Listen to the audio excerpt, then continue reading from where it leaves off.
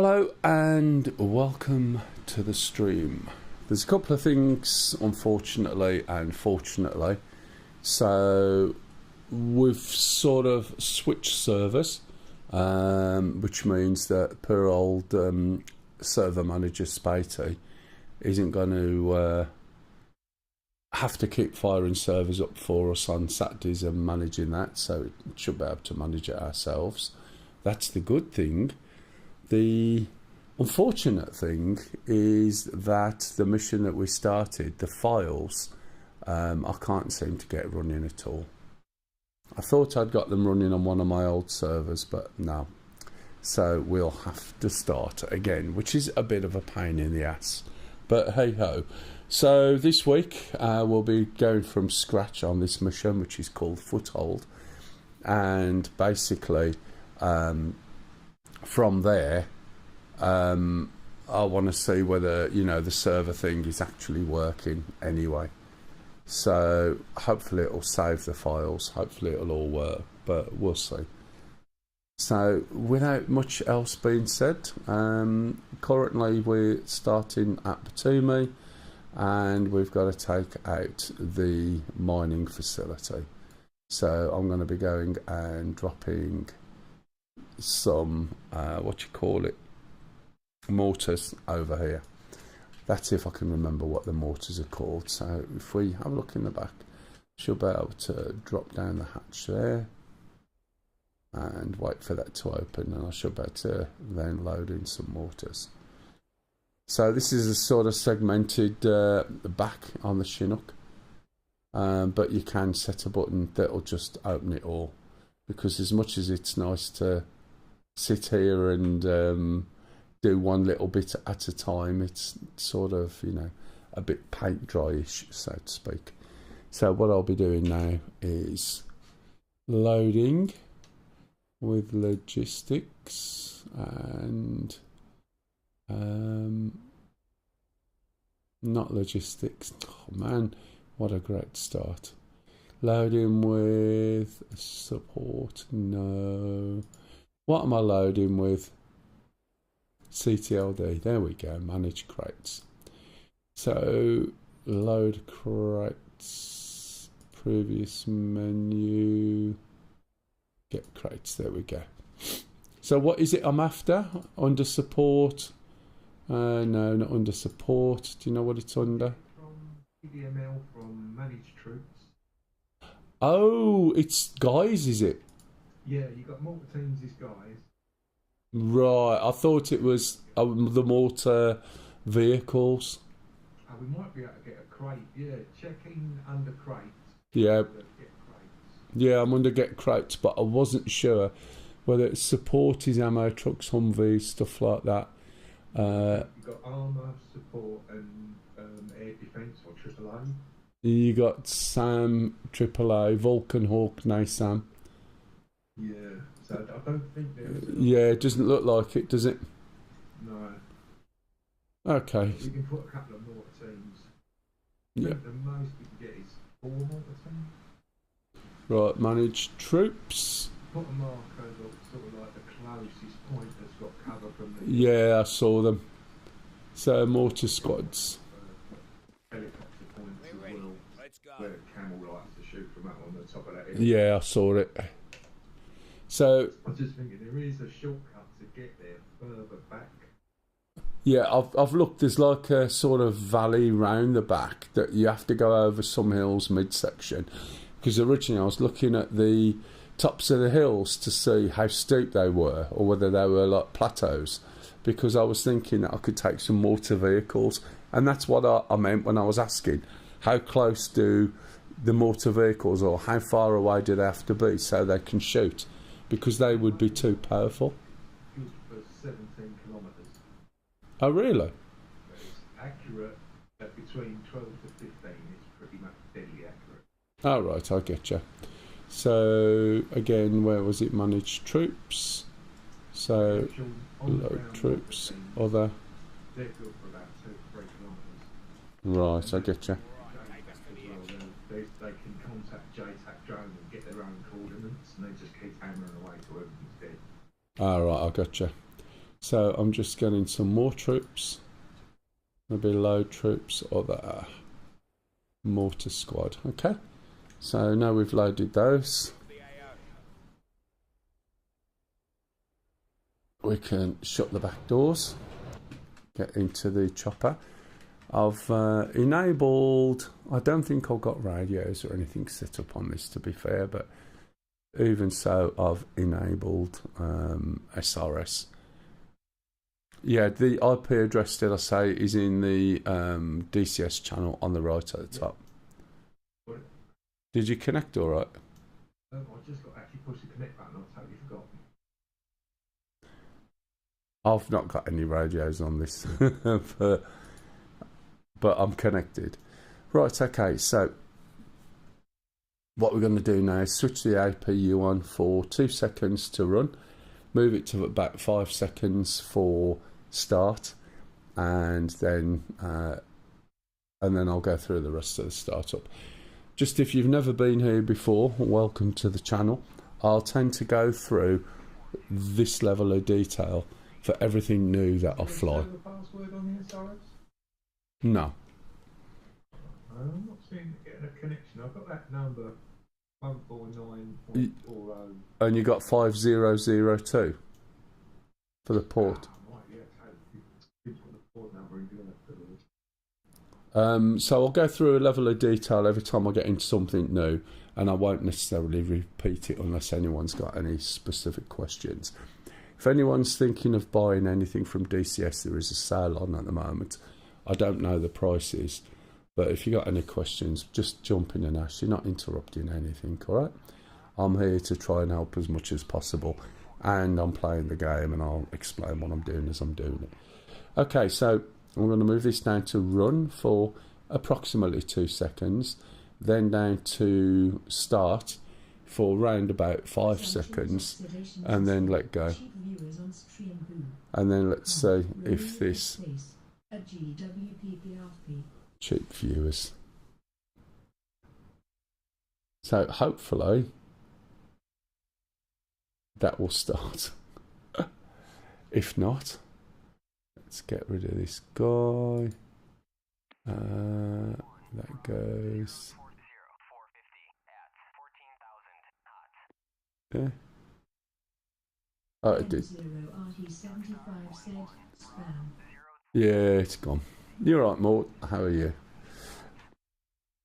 Okay, so it didn't start. So I have to do it again, and I seem to be. That's better. Let's get back up there. There's that much other noises going on. Yeah, right. Just testing my server out for the first time, see if it works. I bought one of those little boxes, and then I can just run a server all the time, really, I hope. But we'll see. We lost sort of our mission progress on this mission, but that's because the files, I just could not get them to pick it up. So we've got to repeat a few captures. Right, okay, try again. I think it's 1, 2, right? Then 1, 2, 3, 4, 5. Let go. Now I should hear it, but I've got the window open a little bit because it's too warm. And you probably hear the wind in the background. Hey Rick, hello matey, you alright? I think it's starting. Unless that's someone next to me in a plane or something. Come on. There is always the possibility, because I'm being a numpty. It's not connecting. It's connecting to the server, but it's not connecting to our game for some reason. Right, okay. So when you try and fire it up within, you know, Control, Shift and Escape, you're not getting all the menus and stuff? No, not yet. Let me actually pick a slot. Might be because I haven't picked a slot yet. Yeah, that's the point. I think it is. I think it is when you get into a slot. I'm wondering if I've done this the wrong way around. I'm sorry, my head's all over the place today for some unknown reason. Maybe it's 5 and 2. I forget. grabbing a Chinook as well. I always forget, is it 5 and 2 or 2 and 5 on the APU? 5 and 2, I think it is. Longer for it to warm up and then the click. Yeah, this is what I was thinking. I always get the wrong one. Oh dear. Yeah, there we go, 5 and 2. So 5 seconds on run, 2 on start. Once we've got that up, we can press the APU on. Not a great start to the day. But hey, I was waiting for someone to shout out, but obviously nobody did. And say, you're talking bollocks, it's the other way around. Okay, so we'll work through the startup and get all of these disappeared, and then we'll move on to these. It's really easy at the moment. This is still in early access. Even though it's in early access, it's actually good fun to fly. Can be a little frustrating, as you saw last week. Very easy because of the weight of the stuff you put on it to VRS it as you come down.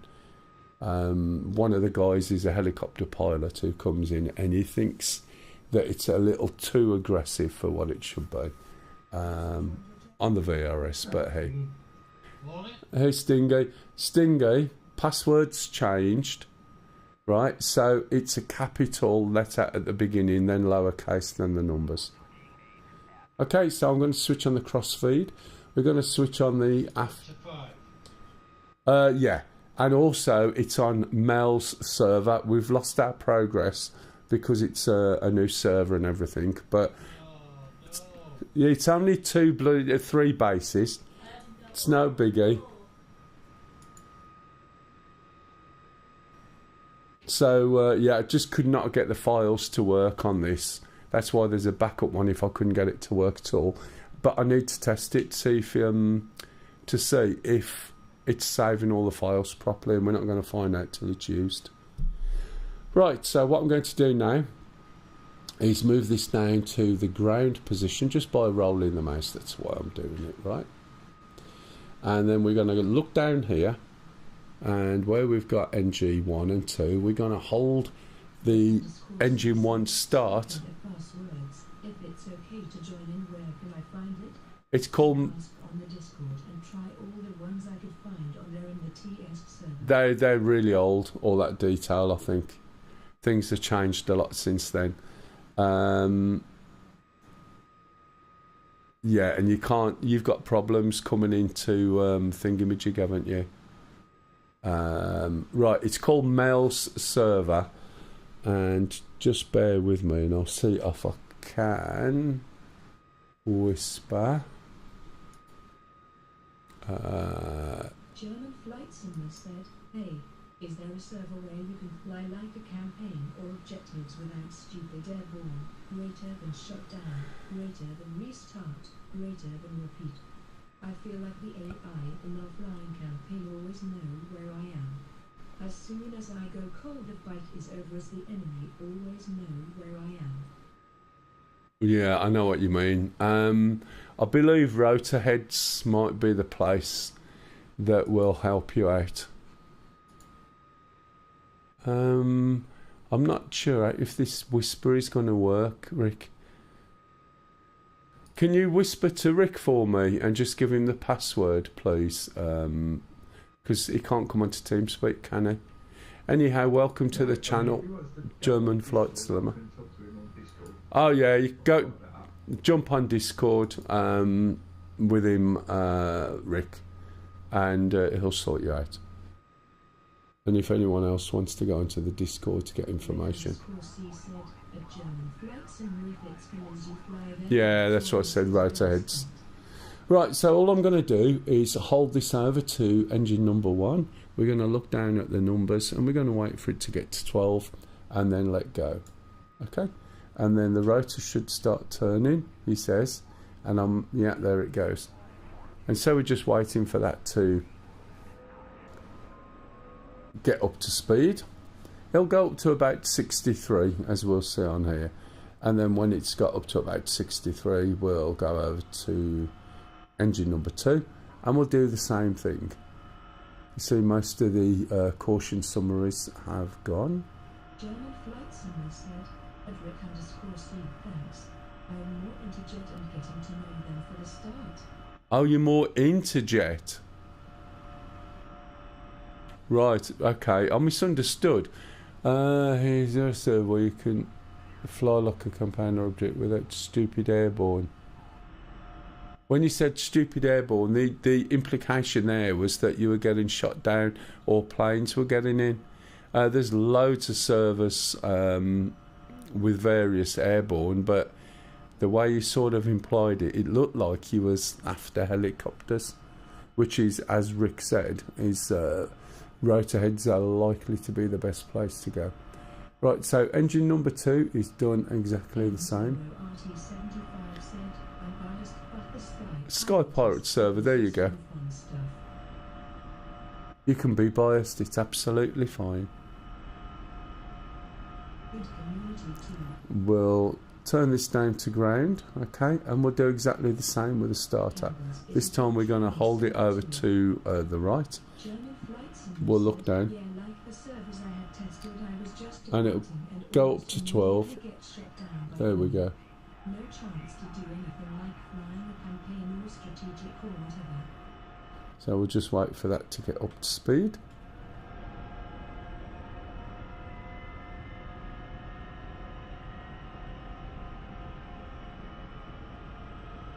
But yeah, sorry, was talking about jets. Rick_C said, a German flight sim will do such boutique flight. They have a Discord and 2 servers.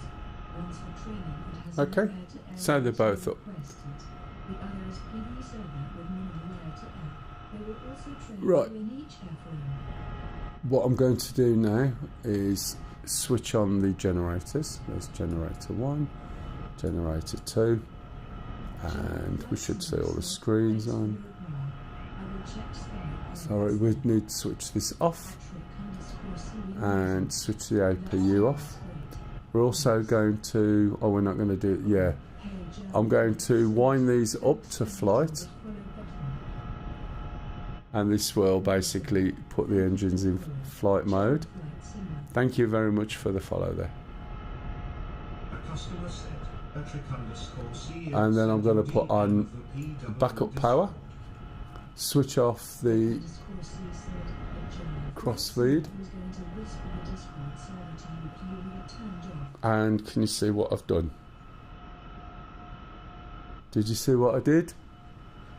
Yes. Anyone work it out? Anyone work out what I did? What the stupid mistake? This is starting well, isn't it? Right. I need to start my APUs up a little again. Did anyone spot the mistake that I made?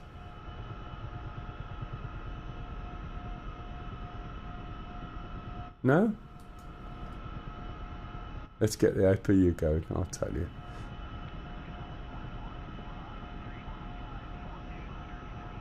Won't be the first time I've done this.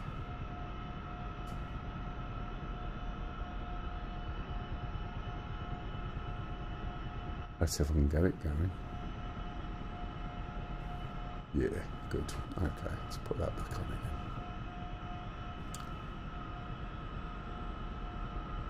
F said, was it hitting the go live button? Hey Kev, how are you, mate? Are you alright? Go live. No, what it was Thank you for the 84 long months of subscribing. is I didn't, right? I can do this one now. Let's get this one started up. So what I actually did was, oh, it's already there anyway, isn't it? Let's move them on. What I didn't do was put them into flight mode before I put the generators on. So as soon as I switched off the APU, because it wasn't in flight mode, the generators weren't doing anything. So now when I put them on, that should be fine. And now when I switch that off, we should still have screens. So the generators have to be in flight mode, okay, before they'll do anything. So that's all I did. And I'll put the backup power on, which is already on, that's fine. and everything else is fine there. Okay, we'll put the eggy on. It's full of mistakes today, isn't it? This is like quiz day, isn't it? You're supposed to point out what's wrong and don't join in, Kev. We're going to click on the power, click on the eggy one there twice, click on that eggy 2 twice, click on the RWR. It's just a little bit too quiet, isn't it? So let me just try something and see if this helps, because I think I eventually found out why all the follows and things like that were doing absolutely stupid audio. So if I click on here, open volume, mixer, system sounds, there, maybe.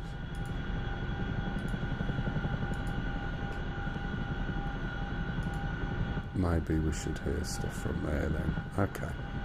Right, parking brakes on, that's fine. And we'll go down here and we'll switch on the trim to both. Pop down here a little bit, put arm and bypass. So I should be able to do manual. Oh, right, I thought, oh no, it's okay, it's out of the way. This is the axis, by the way, so I thought I should be able to do a manual flare or chaff, if I can remember what key I set. Okay, so if we press this, we can see the map.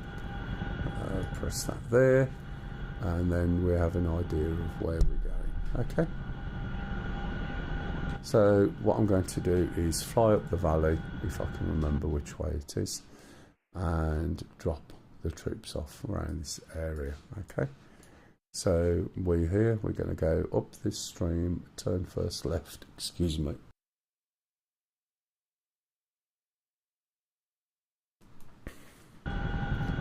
And that's it, we'll be on our way. If anyone's got any questions, please ask. Hopefully I can get this thing down properly without it crashing or VRSing, which is what it has a tendency to do. The weight of the things that I've loaded are added to the weight of the helicopter. However, it's only troops this time. It's going on about supplies. I really don't think I need supplies on the part I'm going on. So we're going to fly up this river, turn left, up a valley, and then occasionally I'll flick over to show you where I am. As you can see, I'm right down there on the left at the moment, so it's a little bit sunny, early morning. If anyone's got any questions, please ask. I think I've already demonstrated that I've forgotten how to do certain things. Well, actually, it's more to do with the conversations I was having, I think. What I'm mostly interested in is whether the server works, whether it works under load, whether it starts saving off the game so that next time it'll pick up where it left off.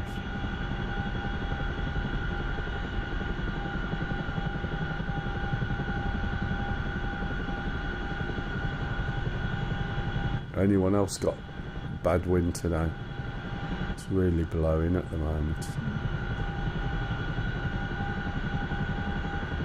I've also got a cup of tea that I just made myself, so let's see if I can get this in a position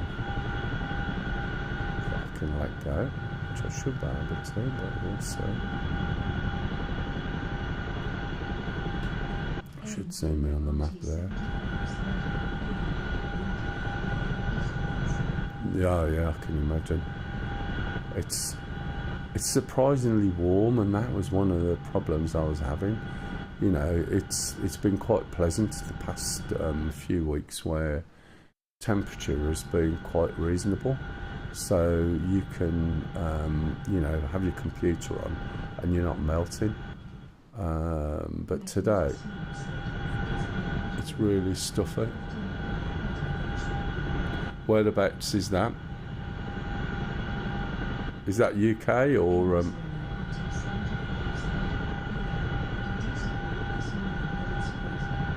yeah. There's a lot of trees around us, and right, yeah. Oh yeah, you're picking up some winds as well, aren't you? Hey, yeah. Yeah, if you can come on today, it'll be good. Don't know whether you got everything working yet, or you're waiting for your VR. But this is on my server now, but we've lost the progress we made, so we've got to redo, and I need to find out whether this is working, saving the files that we need, etc. So it'll be useful, because I want to see what it's like under load. Darling, I've got one. Remember I made one?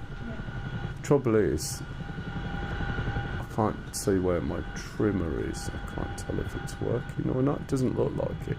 As soon as I let go of my stick, it's sort of...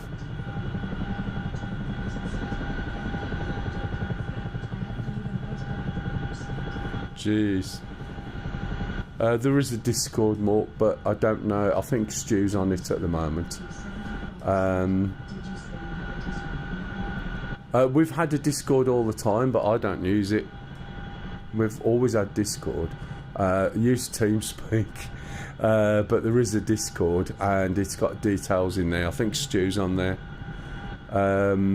If anyone wants to drop a Discord in, I think Stu might have done not long ago. Put a quick link in. Every time I try using a link, it's sort of... you can try it. Try !! Discord, and it may link to the Discord we've got. Don't you start with the 90s. It's still a far superior sound. See if that works, or whether that link has expired. I think it should work. Right, I'm going to attempt to drink a cup of tea. Let me change my tracking so that my head's not banging up and down when I'm drinking my tea. I need to check my trimmer button on the Chinook. It's a little bit different to... It's more of an airplane trimmer on this.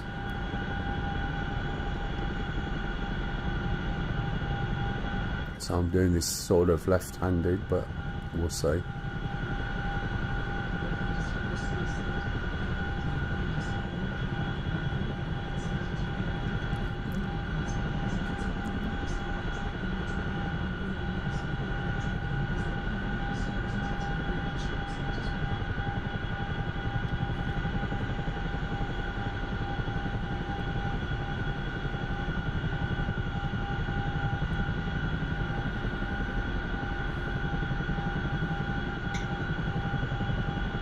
Right, okay. Do you want me a cup of tea? I really should find out and make sure the trimmer's set properly. There I am. I'm going all the way up there, just past that red circle. I'll speed up a little bit now. You can see on the little map where I am.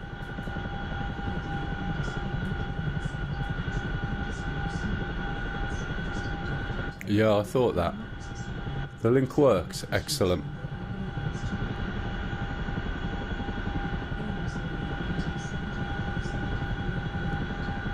There you go.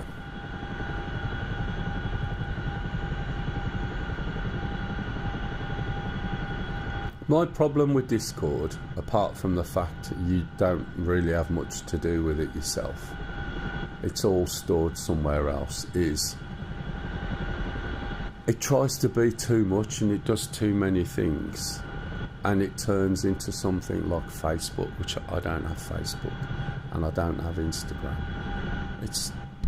It's just one of those things that suck you in, that you somehow feel that you have to keep going and looking at, and that's not what I do. I like TeamSpeak. It's easy to throw up. The sound quality is really good, and we don't really have to do too much. TS what? Which has bugs that have been present for years. Bugs like what? It's literally just throw up a channel that you need, and that's that. You don't need to go deep on it. Do you know what I mean?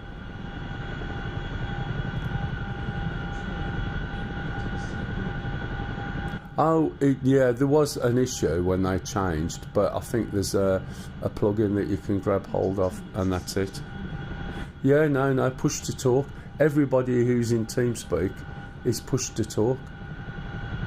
And there was a problem some time ago, and I think when they changed one of the systems.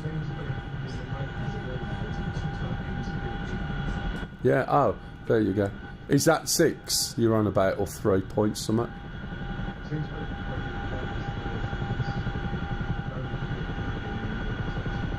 There you go. So it just works. Hey, Mac.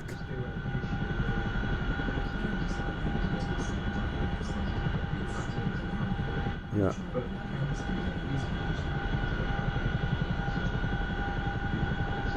Yeah. As you said, if it seems to be if it's in a hub, it has a problem.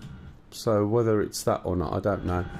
But we all use it, and we're all we know exactly what you mean, because we all went through the same thing, because there were a few changes with the way TeamSpeak worked. In fact, that's what wrecked TARS.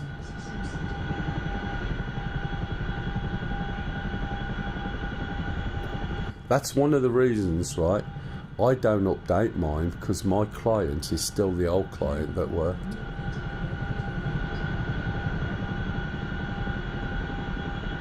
Yeah, mine's not. Mine's in through. Yeah, my HOTAS and everything is on a powered hub. In fact, there's like 10 ports, and my yeah, it wouldn't have the power, would it?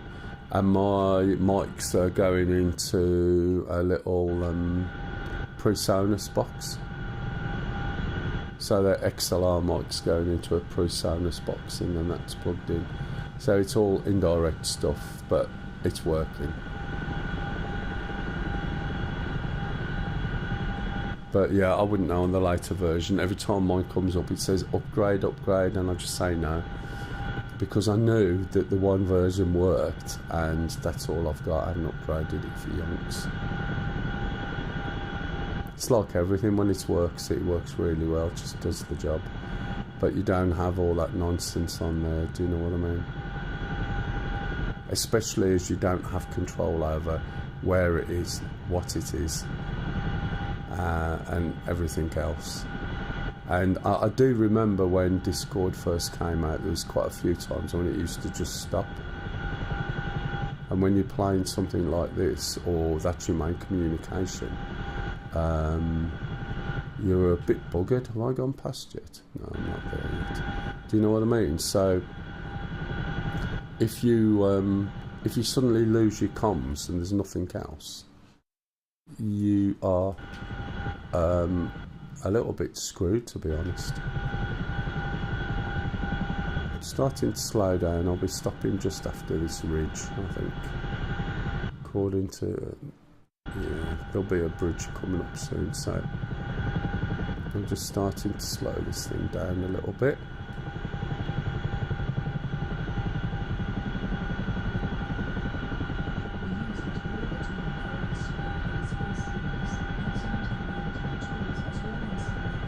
Oh, it has. It's got everything in there. It's got everything in there, as I said.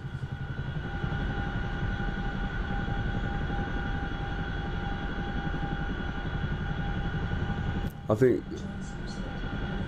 Hey, John.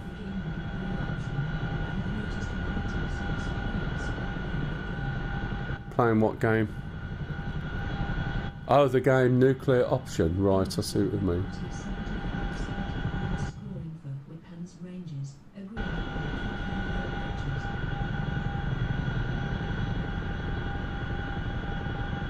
Oh, I know there's a lot you can do with it, to be honest. It's just when you've been involved in so many different things, bearing in mind I've been involved in a lot, and you just want something simple, right? You get these things and they sort of then require people to look after them, people to manage them, people to run them. At some points, there's people will pay money towards things and so on. Do you know what I mean?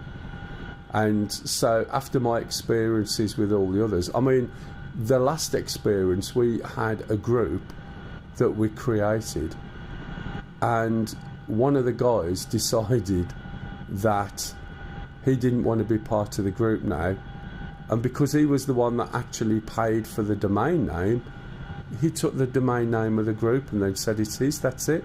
And you think, huh?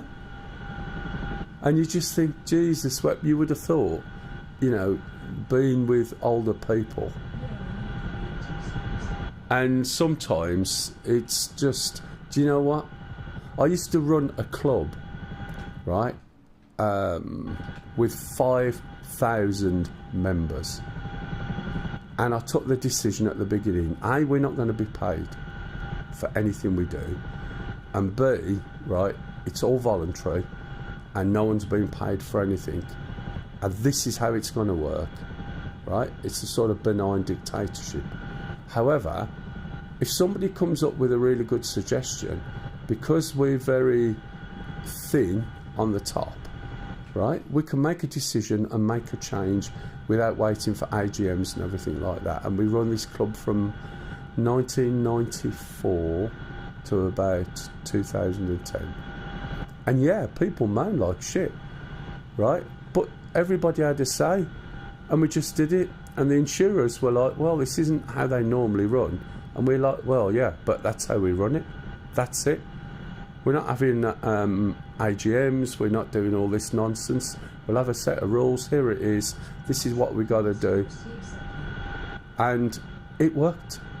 And it worked. And then we sort of had to drop it because of work pressures as time went on. But we used to hold events that would cost us 30 grand to put an event on, right? And we never asked anybody. We charged for the event so that people would get access and get some sort of camping thing. We'd rent Middle Wallop Army Air Corps site, and it was like it would cost us 30 grand. We never needed any sponsorship. We even had Red Bull come to us once wanting to sponsor us, and we said, no thanks, don't need you, bye. People were moaning. Said, what? Why do we need them? No, it was the first organisation we started was called the British Buggy Club, and then as the sport started to get bigger, we created the British Powercod Sporting Association, and there was two of us who run the initial club, and we had events with 1,000 people turning up, believe me, and it just worked. And the thing is, because there's two of us, there's no arguments. The person who I was doing it with, we got on really well, and we just got on with it, and that was it. And it was when the sport was very early, and I'd got the backing of manufacturers, and I said, look, I won't come to you. I said, thank you for the offers, but we don't need your money. And we used to literally, on membership, which basically was insurance really, they'd get a card with a mag stripe on, so there's mag stripe encoding for bringing members in. There was insurance up to 5 million, which went up to 10 million, and we made £1 off every membership, and we stuck it in the bank, hung onto it, and then when we got enough money, we run events. And with 5,000 members, right, 2 years, you got 10 grand. So we'd run an event, and that would make a profit, and you're like, huh? Okay, so there's some more money for the next event, and so on. That's what we used to do. And then we get events up to 30 grand and provide more and more and more. It's just easy peasy, but work got in the way eventually. And me being me, I was always injured at every event, every single time. But that's what we did, and it works. The trouble is, you can't get away with doing some of that now. The insurers are very anal. I think I've got to go back, and there's a troop thing. Can you see? Oh yeah, CTR manage troops. Drop troops. Drop. Mortar squad. Oh.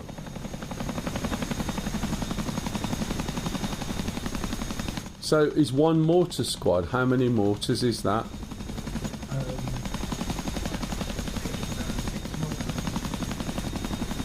Is that per squad?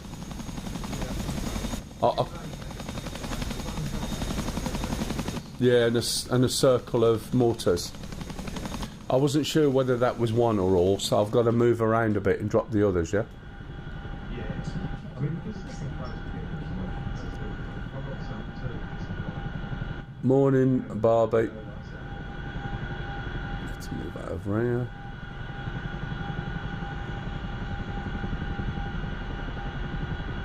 What sort of action is that still? Probably, yeah. No, mate. What's not working?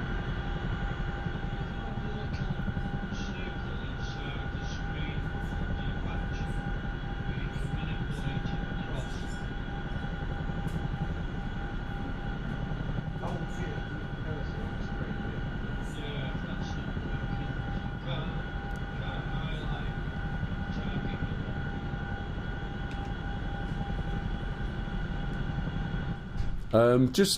Just hit escape, go into the controls, right, click on the matrix and then move that button. If it's axis, go into the axis. If not, go into the everything but, click on it and then move the button, and it should take you to the control that you've set. And then at least you cross-referencing whether it works or not.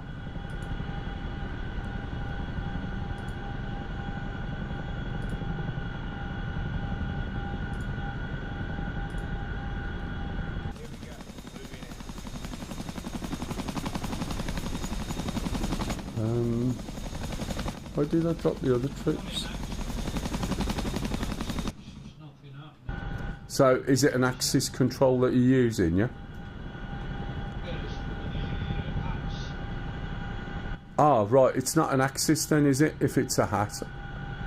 Oh, hang on, sorry, what are you using? Are you on WinWing now or something? Ah, right. I don't know whether it's analog or digital.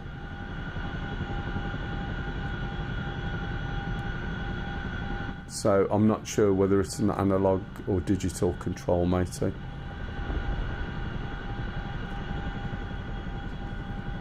So just try it in the other one just in case. I don't know, as I said, the kit that you're using. And you might find it's digital and it should jump to it.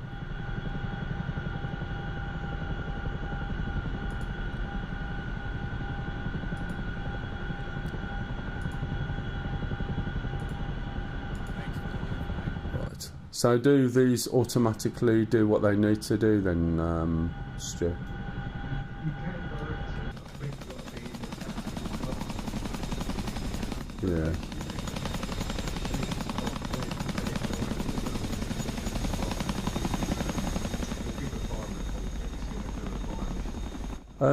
Well, I've gone round and dropped 3 lots by the looks of it, but I still only see 1 circle with everything else. I don't see 3 lots of troops, unless, right, you have to drop them further apart from each other. Yeah. Oh well, at least they're there.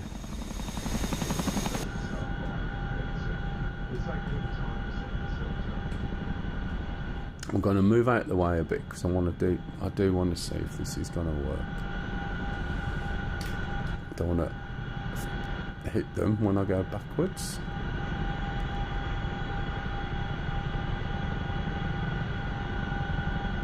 This is a little bit lighter at the moment than usual when I'm flying it, which means it's a little bit easier to bring it down. but it's not a good idea to be sitting right in front of them where they're going to be firing.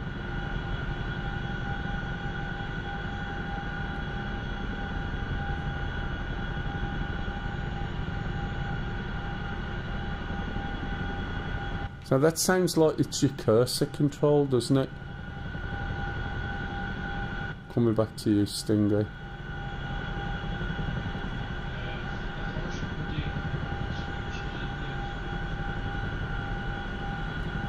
And when you change it, well, obviously it's working when you last do it, but it shouldn't be reverting or switching or changing or doing anything.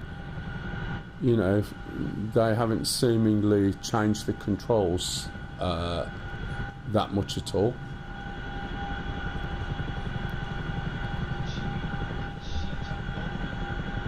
Yeah. So is there a particular mode or something that you're not in?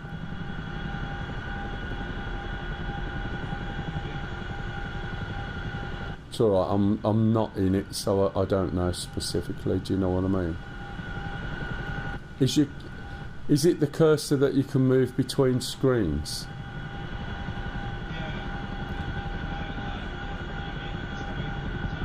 Yeah.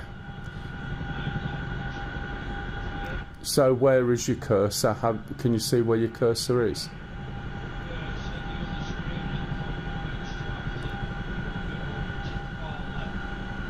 Yeah. And you're not moving it at all at the moment?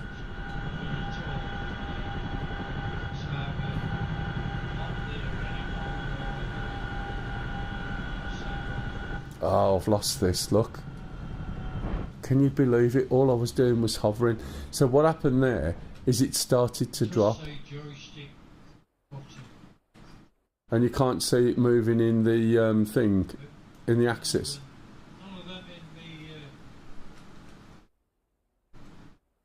None of them highlighting at the moment.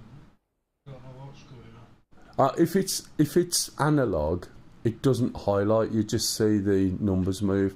So when you're on axis controls, it doesn't jump to the button. It'll just show you the axis moving. He says. Yeah, because there's cursors control down, left, right, up. Yeah. Joystick buttons, 38, 39, blah, blah. Right. Okay. So that doesn't sound like an axis. So as long as when you go into the control thing, it says all but axis, you click once in the grid, and then when you move the button, right, it'll jump to the control.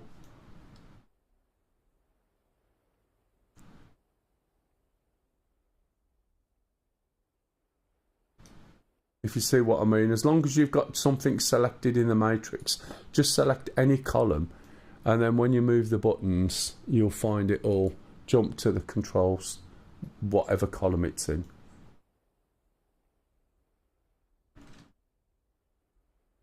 And the other thing, you haven't got any modifiers enabled, have you? No, don't use them. Okay. So what happened there basically was that it started to drop. And I did what everybody who's learning did. And I saw that it was starting to drop. And I tried to move it, but I also increased the collective. And because I increased the collective, if you saw it, accelerated the drop. What I should have done was flatten the collective and push my stick, but I don't think I'd got much height.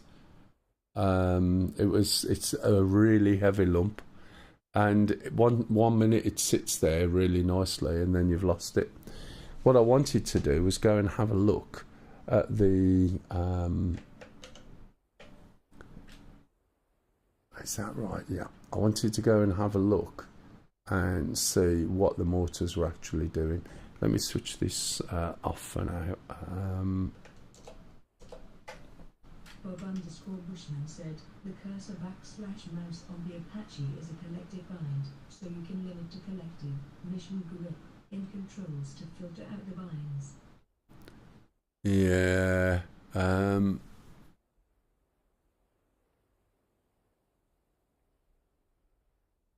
Yeah, I don't think he's set anything like that. I think it was working fine last week. I know he had a little bit of a problem with his controls. So this is the valley.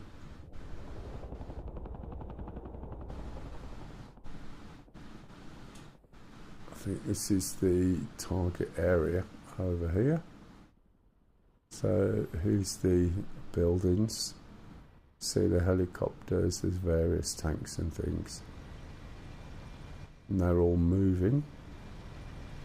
So this is where everything should be targeted by those mortars, but I'm not sure if they're firing or not yet.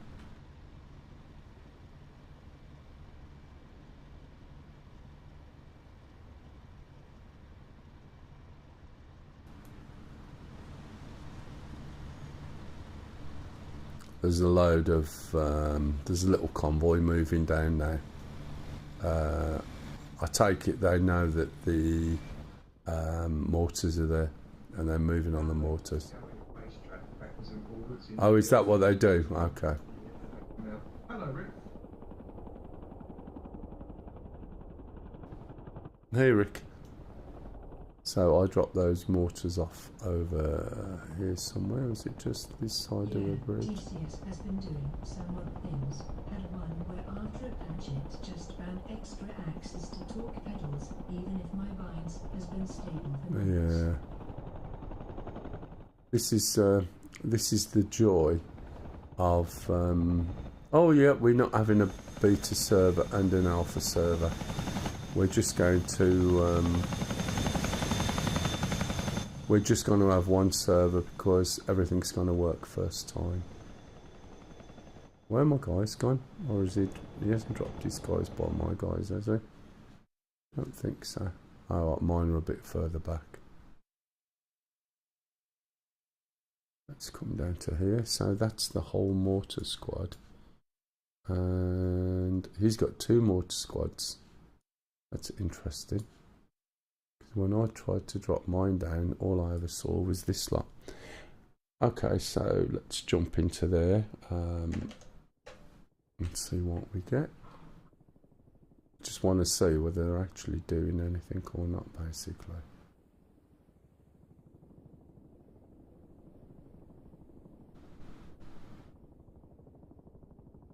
Now he's the spotter, and he does a very good job of looking the other way.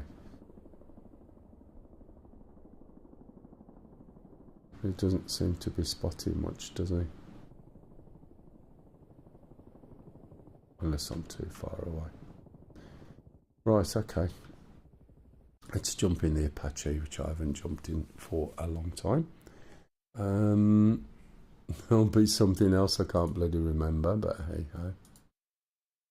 Testing. There you go. You got your audio sorted then.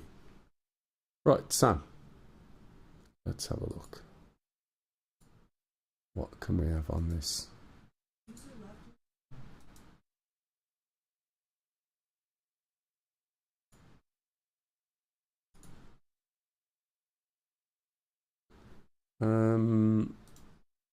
Letter grains.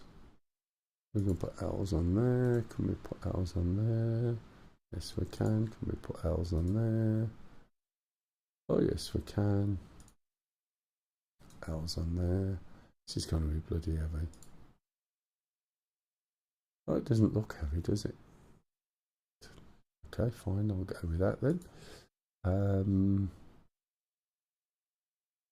We'll put the green on and say okay. Now I've got to see if I can remember how to start it all up and make sure all my buttons are bound properly, but hey.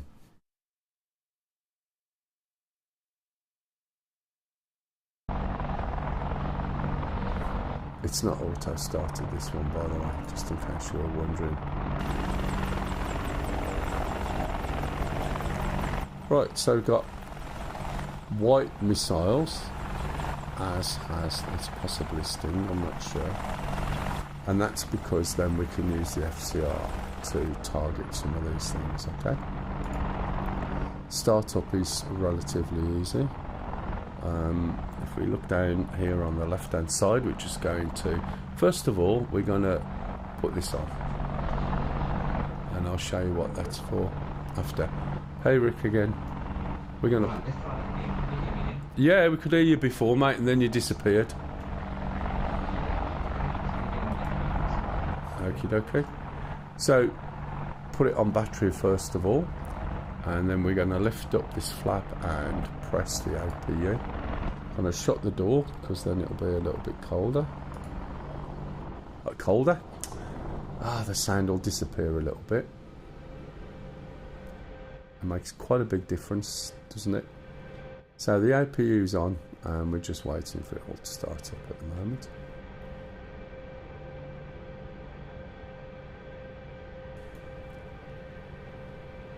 Let's see if this works. Right, okay. So we're going to switch this off for now. Usually a better way of doing it. We're going to look down here, and we're going to press and hold. Just said Ted World would have been proud. Oh, go on. Of what? Oh, me forgetting stuff. Yeah, I know with the reference, nobody else probably would. Apart from maybe Stu. And maybe Rick. Right, so we're going to move this forward. Okay. And then watch. Oh, sorry, yeah, forward. There we go. And then we're going to watch this. And when it's round about 20... Of those double glazed doors. 24... Oh, really? Press the button, and that left engine is starting up, okay? Oh, the doors, sorry. Oh, man, I thought the fact that he had Alzheimer's. I'm pretty sure he did.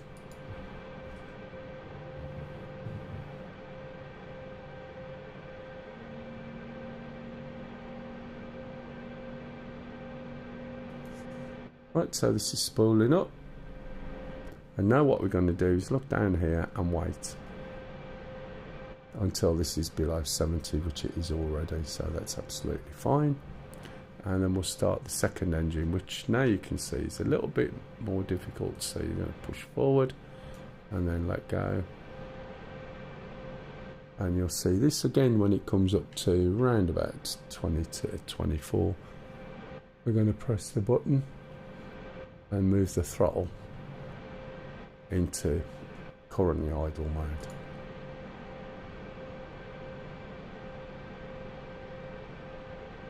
When they're both below 70, we're then going to push both throttles forward.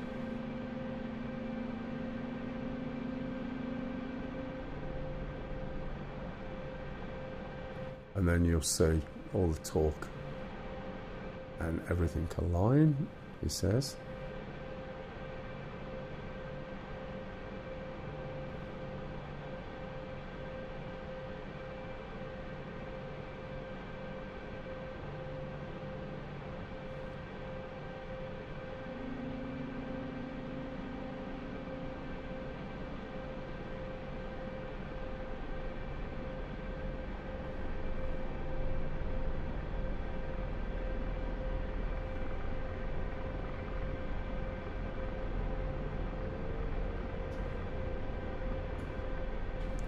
Okay, it's fairly straightforward.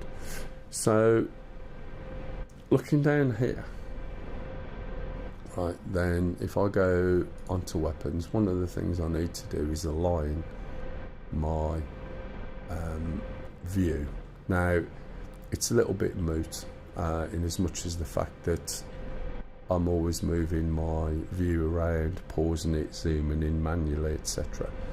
But I'll show you anyway. We go to ball sight, go to IHADS, and you'll see this circle appear, and that's what we're going to align to. If you don't put this light up, you will not see. Hey Tarfu, hello again. You see there's no light there for you to use. So if you find that situation, make sure this little rotary is up. Switch on the hood, make sure I'm in a position. Let's get into a position where if I need it to be set. So that's me sitting with my back and my head on my chair. So now I can look down, and all I've got to do is align that with the centre of that.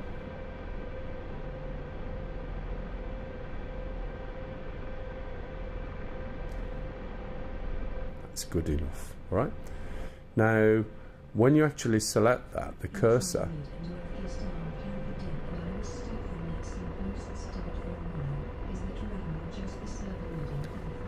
and it's in post.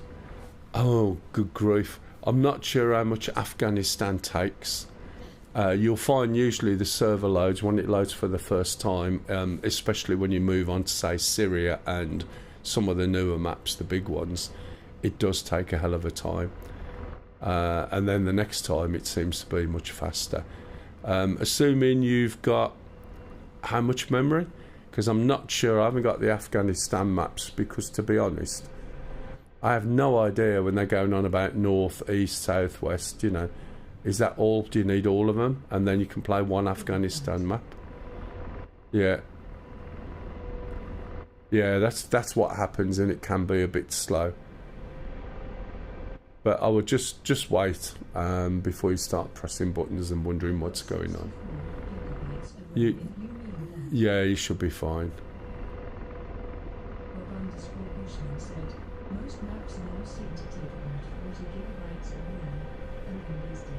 I know, it's ridiculous, isn't it? Well, that's why I upgraded, because I used to have 32 gig. I played in 4K and streamed, and when Syria came out, it just wasn't enough. It used to crash like crazy. Excuse me.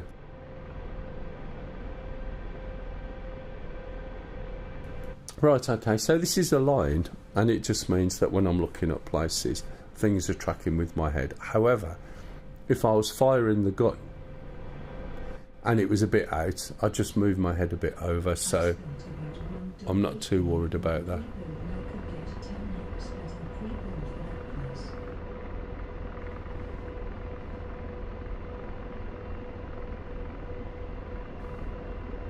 On a pre-build, and you can get a 10 times better pre-build for that price, or do you mean that things are dropped again price-wise, or that you could have built it yourself? If that's what you meant, I wasn't sure. I tend to order. I've worked in IT and computers for donkeys. One thing I've never done is build my own computers. I used to build computers years and years ago, and if anything goes wrong, I always want someone else to smack with a stick. So when it goes wrong, I tell them it's wrong and they come and fix it, or they'll send me replacements for things. You know, it's on some gold level cover, do you know what I mean? But that's just because I don't want the hassle of building something myself and then getting loads of problems. Right, okay, let's go and set some of these things up. Now I may move this.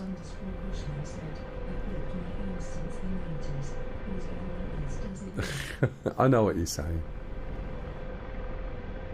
I used to build them when you had to bend the legs on memory to put the memory in. Right, let's have a look. So if we go to TSD, we're going to go show, and we want to see. Do I need obstacles? Not really. The CPG cursor. Okay.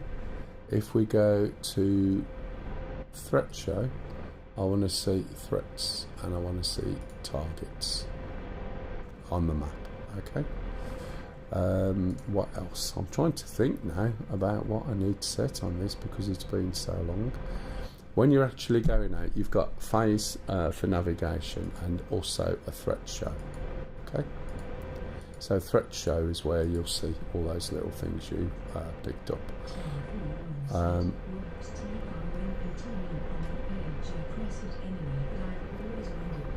Where are we looking?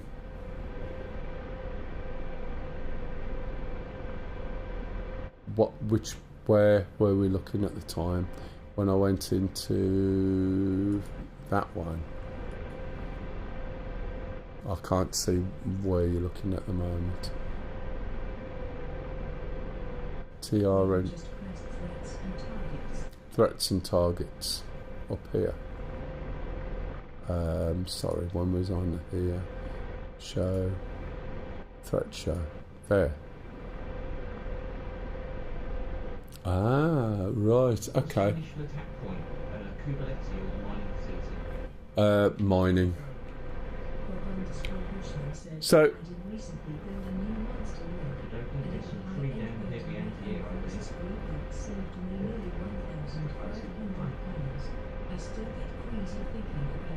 Oh, I know what you mean. I know what you mean. I just don't bother. I just say, this is my budget. Click, click, click. Does that fit the budget? Yes, it does. But that's it. That's what I used to do. Not so much now. But this one was that, and every one before it was always that. So even back in 2010, I think I was probably paying about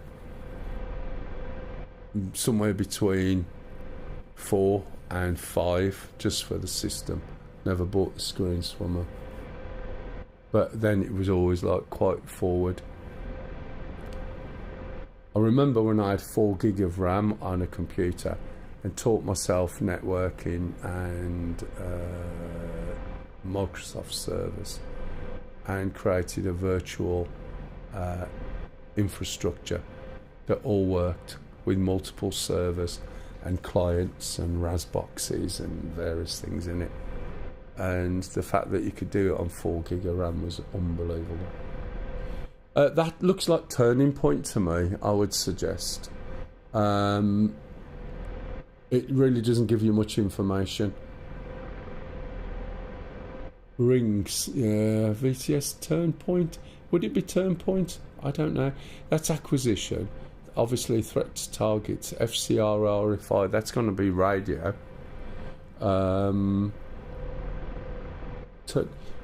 Trev. You're not Trev, are you, Stu? When you do threat show on the Apache, do you know what the TRN point is? Is it a turning point or what? Doesn't make sense because this seems to be showing you rings for things.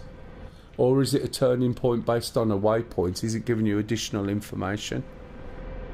At the moment, I think you're only at waypoints, and I see you more have to program in threats, turning points, ingress points, you might have to program in. Alright, okay, just wondered. But I think it's turning point, TRNPT. Yeah, it sounds like it. Yeah. Sorry, there's a bit of a delay obviously on the stream. Yeah. Could be. You're right, Sham. No insults when you come on, mate. What's up? Are you in today or are you out today? Oh, right, yeah. Right, I forgot what else I'm supposed to be doing. I need to turn this down anyway. Okay. This is my server, and unfortunately I could not get the save working on my server at all. So we're going to have to start from the beginning, and then I'm going to have to check to see if my server's saving off what we've done, because it's the only way I can test it really. I can't do it by myself. Because I won't stand a chance. Right, okay, so that's that. I do apologise, I am rabbiting on rather a lot today. I'm going to turn this off, uncage it. We're going to switch all of these on. Now, usually we don't get the disturbance or the interference, I've noticed, unless we're on SRS. But hey, we'll put those on. This needs switching on as well, the countermeasures. Switch it to test first. We've already got the weapons loaded, we don't need to do that. Don't need to set a waypoint here. What I intend doing is going off and coming in from the other side. So we need to do a little bit of hill walking. And I can use the FCR to pick this up as well. We've got to be careful of the troops and other people around, and we need to take that out. Right, okay, so arm, comms bypass because I'll do it manually. If I switch this on, then, excuse me, if I switch this on, then basically I'll explain a little bit about the trimmer, assuming that everything works. Did you get it sorted, Stingy? No, not yet. Let me sort my FCR out. Yeah, what are you using for the case? Mine's just my old. Mine is just my. You know, the one on the Thrustmaster.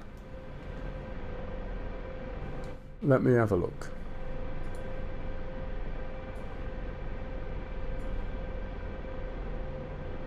Yeah, I'm using the Hocas cursor controller, XY axis. So I'm using analog one. Morning, Sean. Morning, Sham. So it was normal. It's a capital for the first letter and the rest is lower down. Yeah. I've also, Stingy, I've also got a joystick button and it just depends on what it is I'm doing. And on top of that, I also use my joystick. Oh no, that's for the view outside, sorry. Yeah, my cursor's the other one. I was looking at force trim then. Sometimes I'm a complete plonk, but anyhow. I seem to be losing my thread and getting distracted, which is a bit odd for me, to be fair. Right, what else do I need to do? Right, I want to set up the FCR before I go and make sure that's working. So you go to the FCR page, go to Util, and switch where it says MMA pinned into normal. This starts a built-in test, which you can override by using the FCR built-in override, okay? Once you've done that, it should be all ready to go.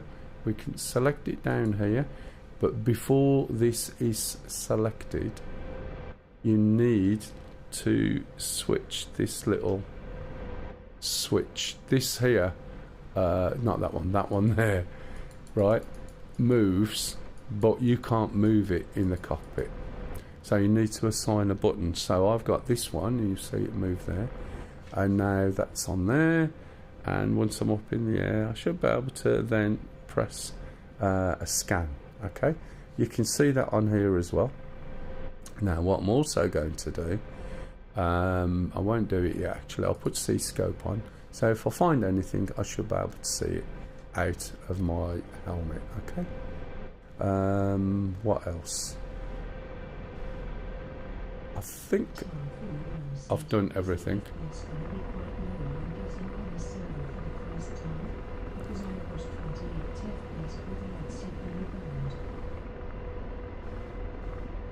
You've got FPS is 28. I think it really depends. It depends.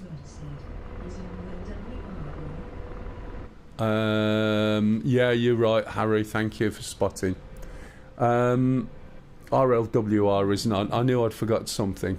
Morning. 28 FPS is a little bit slow, but you've got so many different things. It depends on the map. Some of the maps when they first come out are not as optimized as they could be. It depends on what you're flying. As you see when you get into the Apache, you sit there waiting for it to draw, and then you've got your comms line as well. It's what you need to do is have a look at other maps and things as well.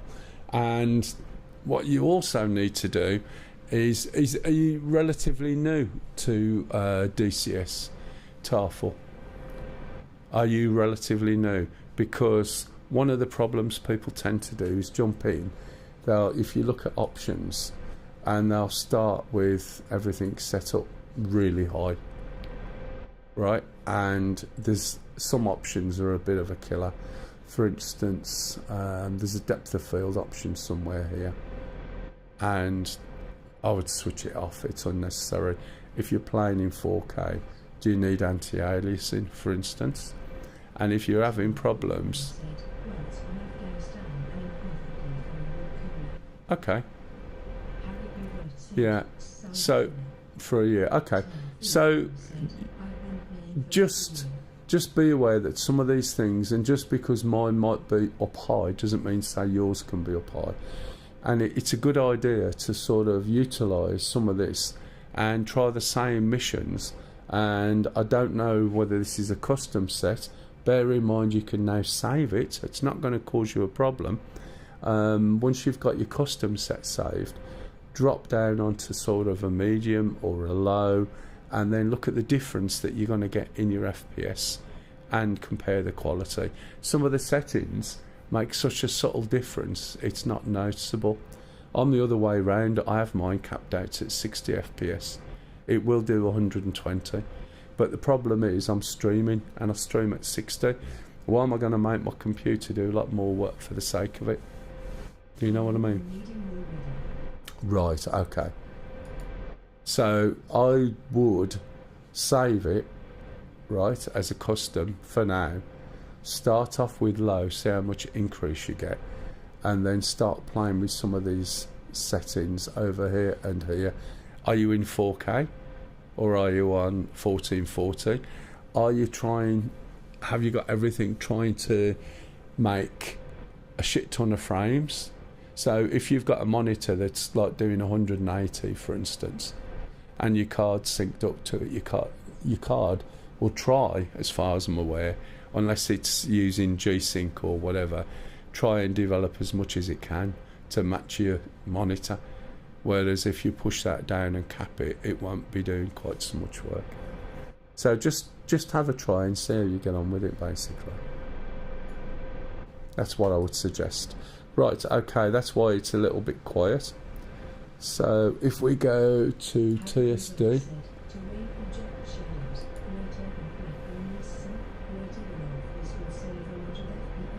there you go, try that. If we go down to, oh God, where am I looking? ASC. I told you I'd forgot some of this. Okay, ASC, util, and IRLWR. And leave that as it is. And now you can hear all the telling me what's going on, yeah?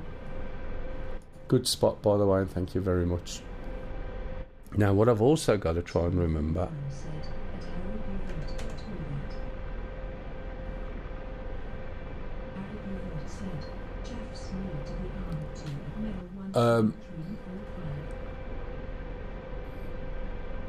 wow, what have I missed? Oh, arm chaffs, yeah, of course, sorry. Oh, man.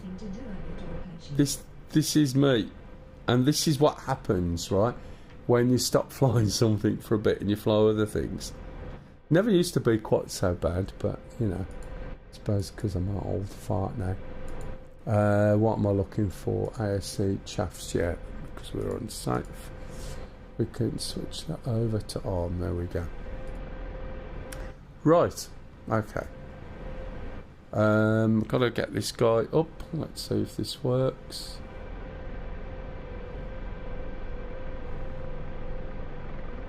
Can't remember what the button is. Or is it just longer to get him working?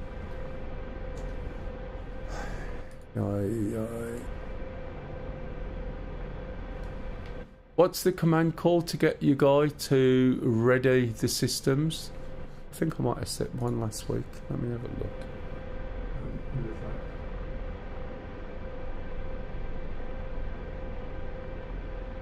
Consent to fire. Consent to fire. Okay, thanks. Right, let's find consent to fire. There was a change.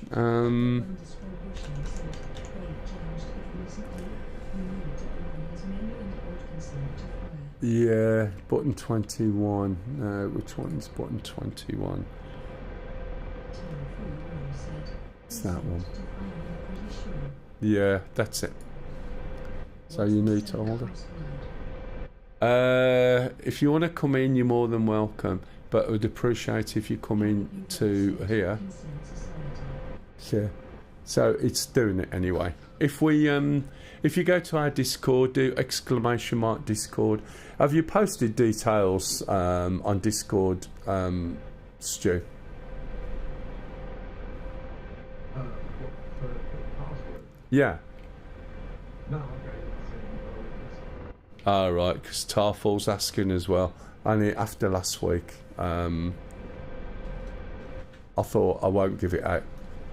yeah. You know, I'm in the chat. Just, Yeah, jump into the Discord, it'll work.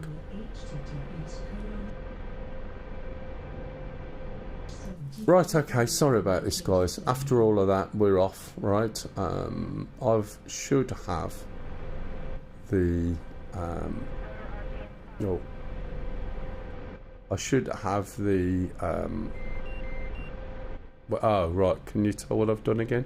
This is a fairly common trait of mine, and I tend to take off with the APU still on, so I need to get rid of that. I'll just drop it down here again, barely off the floor. There you go. It's called Mel's server, okay? As I said, it's a new server at the moment. Is this a little bit different to usual? No weapon is got selected. Let's have a look. I don't want him on the Hellfires. Can we get another one? I've done one already, matey. You must have missed it. Right, so let's take off and let's see if I can actually remember to use this. Oh dear, mate. A bit of a bugger, really, but hey. Right, okay, so what I'm going to do, or what I'm going to try and do, how many supplies, is fly slightly different way over and get more over towards that red circle. So I'm going to have to get some height. Now, you've also got to watch your torque. So you can see the torque on the screen there, which is the top left. And because I've got so much on as a loadout weapons, then if I wanted to get into a hover, the torque is going to be extremely high to get into a hover. You've got two types of hovering: ground effect, outside ground effect. There is a setting, and it's quite difficult for me to show you at the moment, but we'll have a look after, and it'll tell you the numbers you need for in-ground effect, outside ground effect to be able to hover. Okay. Now this is quite a bit slower than the Chinook. Chinook's a lot faster, as is the Shark and everything else. The Shark and the MI-24. It really is quite quick, isn't it? Now, this, if ever you want to try and fly this, I would always recommend start with a not the Chinook, what am I about? Start with the what's it first? The Huey. I'm doing a lot of having to think. Start with the Huey to learn all about how helicopters fly and the differences between that and planes, and how to handle them, what to do in a VRS, which you're going to learn quite easily. Understand what trimming is, because trimming in some of these things is not like trimming in a plane. Basically, you're trimming your cyclic, which is this stick, the joystick, and DCS uses a sort of DCS way of trimming, and that's because we have a center spring in our joystick, and as soon as we let go, it springs back, unless you've got a force feedback joystick. You need to learn that and understand it, and the best way of doing that. Good job, your carers for today. She is, yeah. Yeah. Excuse me.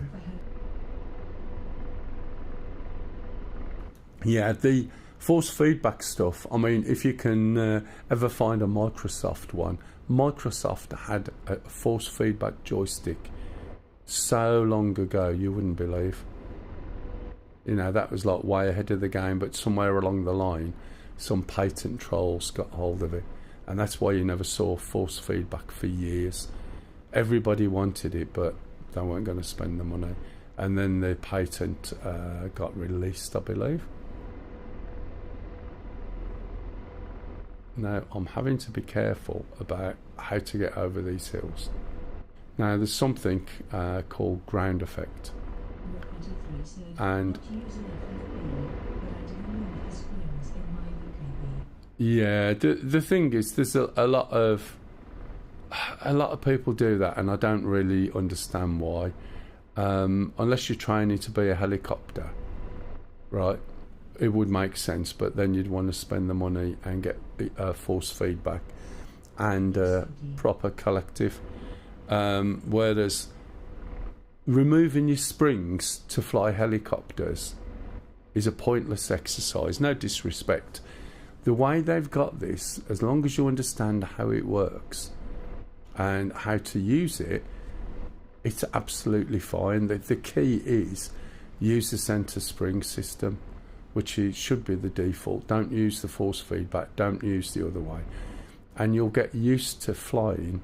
Every time you trim, you need to relax the grip on your stick and allow your stick to centre to regain control back of the helicopter. I won't show you in this, but I'll show you in a Huey a little bit later on how that works.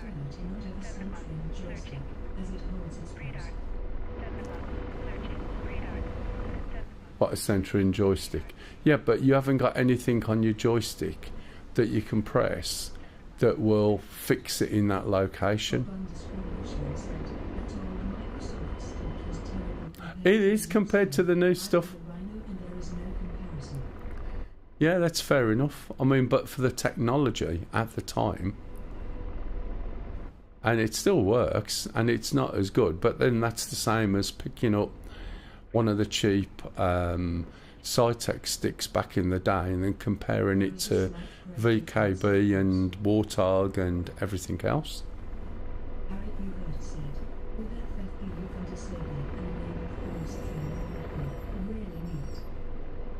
Oh yeah, definitely. And it does help. Do you need it?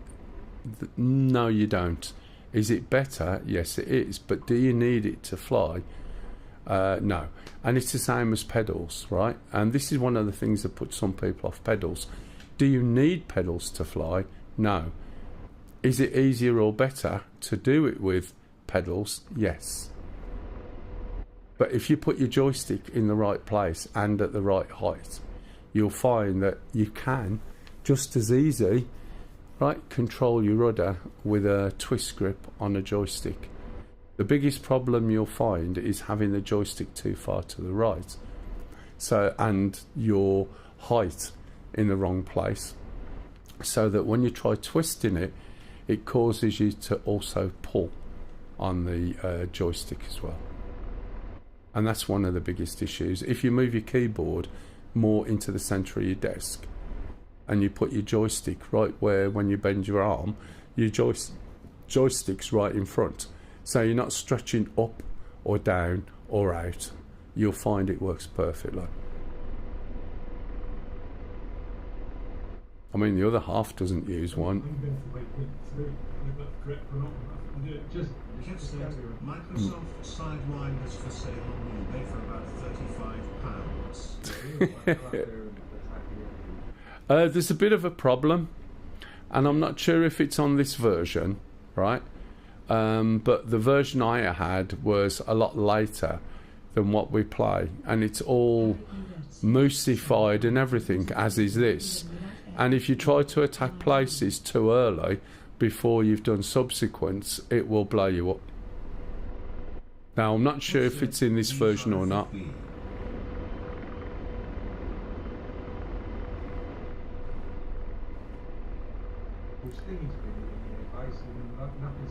No, that's fine.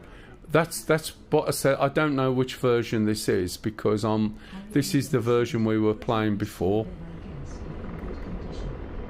Yeah, for the price and you know to get a feel.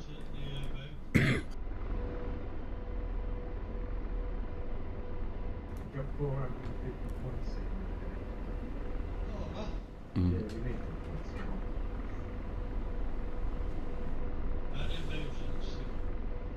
No worries.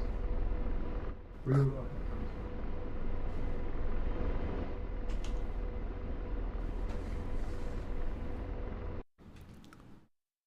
Oh, gone a little bit too far away, haven't I? Talking away and not paying attention. What I didn't want to do is fly over hills that were just a little bit too big. When you Said, I had one years ago. I remember it swinging it wildly when you first powered. oh yeah, it went round and round, did it? Is if I remember right. So as we go along, right, and we switch this back to FCR, we can scan. There's no targets over here though.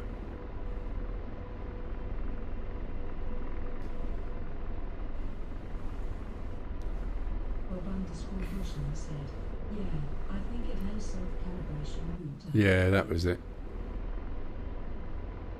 This self-calibration was the worst thing Cytec ever added to their sticks as well. It was appalling. Especially some of the early sticks. They used to have the looms too tight. And when you were sort of pushing your joystick to the left, it pulled on the cables. It disconnected you. Oh, yeah.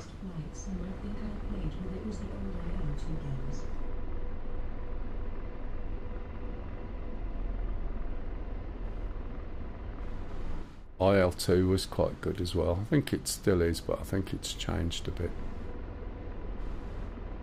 Cliffs of Dover was a bit of a mess, but I think then that org has jumped in. We don't use Discord for comms.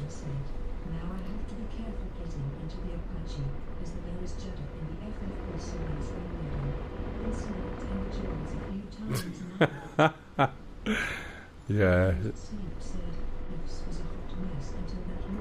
Yeah, exactly. Yeah, exactly.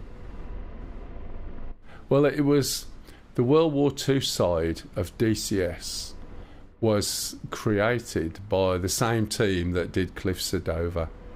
And everybody was like, yeah. So they made all these promises, all this money was taken, and they did nothing. It all collapsed. And then everyone was banging onto DCS about it because obviously DCS had been paid by people for these planes. So then DCS ended up taking it over. And the complaints and everything were going on for a long time. And if you remember back when Nevada Test and Training Range came out, can you remember how many years it was, right, before it came out? And we were seeing pictures of it and everything. And it was years and years. It's unbelievable, isn't it? And even now, you know, a lot of the things, especially this sort of pre-release model. Thank you for the follow there. Right, I'm over here. I want to get over there.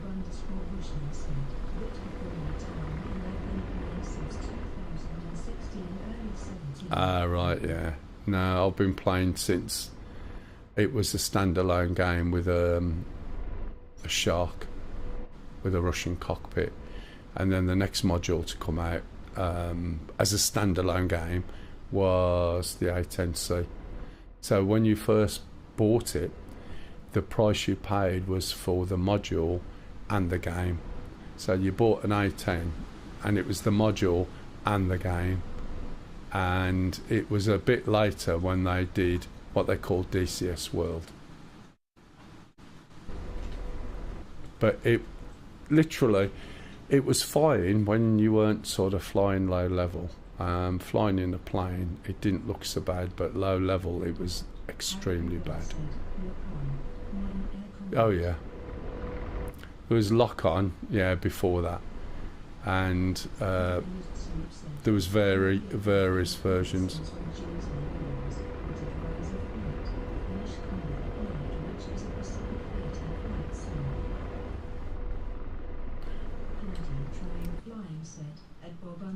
Bushman, some people pay lots of money for that sort of thing.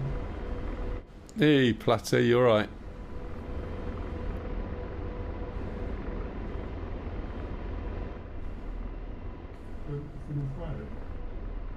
I had to work out then.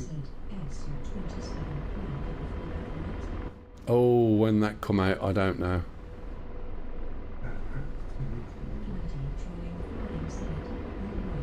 Yeah, I can't remember that far back. I was IL2 before then, and I remember someone coming and telling me about IL2 in, was it the 90s? Or was it the 80s? Can't remember. But I remember he told me about this flight sim called IL2. And I got it, and it ran probably at about 10 or 11 frames a second. Yeah.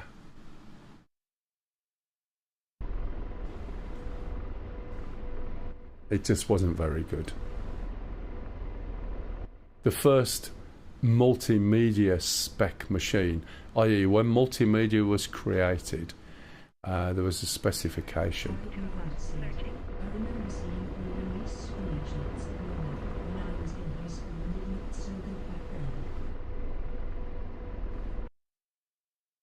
There's yeah. My first DCS game was Black Shark 3. Black Shark 3, Jesus. Hello, failures. I did pay about £1,000 for it.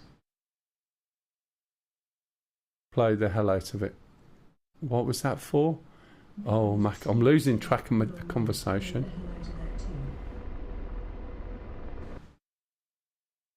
Well, going back even further, there was a Comanche. And there was Apache Longbow. I can't remember who that was, James, or there was an EA. Yeah, lock on modern air combat. There's supposed to be a modern air combat thing that they were supposed to have released about 3 Christmases ago. There was also a B-17 game, which I think they're resurrecting a little bit at the moment, which I used to play. Yeah, they were quite good. Microsoft did a Pacific Combat or Wars or something like that. It's not going to pick anything up yet. Still got a couple more hills, I think.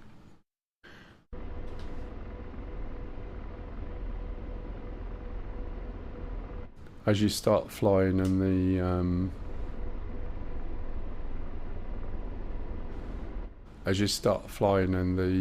look at that. This is not good.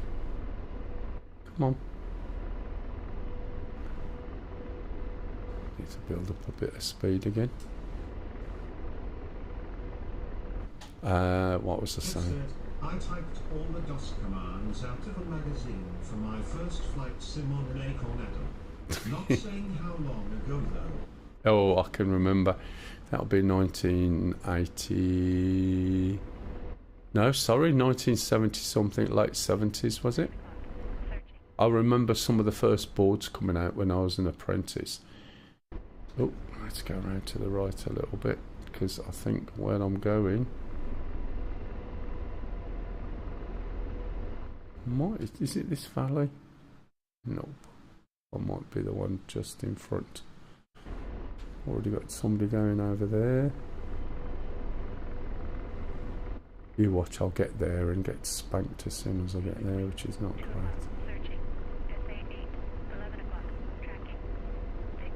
Oh shit, is that it there? Am I on top of it? Oh, you dick. excuse that. Right. What was I saying? A little bit too close. Let's go down here. Let's go down here. Let's go down here. 2S6, 10 o'clock, searching.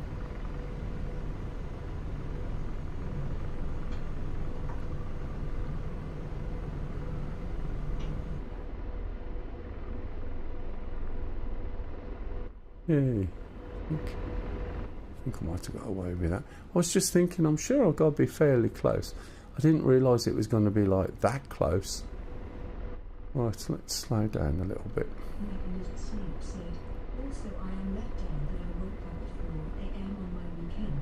Glad you are streaming. Also got Hey, to alright. practice playing F1. Oh, right. Yeah, I know it's a bugger sometimes when that happens.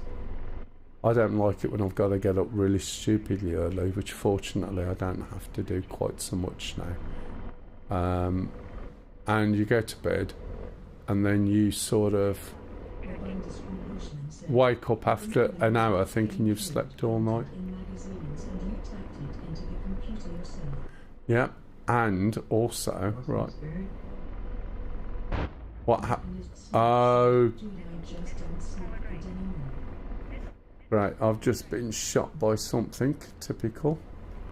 It might have been friendly, I'm not really sure. No, definitely not. After all of that, I moved in and I was too close. Engine 1 out. Rotor RPM high. One day I'm going to actually hit something.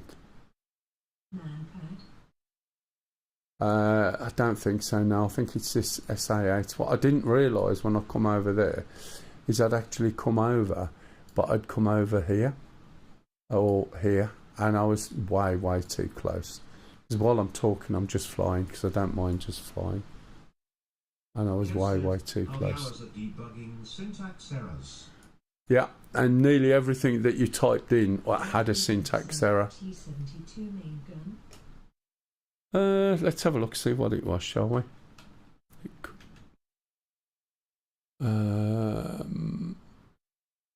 It looks like it was SA19, yeah. There's an SA19 there as well.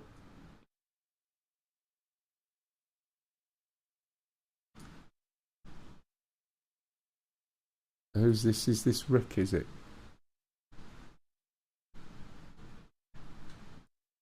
Is that you, Rick, Glaive? Yeah, it is, yeah. Ah, I did wonder. Right, okay. At least I suppose I got some flying practice in with it. Right, we'll leave it set up as it is, and we'll jump in. I'll try not to do that again.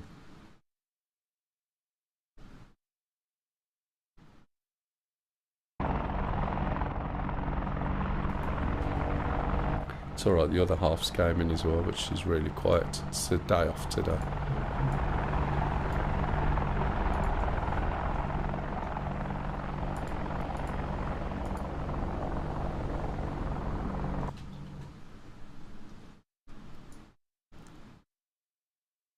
Ah, Sham's going after the base. I might...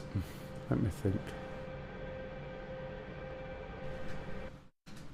Let me have a look here.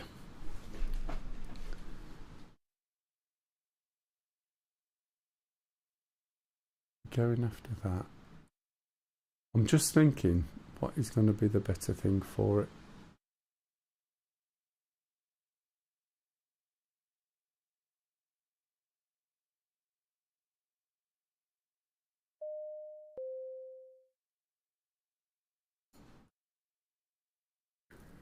Kev said, I'm the same at Mechanized Sleep by Hay. Look on the bright side. Only 4 more sleeps till Christmas. My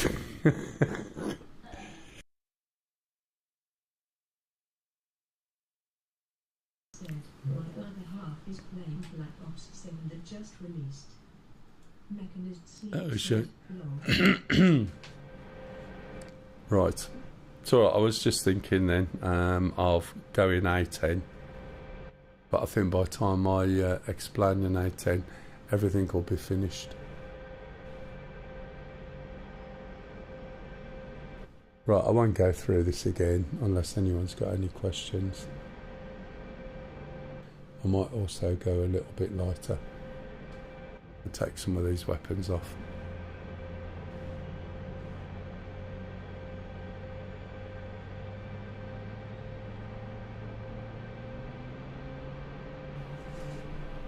I much prefer this as a two-person, and I used to be the co-pilot gunner more than anything, to be fair.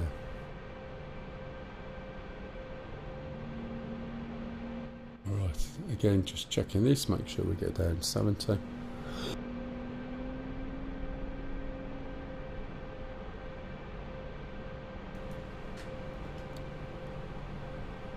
Okay, start the next one.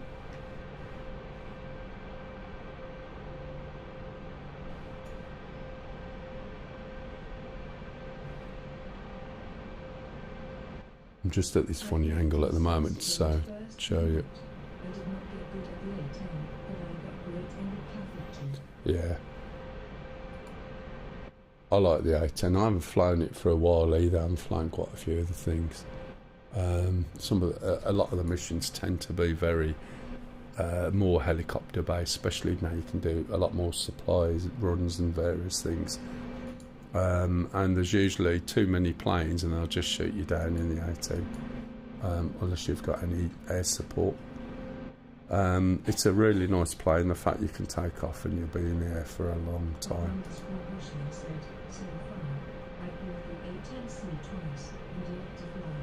Oh really?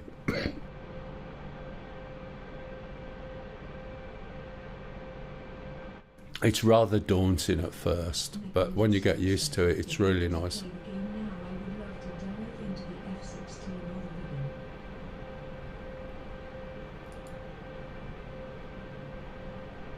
Right, that's down. Let's bring this up.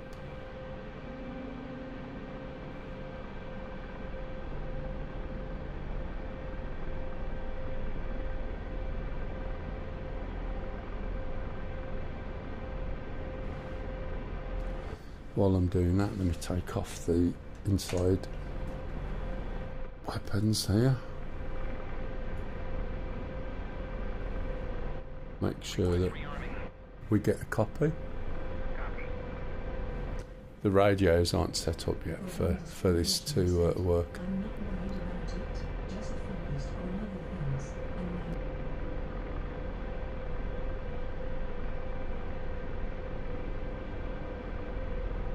Yeah, I seem to be more and more helicopter focused.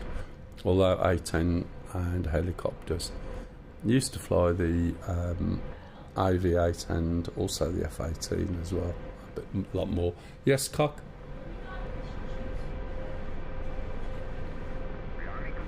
It might be worth just popping up the road. Only because... Oh, why did you... Just one moment. I got my AI talking to me. Did you fancy going out later then? 6.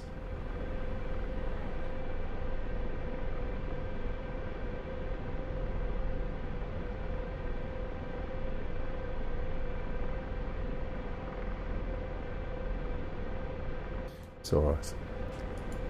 She's just now saying what we've got to eat tonight. Saturday's always one that never appears on the shopping list because we go shopping Saturday or Sunday. Right, okay, sorry. So I've got those weapons off and let's try and remember. We'll put the WR on. What else do I normally do? Turn this down. This one's an easy remember. CPG. Check.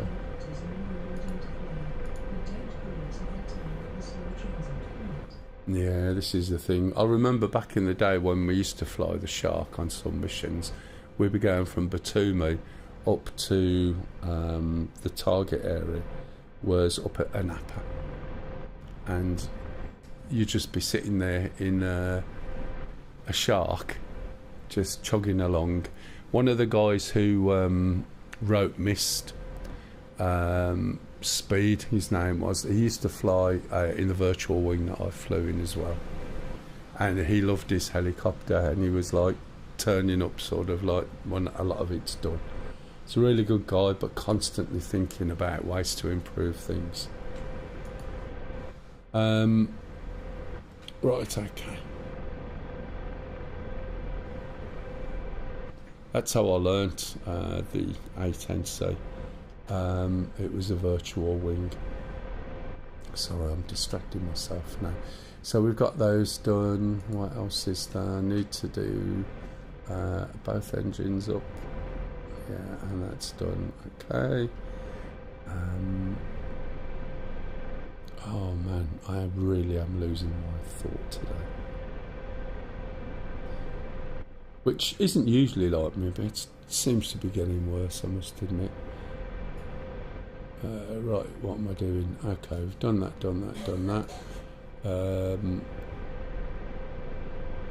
I don't want that at all. I'll look at perf. Here we go. Earlier on, somebody mentioned this in chat. So when I was talking about the amount of power, right, that you need. So when you're in ground effect, now you'll need 73, right, to hover. And outside ground effect, you need 91. And if it's not 91, you won't be able to hover. So you've got to be really careful, and it'll just give you an idea. And when you've got too much weight on, these numbers are really stupidly high. And trying to go over hills with a full load is not the best thing, to be fair. Right, so that's done. What else do I need? I need to go to weapons. I need to go to... not to util yet. I need to go to bore sight. I haven't turned the knob up yet. Let's turn that up. Oh, I have. Jesus, I'm getting worse. I'm turning into an old fart, Kev, and don't say what do you mean turn. Thank you. I've turned, have I? Yeah, you'll be getting me pull-ups soon then. Can you hear this grief I'm getting now? Jesus. Right, there we go.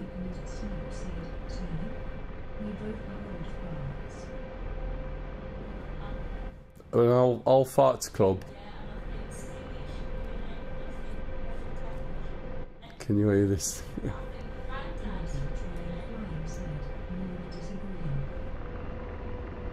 Yeah. No one's disagreeing, Lise. Platty said no one's disagreeing. And Platty as well. Platty? Even though Platty's probably a little bit younger than me. Is he? I think he is.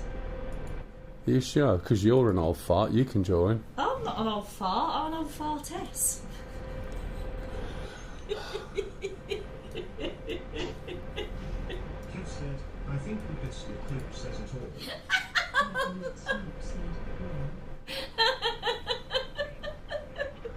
Don't get it going.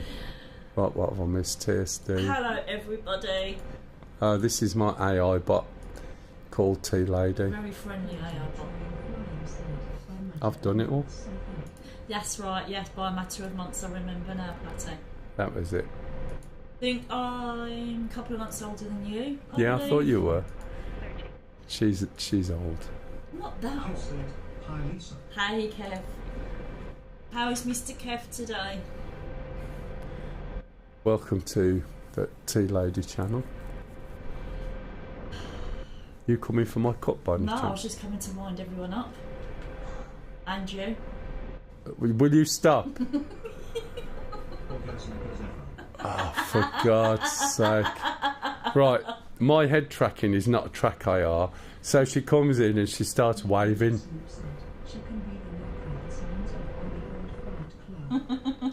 She could be. The boss. I could be the boss of it. You're Tell not. you all what to do. I doubt it, Lise. Man, sorry about this.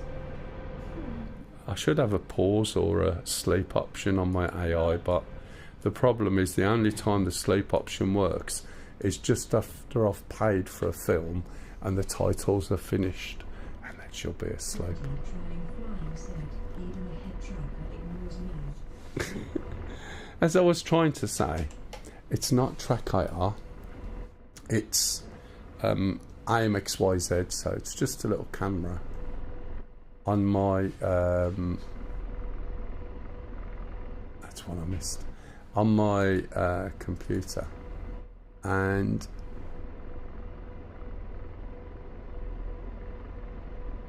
oh man, have I pressed the wrong button? Yeah, there we go.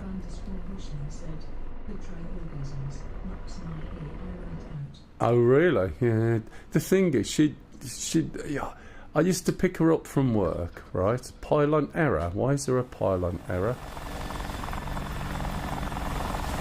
What's it whinging about? Ah, it's probably... Alright, okay, let's wait and see. I don't think there's anything else wrong, is there? Oh, I need supplies as well before it starts moaning about that. We go and get logistics, load supplies, because every single helicopter loads supplies. Bring up the screen, switch off the APU. Have I done that already? I think I have. Right, okay, let's go. Rotor RPM high. Mechanism Snape said, pick her up from work. What a nice guy. Yeah, so I used to pick her up from work, and she'd ask me something, and while I was answering, she'd fell asleep. And I mean, within 2 or 3 minutes. Fixed wing. 4 o'clock. Searching. It was ridiculous. That is classic. And if I've spent money, like to watch a film, even a Marvel film, a Marvel? It sounds like a drink at night, doesn't it? A Marvel film, right, that you had to pay for, we'd have it on, it would be quite loud, and titles would finish, I'd look round, she'd be asleep. Searching. And it's like, for God's sake, or words to that effect. And it's like a constant thing. Are we getting shot at? Oh, it went pop then. It was just crazy. Right, I'll try a slightly different route, maybe something somewhat more efficient. Let's change this. I know what I haven't done. I'm an idiot. I knew there was something. Right, okay, so vid. Put the tads on. Oh, did you see that then? That jerked.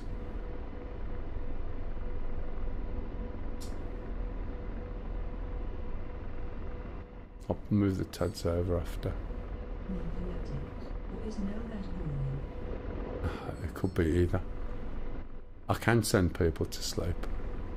When I used to do the odd bit of training, if it was in an open plan office, I'd just talk just a little bit quieter while I was explaining things so I didn't disturb anybody. And I was teaching, I remember desktop publishing to somebody many years ago. Can you imagine desktop publishing? And the guy who wasn't being trained, who sat 2 desks away, fell asleep. Radar. 71. Searching.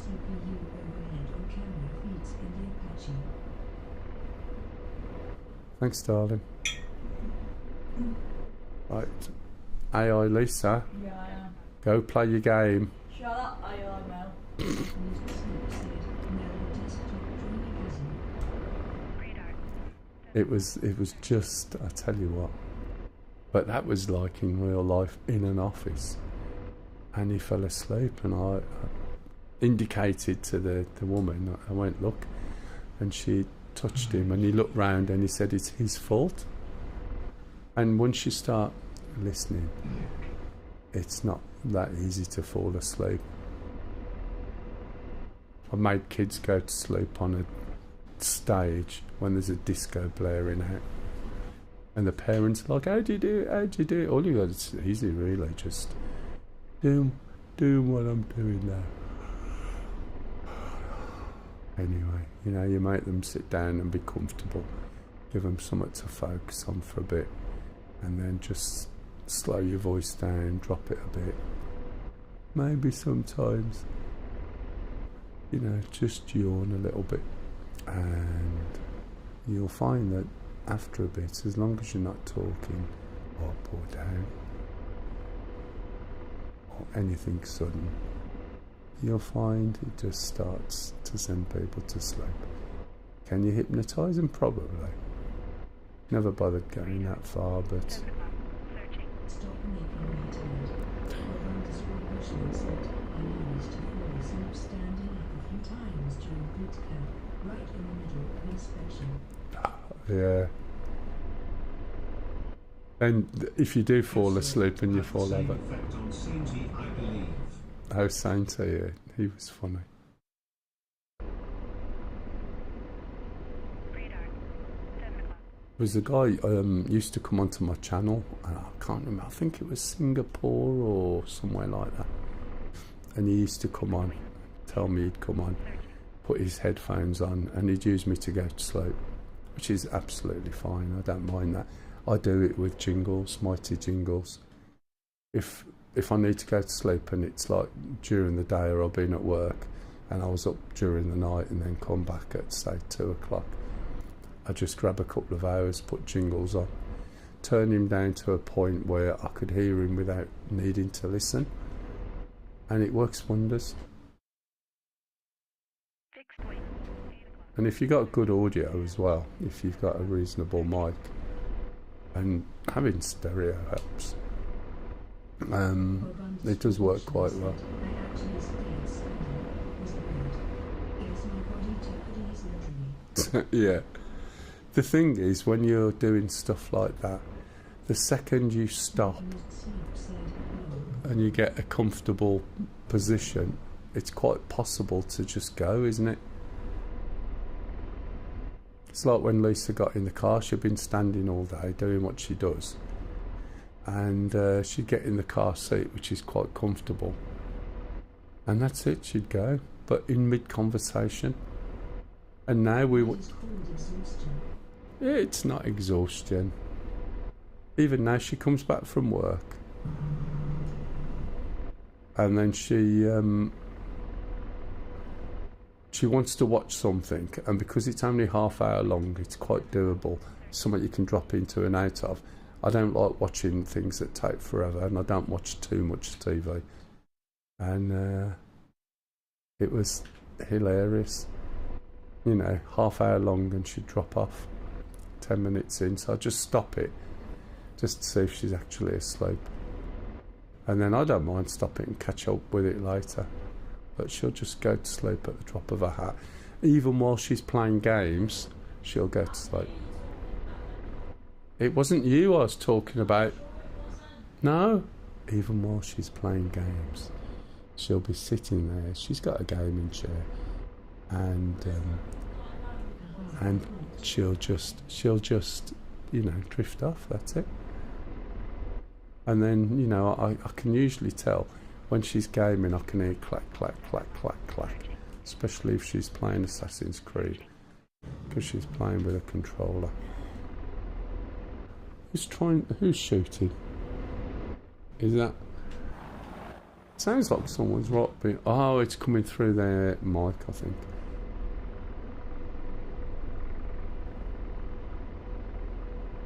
These things are not fast at all, are they?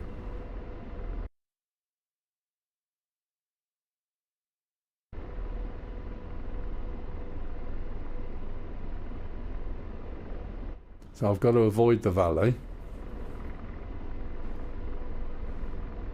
or valley as they say in Wales, but not that bad. Orbanda's Revolution said, I have also fallen asleep which quite indeed dangerous in beyond. Oh right, yeah. When the alerts change after I lose shields. Yeah, you sort of just, everything just drifts off into the background, doesn't it? Till you, as you said, you get a change. Excuse me 1 minute.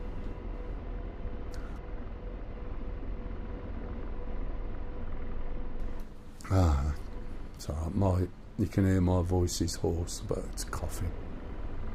Okay, we might have some MI8 resupply helicopters heading into resupply facility in about 24.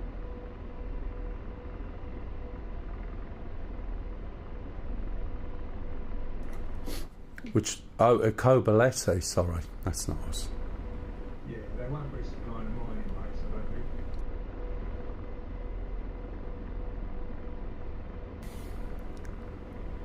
This is the only trouble with when I'm coughing. I need my right hand to work the volume and the mouse.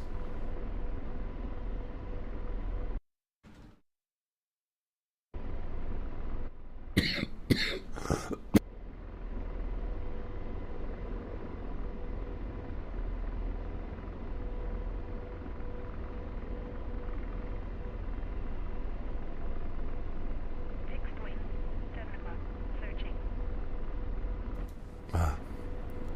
Yeah, coughing again. So now I'm even more hoarse. So my voice is even more softer. More softer? Softerer. Searching. Or softer, yeah. I'm going down again, look. Radar. I'm not sure. Sort of trying to follow the hills. Whose is the audio that we've got banging through with the guns? Who's just fired guns? Radar. 5 o'clock. Searching. Radar. Means 5 o'clock. Searching. Radar. somebody's not on push to talk. Radar. 5 o'clock. Searching. Not me. Radar. Yeah, Searching. I can hear the guns, but I'm not getting a chance to look up to who it is.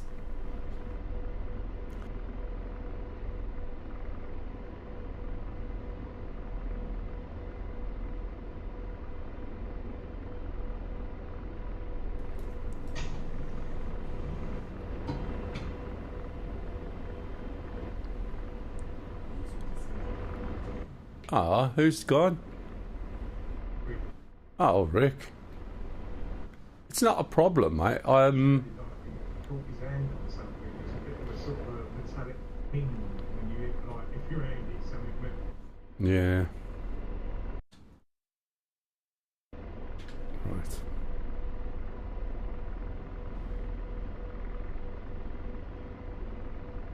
So let's see if this works.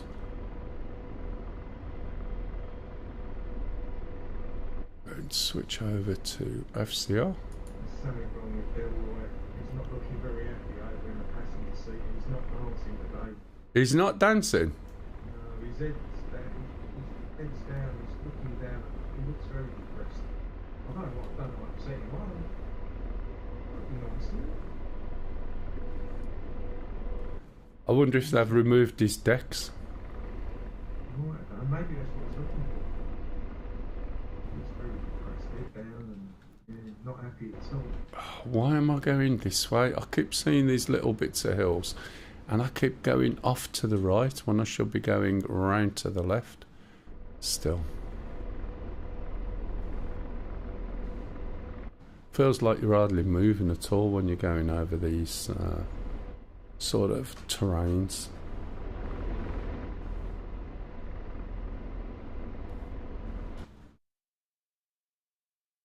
I wonder if he's because he missed the premiere of Curse of Frankenstein in HD at Leicester Square this week. I know I picked it up. The premiere of what? The Curse of Frankenstein? Yeah, they re-released it in 4K HD. Hang on, which version was that one? Very first. horror film. Bela Lugosi? No,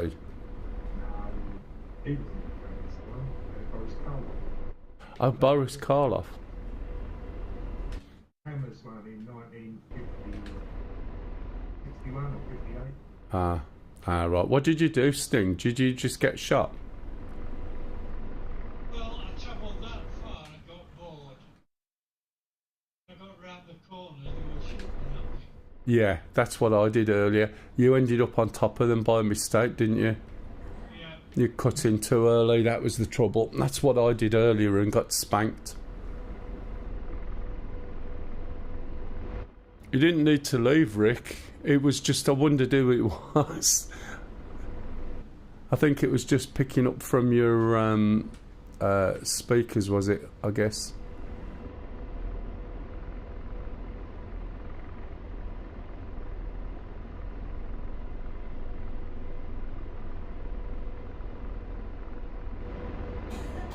You, Yeah, we need to come down the valley or be right on the side. yeah, that little marker that's there at the moment is sort of a place to be. You're sort of back and you've got the hill there as well. And you sort of peep over, but I came out too early before. I'm going to do it again. You see the work it wanted to go left.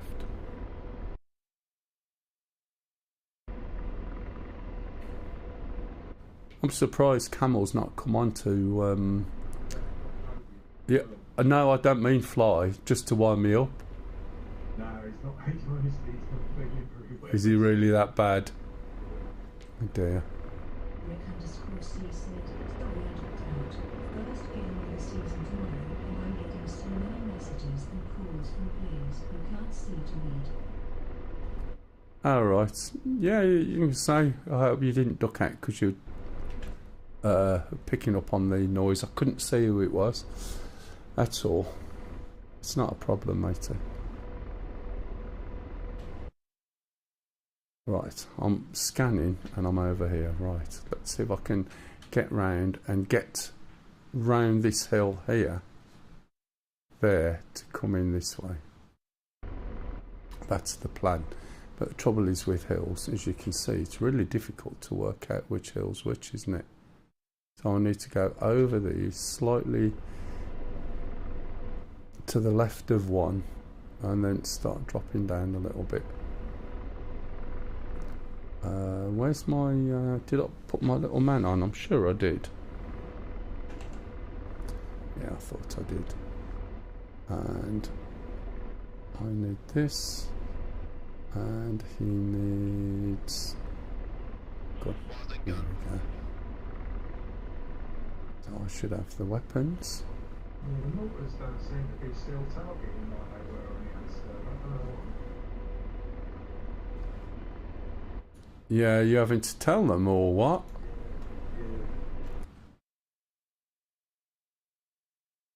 Yeah. And when you say the other server, you mean Spates? Because this is the same mission he sent me. So whether this is the weird stuff, it just wouldn't work on here. So what I did was got rid of some of the surrounding stuff and left the mission, which is all you would normally get. I think I may have done something wrong, but there's a later version of this that I can throw up.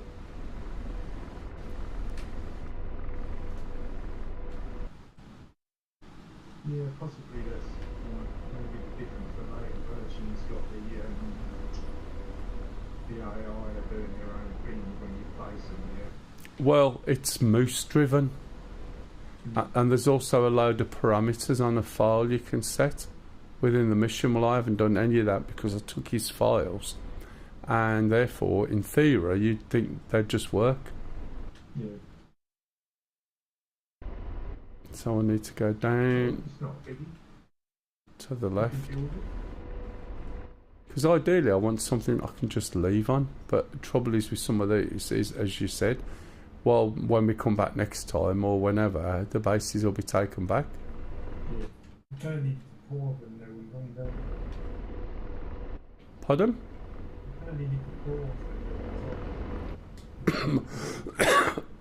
You can, but the problem is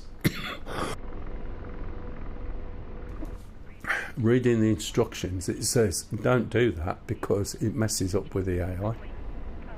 So you have to have it on like a resume on load rather than the resume on thing. Hang on.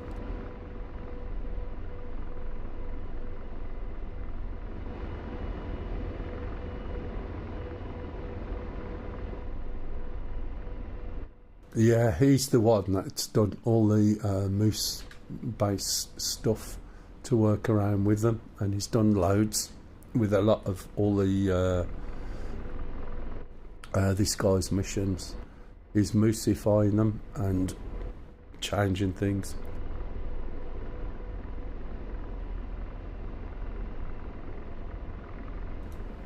Sorry, I am coughing an awful lot today. which is a bit of a distraction in itself as well.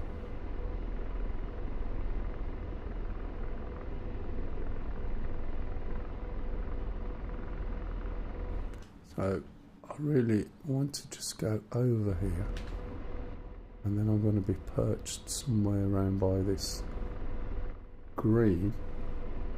So I'm going to try and be a little bit careful. Make sure I don't go too far. I think we might be looking over. I can't tell if it's this hill. This is the biggest problem. And I don't think it is. I think it's over this set of hills in front of me.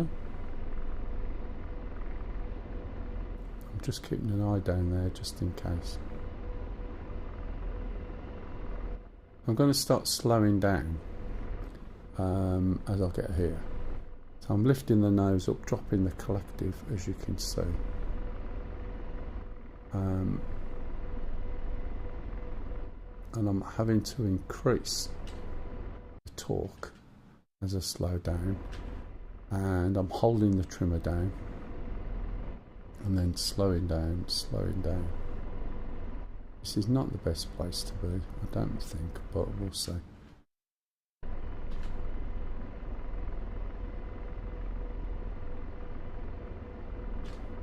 I'm just not quite sure yet how far around to go. So as I'm moving around here, I'm also just slowly pulling the cyclic back to get me to slow down, using the line in the hood to manage that. Accidentally catching the attitude hold as well.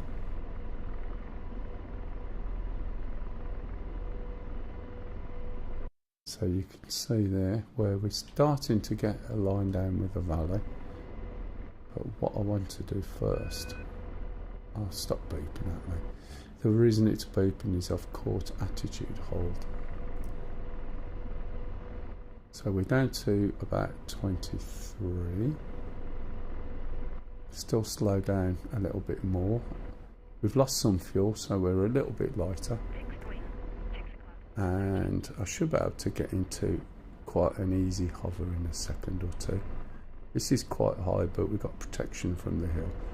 So I'm slowing it down so that when I put attitude hold on and potentially altitude hold, right, which I'm doing by accident there, so ignore it, then it should get into a hover incredibly quick. That's the thing, but it keeps catching when I'm pressing this button. I'm obviously not pressing it very square. I'm just going to hold the button forward, which allows me to set the trim. So I'm trimming into this position.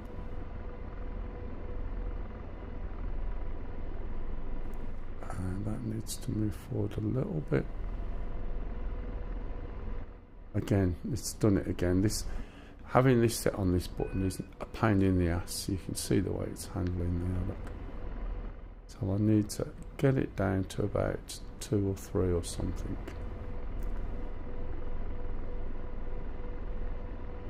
And it's going backwards because that's too much.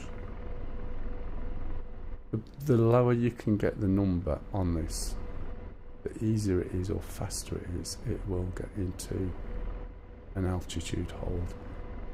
So basically you can get altitude hold anything below I think it's 40, but if you can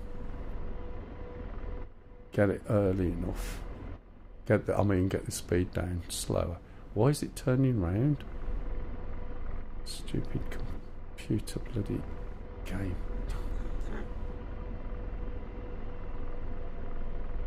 It's probably just pushing itself off the hill, to be fair. So attitude hold, when it's 40 plus, it holds your attitude when you're flying, and that's not in the right position. If you're going slower than 40, it thinks you want to hover. So it'll try and slow you down and get you into a hover. However, it's much easier if you can bring these numbers down as low as you can before you hit that attitude, and I don't know why it's doing what it's doing, unless it's just the effect of so flaky to fly. It's better than it was before. Marginally, it's silly how much work you need to do. oh yeah, it is definitely.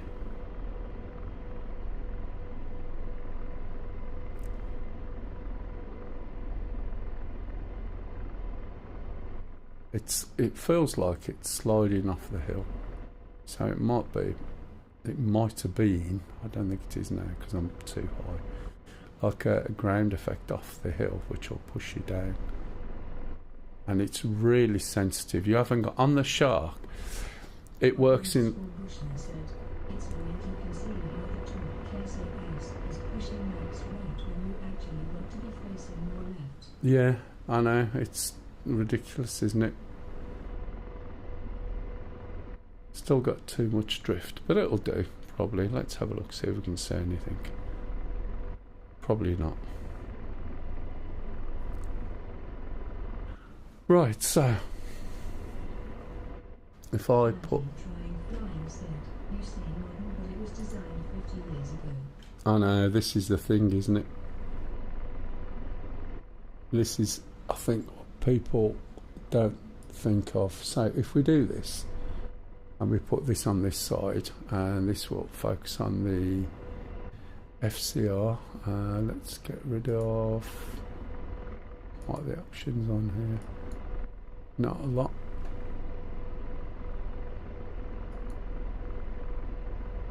I don't want tags, no video. So we'll go back to FCR, put the FCR on, make sure it's selected, oh, come on, make sure we can do that. Put this over to TADS, and then with this one selected, what I'm going to do is press the link button, which is down here, and I think it's that. And then when this finds something, what will happen? Oh, why on earth did that change? What will happen is that this will hopefully go and look at the thing we're pointing at. That's the plan. I've just got to try and find out whereabouts I need to be. Why am I looking that way? God's sake. And I'm moving along too much. Let's reset that. Mel said, flatty trying flying is no lurking. Alright, matey. I bet I'm supposed to be down this line here. Possibly.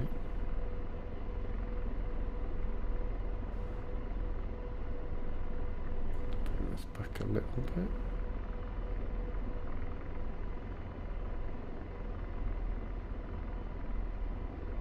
It really is all over the place, but I really think that's just the hills, and I also think there's some wind as well. Oh, red over there. Okay, thanks, Kev. I'll probably see me before I see them, to be honest.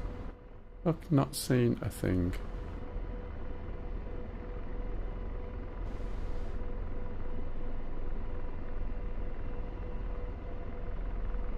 I should get a view down there. Don't know why that keeps switching on. It's because I'm using a hat, so what it means is I'm not actually pushing it nice and straightforward, because I'm also trying to use the stick as well at the same time.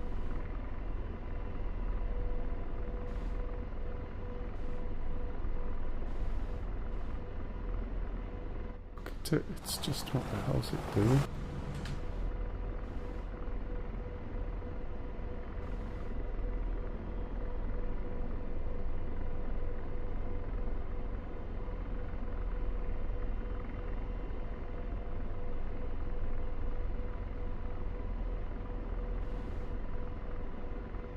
Is anyone else attacking this, or is it just me, or is Stingy still having a go? Let's bring that down a little bit. Let's slow down a little bit as well.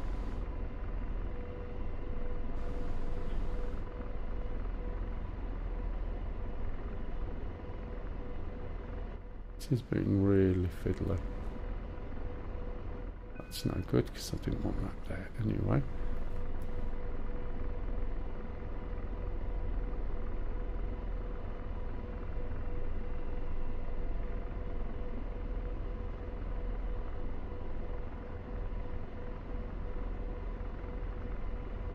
And normally you can just get it down to more or less. Oh, for God's sake, I am going to have to change that button.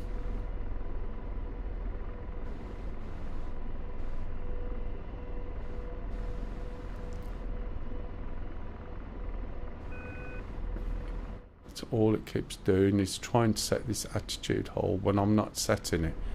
I'm trying to push the button forward, but obviously catching the side as well. I can't believe this isn't seeing anything either when you scan. I thought it would do.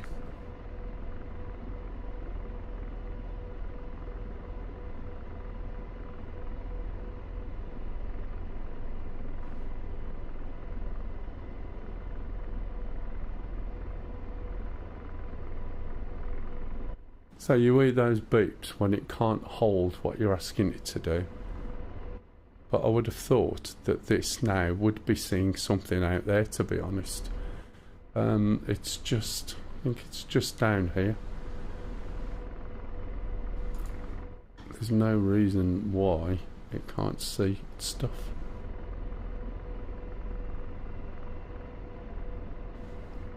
This is both sides, so all I'm doing is turning the, unless it's that window. Could be this window. Yeah, it is quite windy up here, that's the problem. Or one of the problems why it's quite difficult to get it steady, I think. You can see just here, look. It's all down there.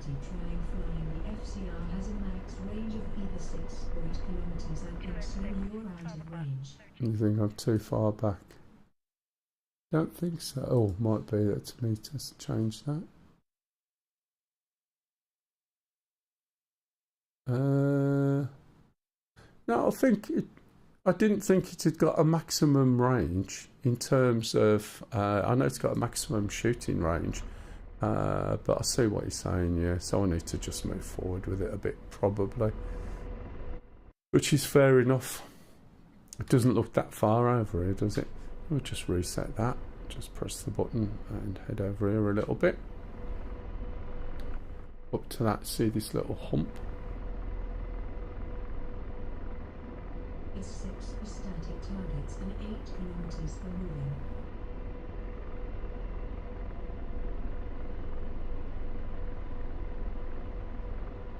I think this is where the marker is, isn't it? Just slightly left of that.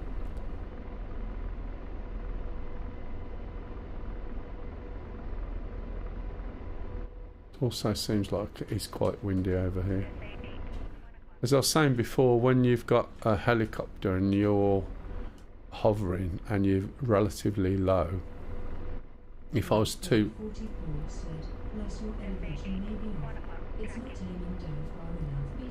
Yeah. No, you might be right as well. So it's looking out too much. If you look down here, you see the elevation, which you can change.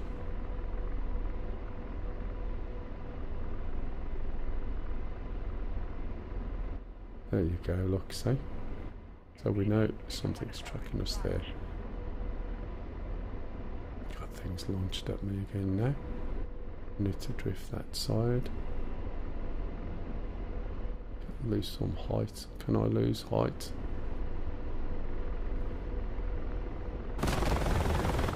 No. Knackers. So I was flaring. Who's here? Stingy.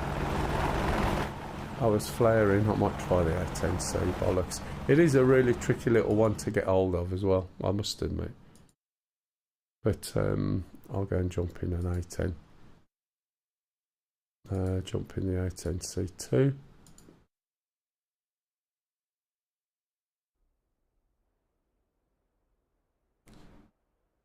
Right. I've got to try and remember this as well. I should remember it. If I don't remember this, jeez, I need taking out the backyard and doing an old yellow. Okay, so this is the A10C. It's not. It looks like a complicated startup. It's not. So it is when you look in the wrong place. So if we look down here, we've got a row of buttons. All right, see you, Bob. Thanks. So we put the battery, and we're going to put the inverter on. We're going to put the inverter on as well. Okay, come over to the left hand side and we'll find the APU. You can't see it, so if you move over to the left, it's just here. Typically the seat handles get in the way. You can move left like this using right control, right shift number 4 or 6 for that way, or slash and asterisk on the numpad for moving forward and back. So it makes it easier. Okay. So we've got the APU starter on. The APU is up to full power now, as shown by these 2 gauges. That's the exhaust gas temperature. So we can switch on the APU power. If we look down to the bottom right, he says there's a set of knobs that look like the 5 on a dice. So just above that, we're going to move this to position flash. If we look outside, you'll see there's no lights flashing. You need to press.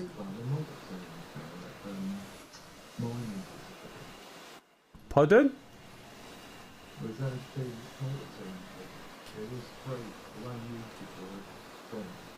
Oh, someone shot them down. So we've got the lights on now. You need to press left control and P, or if you got a Warthog, it's the pinky switch on the left hand throttle. Okay. Once you've done that, one of the things that takes the time is the alignment. So we're going to switch on the CDU and the EGI. So the EGI is the embedded GPS inertial navigation system. Put on the, if I remember this, I'm doing well, I haven't flown it for a while. Put on the MFCDs, which stands for multifunction colour display. Look down here, we're going to put on the CICU or KICU jitters. If C on to test, that will give us an option in the hood, and then we can start a built-in test. So we just hit enter and off it goes. While we're doing that, we can move the left. Oh yes, I had a problem with this, didn't I? Last time I tried to fly. Left hand throttle forward, and you can see the left hand engine is starting. This column of dials is the left hand engine. Okay, this is the right, this is the left, this is the right, and then these 2 on the bottom of the APU. Anyone got any questions so far? Once this light goes out, then we can start the other engine. So what I'm going to do here is acknowledge this error. I'm going to ignore it for now and say load. Okay, that's a cartridge plugged into the plane that is going to load all of the information. That was really fast. I'm going to do that again. This usually takes a little bit longer, but hey, it will basically load all the information for all these various settings. Okay, on the basis that we've got no weapons, although it has got weapons on. Okay, I didn't choose the weapons, did I? I'll change that after. If we press TAD on this one, you'll see, CDU, you'll see this is the alignment process, or how you know what's going on. This is mirroring what's on the CDU down here on the right hand side, and you'll notice ins nav ready and T equals. Those are the 2 key things. At the moment we've got the master caution flashing. The reason for that, if you look down on the alarm panel, you'll see APU generator is flashing. The generators from the engines are on by default nowadays. As a consequence, when the engine fires up, the generator kicks in, and it sees the APU generator on, so it throws an error. Okay, we just hit the master caution and cancel that, because at this stage, right, at this stage, all we've got to do is just cancel that master caution. Okay. The plane is aligned when ins nav ready flashes and T equals 4008.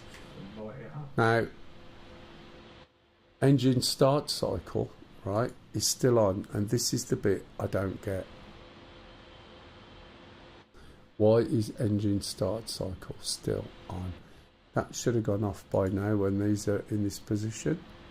A bit right to the right. And this is a problem that happened before. Something's changed somewhere, because by now I should be able to have the second engine starting, and yet I can't, because it's still doing the first engine. And this is something I mentioned to someone else last time. Unless something's changed I'm not aware of, and that could be an issue. If we look in the hood, you'll see it says something, no failures, but if we move the seat so we can actually see what it says, it says testing complete. Okay, so to come out of this we need to hit enter. Okay, and that's also still not showing. We should see main menu. Why can't we see main menu? Interesting. We'll move that up, and that goes to your hood. Alignment is finished, as you can see, but it still says engine start cycle. F said, drop the left engine into idle, cut off and try to start it again. It's just odd, isn't it? But it looks like it's alright. I had a problem before, do you remember? That's if it starts, because it'll be hot. Why would the engine start cycle be...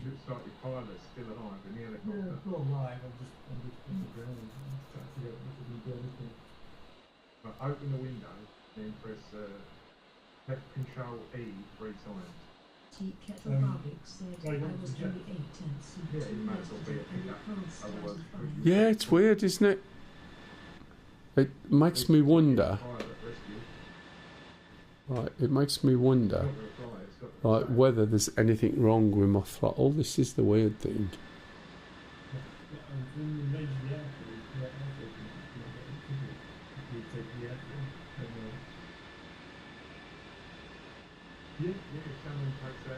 See, that's different now. So that'll go off in a minute. I'm also going to shut my canopy while I'm there. Come on, go down. It might be just the server or some kind of bug. I just joined, so I don't know for sure. Yeah, hey Rick. No, I noticed it last time. That's what stopped me from flying. It just wouldn't come out of engine start cycle, and yet other people, as they've just said, are saying theirs works, and I can't understand why it would do that. Alignment's done, by the way. We're just going to hit the nav button, but this is more, this seems to me like it's just not working. Switch is going forward. It's starting the engine start off. Fuel's on by default. I can't see anything on my buttons that are wrong, and yet it doesn't come out of engine start cycle. And if I push it, it works fine. Oh look, now it's come off when I pushed it. Rick_C said, interesting. in hot. Go on, you know you want to. No.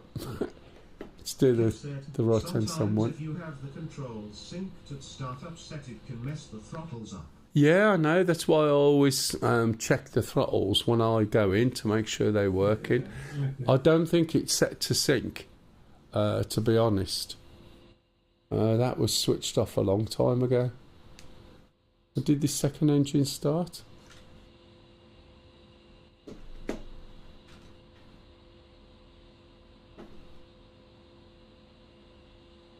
Look, see the throttle's there. Throttle's going. Right. I wonder.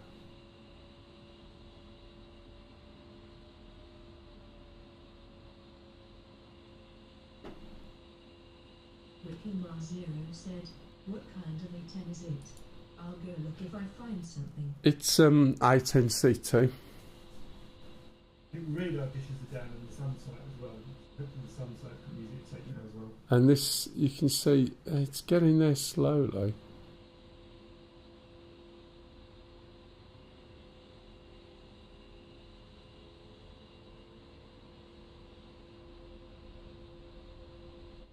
Okay, no, that's fine. As far as I can see, that's where it should be. Engine start cycle. Suppose the query is, let me put my brakes on. Assuming they're working, which they are. Let's just run the engines up. Engines are looking okay. Everything's going up. And it's still got engine start cycle on. Unless something's changed, but I don't think so. Okay, we'll assume at the moment until we find otherwise that there's a problem. So we'll hit the nav button and then we need to go towards the back here. Kev said, I would check there's nothing weird set in Axis fine tune. Yeah, it's just. Zero underscore said, "Mustn't you turn the APU off No. when engines are running?" No, the APU usually is the last thing. What used to happen in the A10 is you would start the engine, start your plane, right? You'd have to switch on the AC generators first, and then you would basically switch off the APU as the last thing before you went, because that was always backup power should you have a problem with anything. So as you start up, especially if you got faults switched on, random faults, you would switch that off at the last thing, which is what you would do. So I'll assume that this is working, and let's see. So we move this over from Haas to Eggy, and we move from Takan to steer point. Okay? We'll uncage this here. This is our standby attitude indicator. Down on the left here, there's 4 switches. These are similar to what you get in the Apache. So this is your SAS. In there? Sorry, misinput. Oh, right, okay. We switch the SAS on, which stands for Stability Augmentation System, which is exactly what you've got in the Apache as well. There's also a button down here, takeoff trim, there. Okay. There's EAC here and the radar altimeter. If we look over there, there should be 3 lights on. Ah. I have watched some of Hey, your hello. past videos and they are ideal for a rookie helicopter pilot like me, so thank you. Oh, for good. that. Okay. I have the Huey and the Black Shark modules, but I find Huey a bit difficult though. All right. What I prefer the Shark. What do you find difficult with a Huey?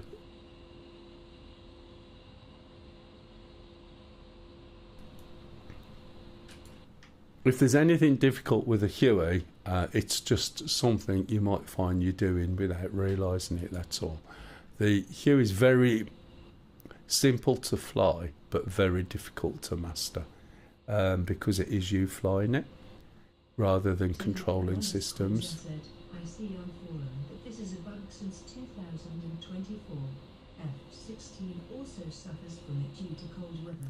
It's a cold weather bug. Interesting.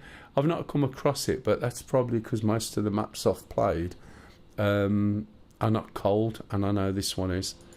Where did we get to? Okay, there, got there. If we look at the TAD, which is now all up because of the alignment. Here's the map. One of the things you'll notice. 101824 said, if your engine idle speed is under 56%, the engine start cycle stays on. Oh, really? That's interesting, because that's never done that before, and I mean never since ever, right? So I've not come across that problem, and you know, this is the Warthog I'm using. Do you know what I mean? So you just flick it up, push it over, and it'll be fine. I've never come across. Look, let me put the brakes on. Right, do you see? That's what I noticed when I pressed the left one. Now I've pulled them back.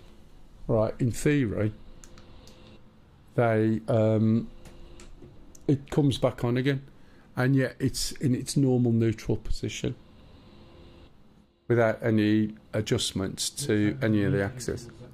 But yeah, that's an interesting one. Thanks, Mr. Williams, or Miss Williams.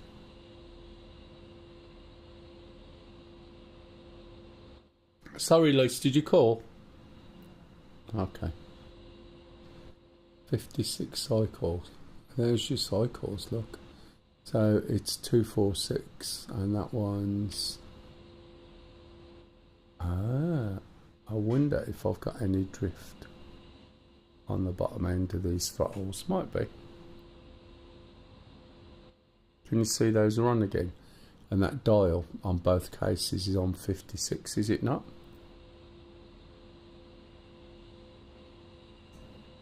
So if I'll give them both. Run Games said, yes, I can fly it, but it needs a lot of work, ha ha ha. I don't have pedals or hoters, so I have to rely in my joystick to do all the trim, throttle, and right. stuff. I like Black Shark because it has all the helps and more weapons to right. play. Flying it with, excuse me, 1 minute. Flying it with a joystick where you got a twist is absolutely fine. As I said earlier on, you probably weren't on here, I don't know. So yeah, that's probably true as well, to be honest. That would make sense, would it not? I still never come across it before, which is a bit bizarre, but they do tweak things. So as long as your joystick is in the right place. So at the moment, Viren Games, is your joystick to the right of your keyboard?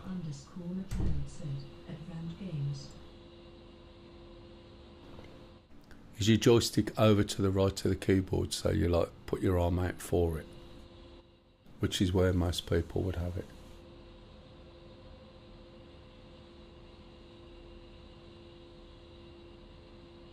So I'm just finishing this cup of tea. I suddenly remembered, if you remember when she made one. Okay. Right, so all I was going to say is if you put your joystick in the right place, you'll find it's easier to fly. You don't need... Yeah, where you really want it is so that if you, where you're sitting now, if you just bend your arms at the elbow, right, and put your hands forward, you want the stick there, right, so that the stick isn't to the right, isn't to the left, it's right where your hand is, and you want it at that height so you can adjust your chair or whatever so that the stick is there, and you'll find when you start twisting it, it'll be a lot easier and more controllable than if your arm's stretching out to the right a bit. If that makes sense, unless you're left-handed, it's the same thing. And you'll find you'll get the full range of motion without pulling back on the stick. Your desk and your chair has to be the right height for the stick to be in the right position. Your throttle, once it's up, stays up. So once you've got your throttle up, you shouldn't be messing with your throttle really at all.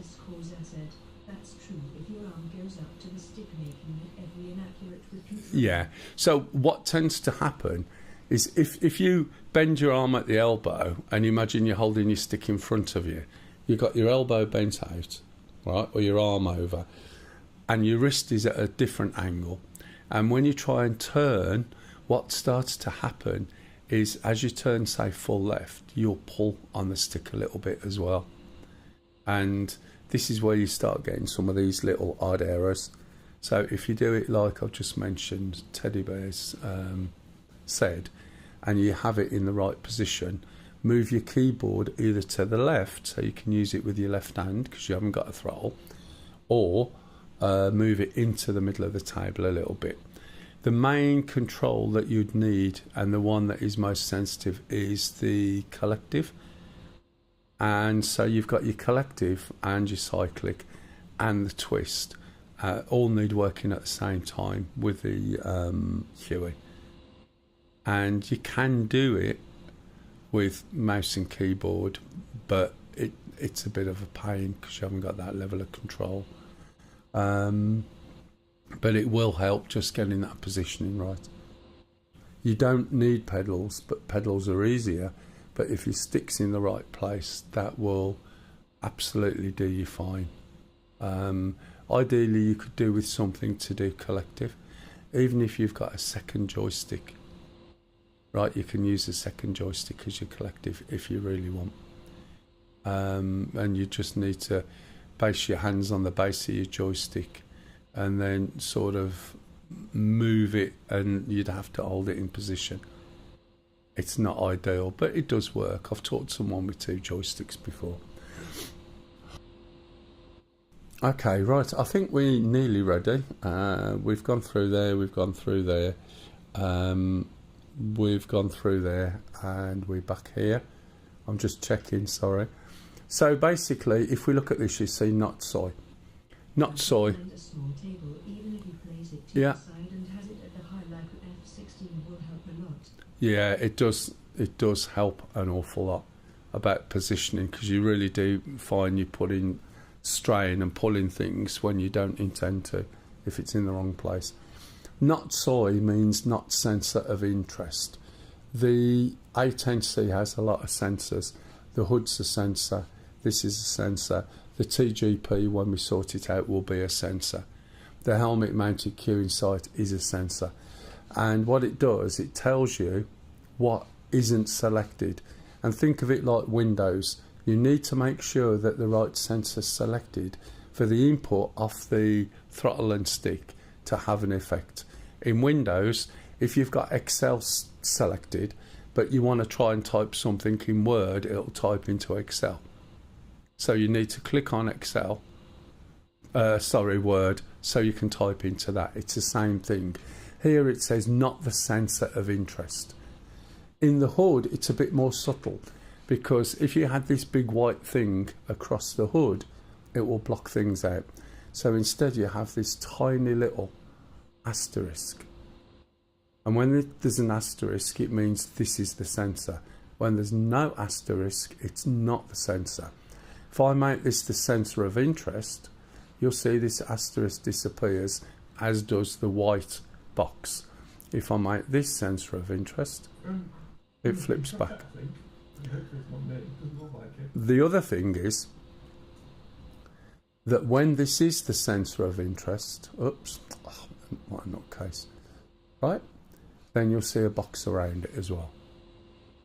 You get to this being the sensor of interest by either hitting the TAD or using coolie hat left long, which is a control on the stick. So here's the stick, there's a button there, that's coolie hat, and it's got a lot of functions. So it's a short function and a long function. A short function will switch between all these menu buttons. The long function will select this as soy. Okay. What else? When we look on here, let's get into a nice position. It's rather colourful, this map, isn't it? Makes it a little bit bright. When we're on here, then all our buttons will do the right thing. As you can see, there's a whole series of boxes here. These green boxes are waypoints. When you type quite a lot, it doesn't quite work. Right, I've got you. The actual throttle in helicopters. Oh, that's fine.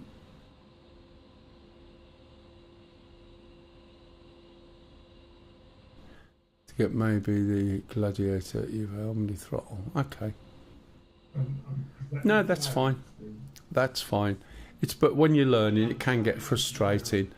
So you know, you just try and ideally, what you could do with if you were say controlling the collective with the keyboard, right, instead, I think plus and minus, as long as it stays where it is, in other words, when you hit it, it's not sort of returning back anyway, which I don't think it will. It'll be easier to control if you move your left stick, your keyboard to the left, and maybe use the plus and minus on a keypad, on a numpad, if you've got one. Because then logically, it's easier to do, and just a couple of taps. If you do put the axis on, so when you press right control C, I think it is. No, that's not it. Left control C, if I remember right. It'll switch the axis on, and you can see at all times where your collective is. But you should, as you learn, you'll get the feel out of the helicopter. It might be easier than using the thing that you've got on your joystick and then having both hands trying to work in the same position. It'll be a lot more comfortable. So these are waypoints in the database, it says, switching back to where there was. And they're not currently selected. We can see them on here. Anything green is another plane, a friendly usually, okay? X is troops, or something on the ground, could be a vehicle. I have a cursor here I can use and move it around. Okay, so we need to do a couple of other things, which is, I'm glad I mentioned it, it's reminded me. Still haven't put the radios on. So underneath the CDU, or the central data unit, is a rotary. So when it's selected to mission, it will show you all the waypoints on the map. You might think that's a good idea, but watch what happens when I start selecting waypoints, right? So the green are the waypoints, the green boxes. If I select waypoints, you'll see it cycles through them, which is fine. But as I go on, I need to make this further out. No, I can't. As I go on, it will start selecting things. Rengain said, "Thank you, I will try that." Yeah, just give it a whirl. It'll just make it easier for you. As it goes through all the waypoints, it'll then start selecting things that are not waypoints. Now we can't see them because it's all it's selecting things elsewhere, like over there, right? And what it's selecting, you can see 58, right? 60. That's round by 7, but that's not a waypoint. What that is an airbase on the map. So while you're selecting things, it's very easy to select the wrong things. So what we've got to do is filter out all of the things that are not, right, are not the other waypoints. So we turn this steer point knob to flight plan, and now the only things we'll see on here are going to be our waypoints, okay? So now they're all connected up with a line, as you can see. And as we cycle round them, they'll go all the way round and then come back to the beginning again. There it goes. Off it goes, and then it'll start back at 0 again. And that acts like a filter. So you filtered out all the rest of the stuff. The other one we're going to turn, this controls what we can do here. At the moment, when it's on other, we can press these buttons and look at different things, look, different menus and things. But if we turn it one click there, we see where we are, and this is where our steer point is selected. Right, let me finish these, right? The error messages we need to get rid of. The anti-skid is here. Follow this down diagonally, and there's the anti-skid, okay? The other things it should be warning about is the seat ejection system is not on. We're outside, so I'll switch that on. And then the APU generator is on.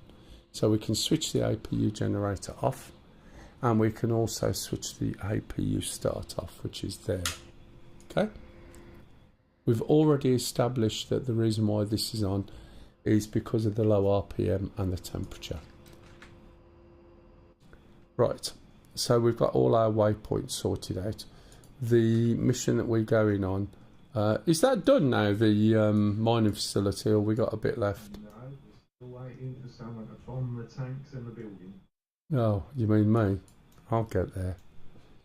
Okay, so I didn't mean you. so basically, we've got stuff over there. There may not be a waypoint for that. Okay. There's still an active missile. It's A9 or something. Yeah, there is something over there, I could see. So what I've got to try and do is take something over there to blow them up. I can take Mavericks and possibly, because the way that's in a hill, I'm not so sure whether I can get away with flying across and dropping something over there. Hey, Fat American Trucker, welcome to the channel. Thank you for the follow. Fat American Trucker said, Right, "What else just got land now, Shan. You've Okay, so just going to take off in the A10C. Right, okay, so let's have a look at the weapons then, and we'll see what we need, because it's got all these weapons on there that I'm not interested in at the moment. So I'll go around and choose a setting that I've had before, which is this. I'll get rid of these. You can actually create settings and save them. So these are the Maverick Ds, and then I might pop in. Let's have a look. What do I want? I don't want those. I want CBUs. So if I have, hey Stixie, you're right, matey. All good. How are you? CBU 105. CBU 105 I want, which are cluster bombs, by the way. And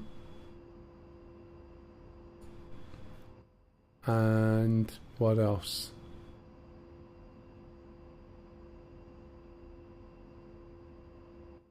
Yeah, what else can I put in the middle there? CBU 97. Ah, right, matey. Oh, it doesn't like having those there, does it, when I do that? Put 105 there and a 105 there. So these 105s, GPS guided cluster bombs. fully recovered because the resupply convoy got there and resupplied. Request rearming. There's your next target. Copy. What was that? The fight? Sorry, I missed that because I was obviously. You mean the mining facility? No, Oh, right, okay. That's fine. Right, okay, so this is going to... Did anyone notice it's a copy? There we go. So I think we've got everything on. Okay. So we've got countermeasures, electronic countermeasures. We've got a TGP somewhere over there. There's the countermeasures.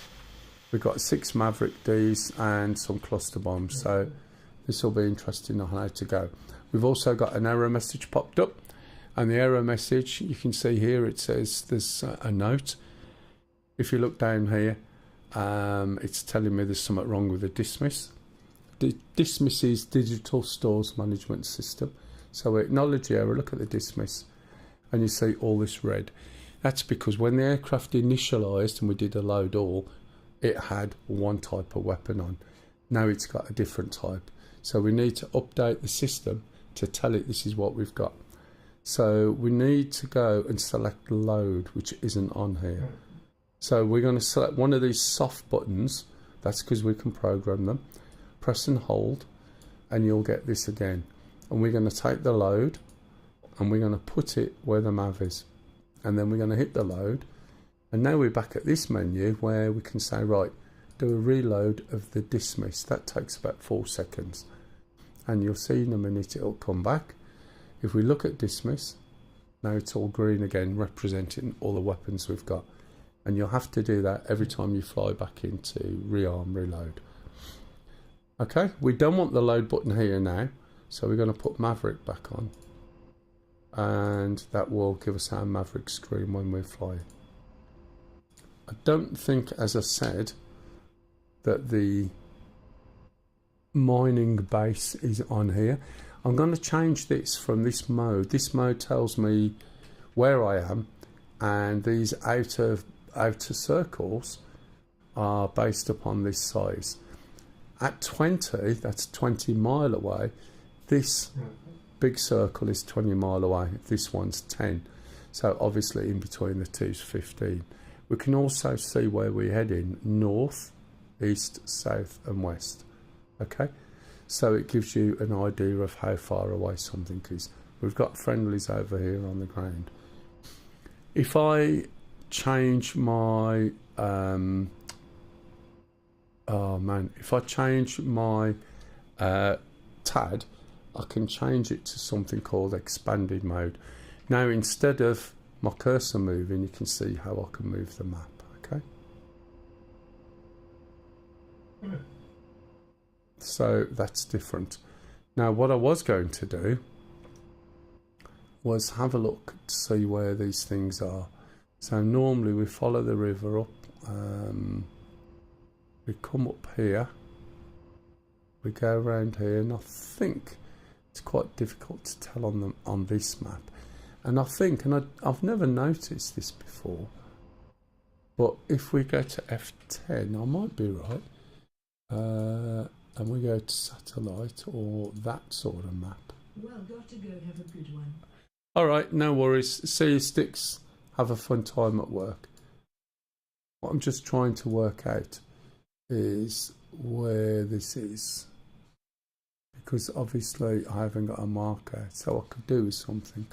I know it's in a valley, so what I can do is, that's about, where is it, 46 kilometres away. I need that to be in feet and miles, 86 miles away. So if we're starting down here and coming down there, it's somewhere over here, isn't it? Can I, let's have a look, see if I can do this. I think I can. If I hook my own, no, I don't want to hook my own. Maybe I do. Let's think.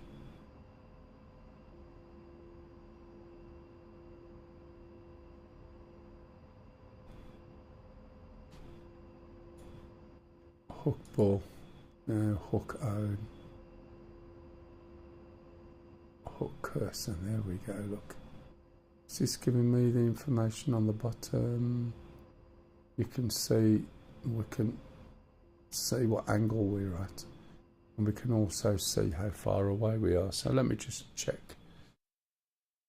This is one way, so I'm already there, and that is 80 degrees for 25 mile. So if I go back and we do 80 degrees, 25 mile,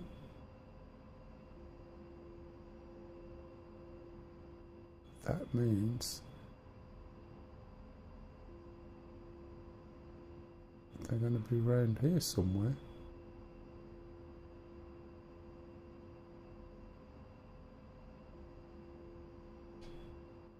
So they're possibly tucked in here.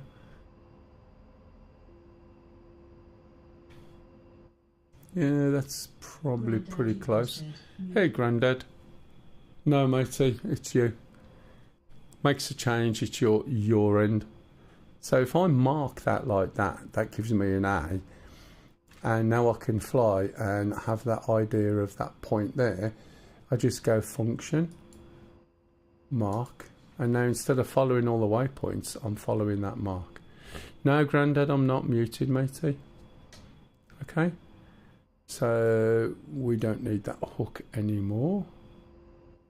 And I think I can switch that off by doing that. No, it's your end, mate. Yeah, it is definitely your end. Said, hey. I like the way that we answer and say, no, it's your end, and he can hear us. Okay, right. So this side here, we'll just leave it where it is. I'm going to switch my TGP on, and we'll see that in a minute. And I'm going to switch that to TGP, and that's cooling down. Right, we got chocks, I believe, which we never used to have on this plane. So ground crew, wheel chocks remove. One thing I haven't done then yet, and it's important to do, especially on this is a pitot heat. Pitot heat, the pitot tube is over here, and your airspeed is measured by a sensor in there. When it's cold, like it is, you'll find that basically that will freeze, especially when there's condensation or you're moving up and down height-wise. When it freezes, it doesn't give you your indicated airspeed. There's something else I forgot to do, which is a bit silly of me. I haven't put any radios on, not that I'll necessarily be using them at this moment. I think it's that one, and that one. And the other thing I haven't done, should anyone else join in on an A10C, I haven't set my net code, and this is the equivalent to saddle in some of the others, okay, or a data link. That's better now. Had to restart browser. What you like. You're right, Grandad. So 33 is my group ID. It's normally my own ID, but if I'm leading, it's my group ID. And 01 is there. So anyone who's on the same group, what you like. I like the way you always assume, and everybody always assumes it's me. Do you know what I mean? So if we switch this back, it'll give us an idea of where we're going. The other thing is that I'm going to switch the helmet mounted queuing sight on. Right?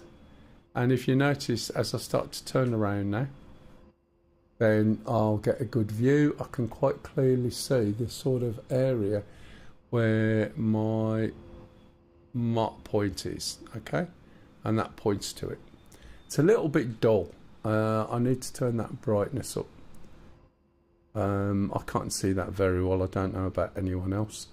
And I should be able to do it over here. Stat. I'm just looking at HMCS. And I can turn it day bright. Is that it?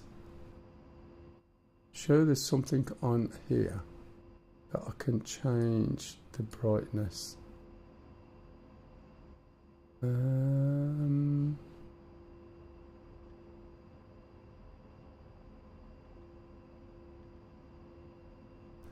Is there another page? No. Sure, I can change the brightness of it, but it is pretty low. We'll put the TGP on, and then I'll just explain a bit about it.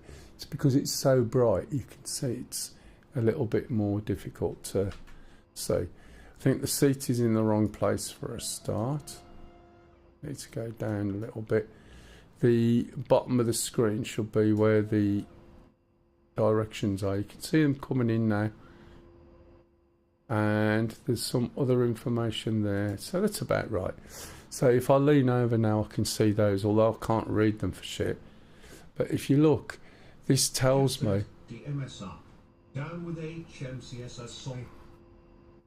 Say that again, sorry. DMS up, down with HMSI and soy, okay. Thanks, matey. If you look here, you can see it's got an arrow pointing 77 degrees.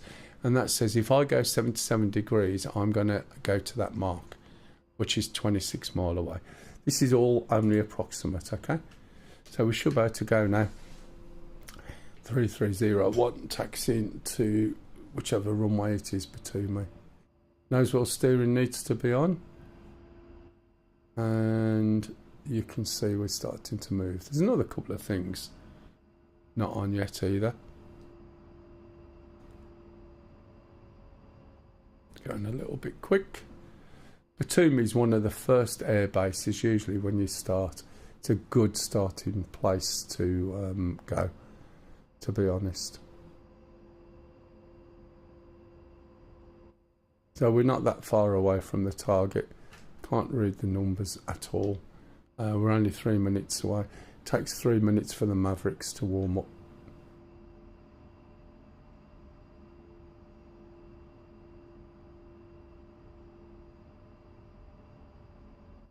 So one of the things I'm going to do in a minute when I see the line just round here is stop at this line. So this is where you'd hold short rather than just going to the runway in case anyone else was on. And it also gives me the opportunity to do a couple of things, and that is to change my lights. So my lights need to go to steady, okay, and anti-collision lights go on. So I'm just about to enter the area where it's quite hazardous, and if you look you'll see there's big bright white flashy lights on and the navigation lights are steady. 3301 holding short. I'm not sure of the runway yet. And what I've basically told people is I'm ready to come on. If anyone was coming into line, they should be telling me. And 3301 taking active between me. I don't know what the number is. Didn't have my radio on when it told me at the beginning, and I haven't contacted Tower. These are things you should, of course, be doing. So make sure no one else is on it.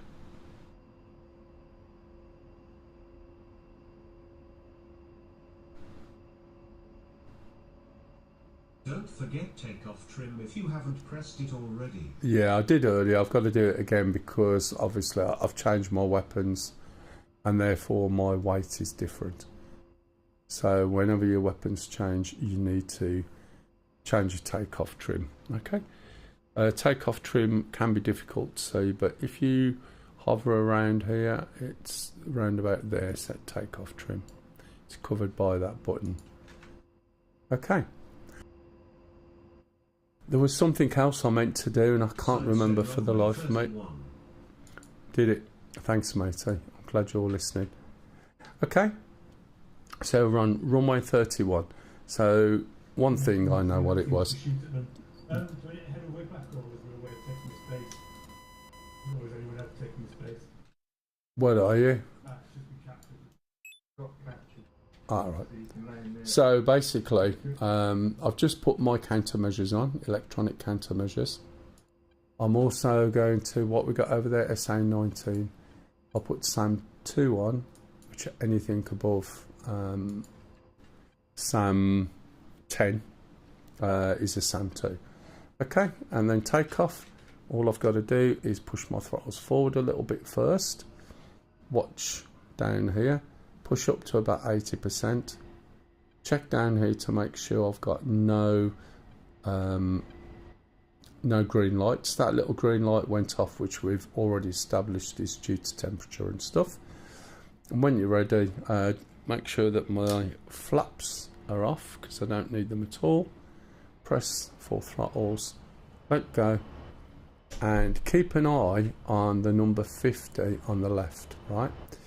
When you get that changes to 70, you've got enough airflow over the wings, rudder, to steer with your feet.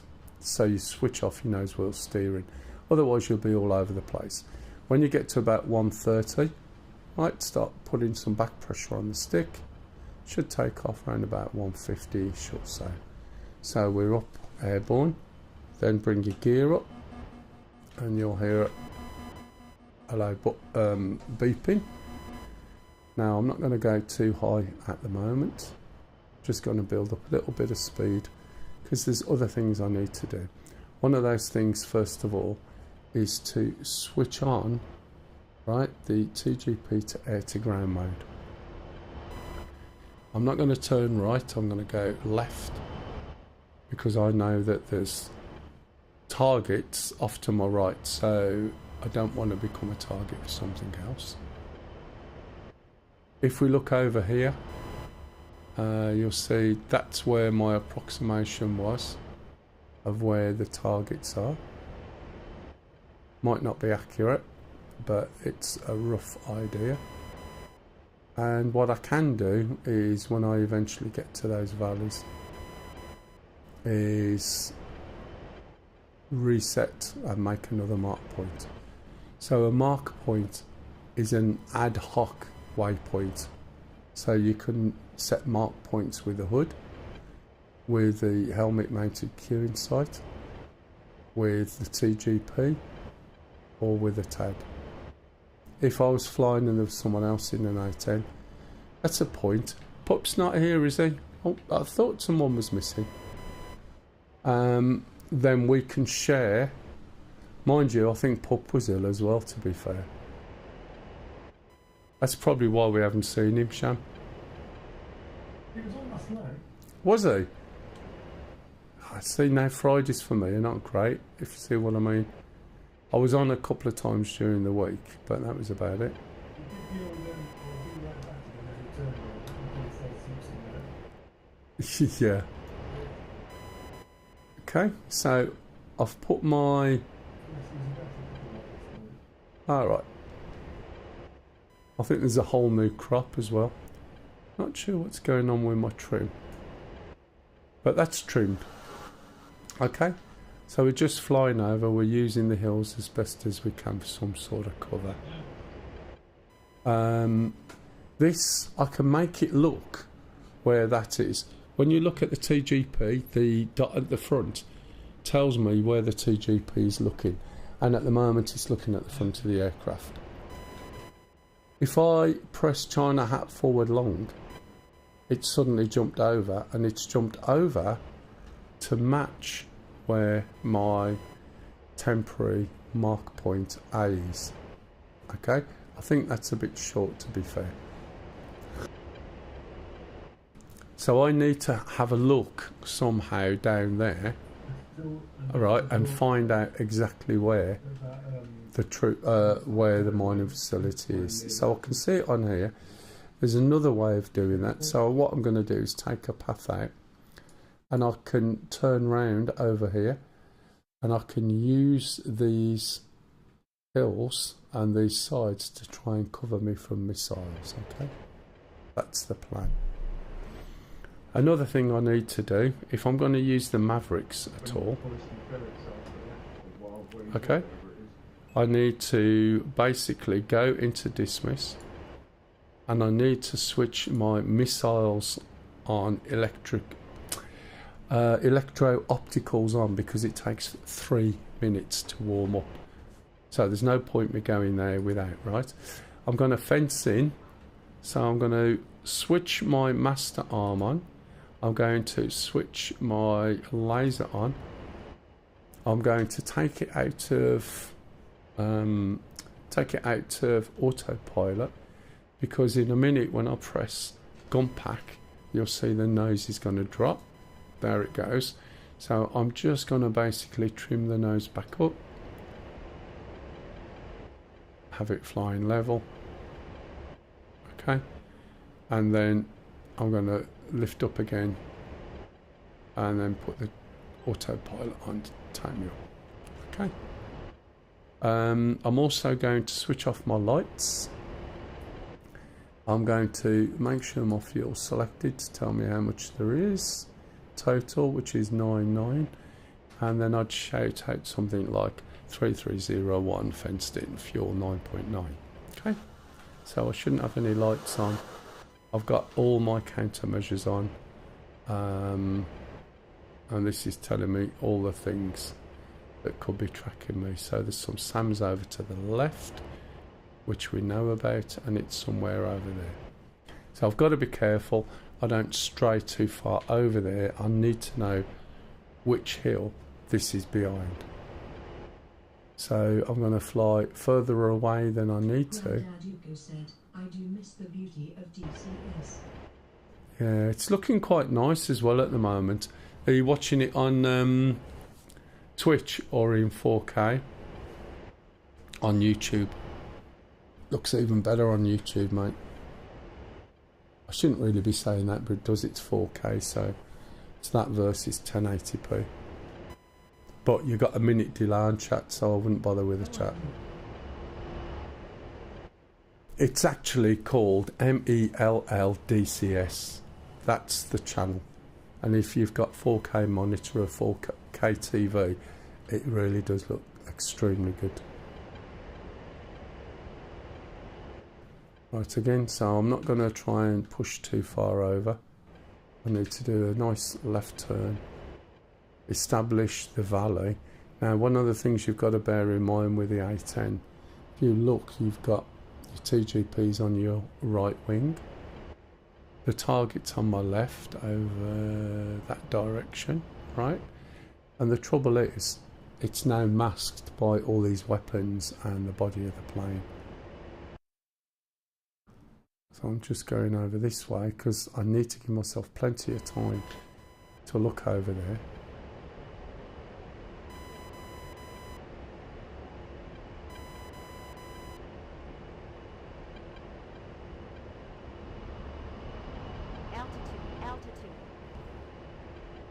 It's whinging about altitude. Okay, we still haven't warmed up with a Maverick.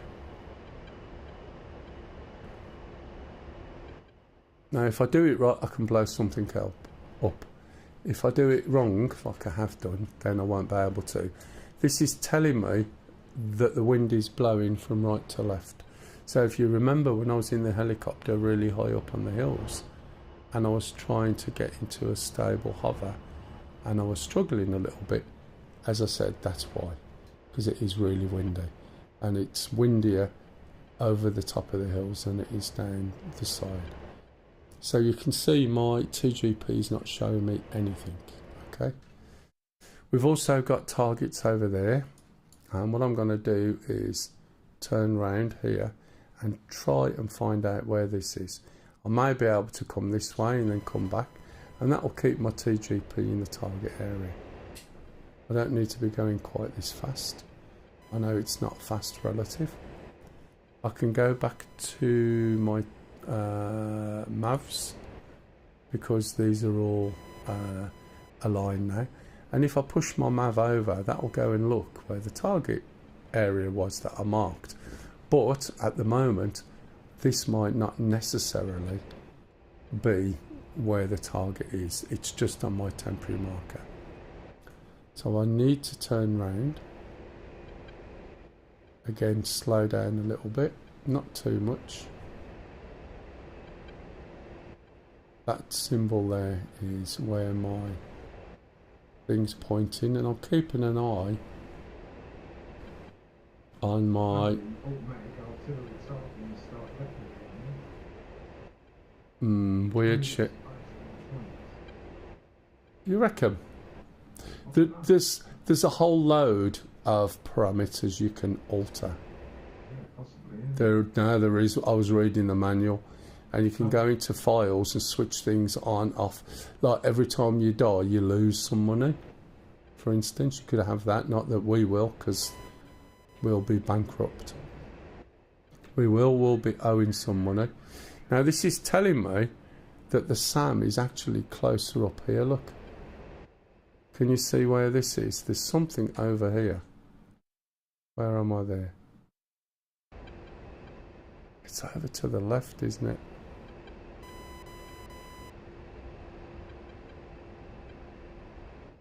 And I need to try and be able to see it. I need to have a look to see where. I think I'm going to end up bloody just shot down again if I'm not careful. That's where I put my marker.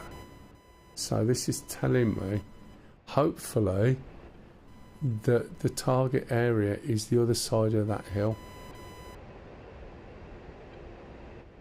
I've put my jammer on. And it's not down here, because if it's down here, I am going to get shot. Have you got any red smoke at all, Stu, please?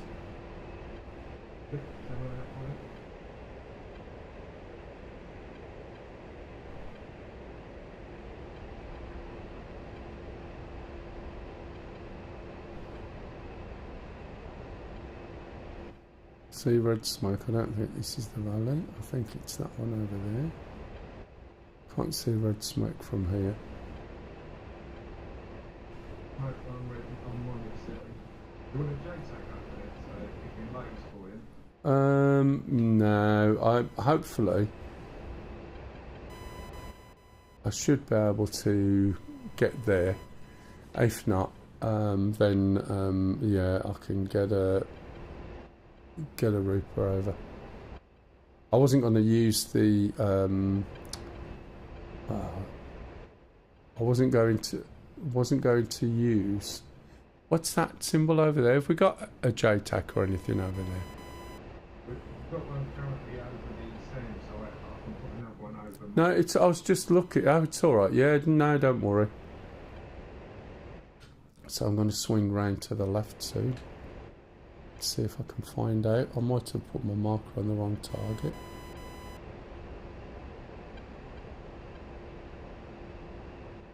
But what I'll try and do is you just ride the ridge. Can't see any red smoke at all. Try and ride the ridge over the hills, and so you've got some protection. And I think I may be down there, but I'm not 100%. Ah, right. See this water in the front of this valley.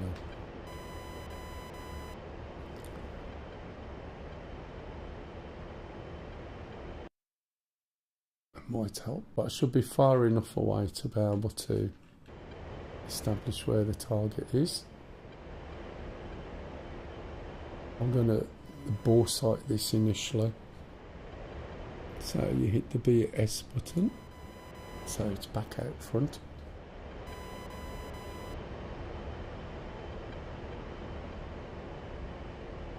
And I'm just looking for red smoke. Just believe me, they will fire at me. There's a SAM over to my right. What the hell? Something over there, some distance away.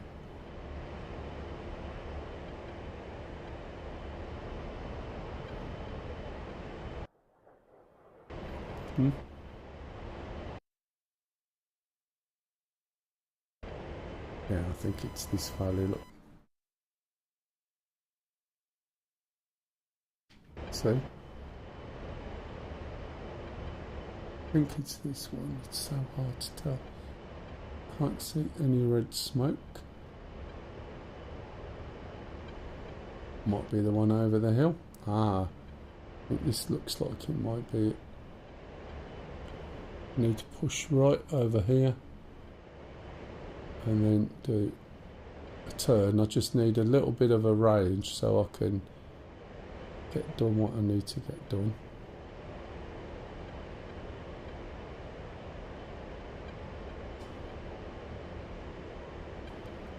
Try and pulse like that.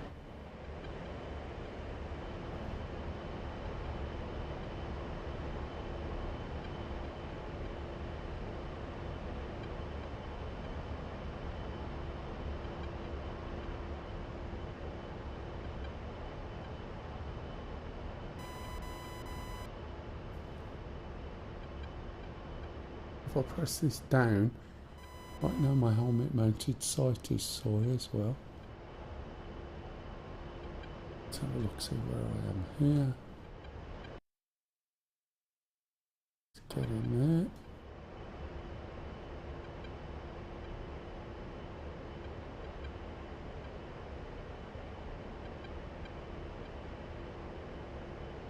You see red smoke yet? Nope. Can't tell if it's this side to my left or just over here. I think it might be there. See?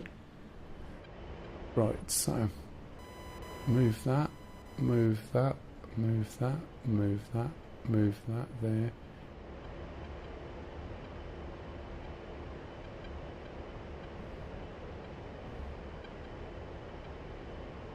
I'm going to make another mark in a minute. I've got to get ready to move as well. It's just a little bit too far away. That's like 12 miles away. Can you see what I've done there? That little indicator, that square. If I do that now with a bit of luck, it should, he says, have a B. And now, there we go. See the way that everything's pointing down there. And if I make that soil, let's zoom in a little bit. See if I can see. It's just round this corner, I think. I could just see the red smoke, which is down here. I just need to try and find. I just hope that they don't shoot me first.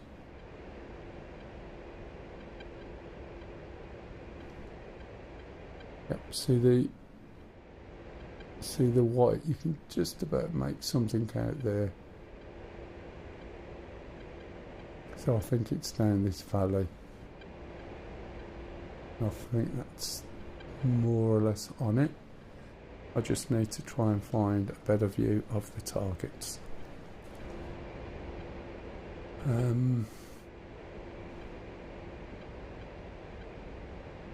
So my eye was a little bit out.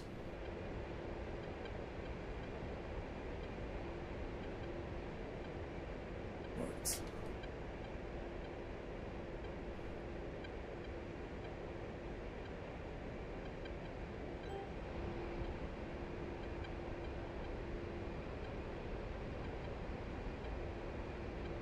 See down there? Yeah, there's the buildings and things.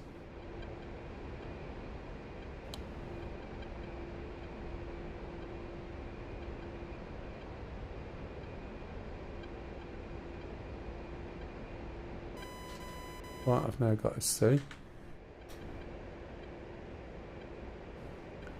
Let's see if we can use the hill and then cluster bomb those.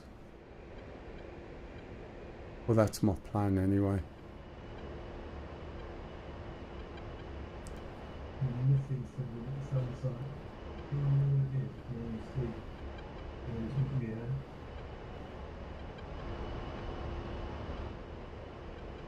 Altitude. You said that just back there, it's a Euro truck. Past the Right. contact. So what I want to do is go down to the dismiss, choose CBU 97. Let me go into height of function first. CBU 97, cluster bomb. It's a CBU 97. Change the height of function all the way down to 900. Okay, and then load. And then when I go back to here and choose that, right? It's in. Do I want it in CCIP? About 24 coming in behind you. Yeah, possibly. Not sure whether it will work, but we'll see. Gotcha. What I want to do ideally is just try and just dump it just before the hill and come in at an odd angle so it sort of smothers that area. It's some setup with a cap and special webcam. Right, okay. So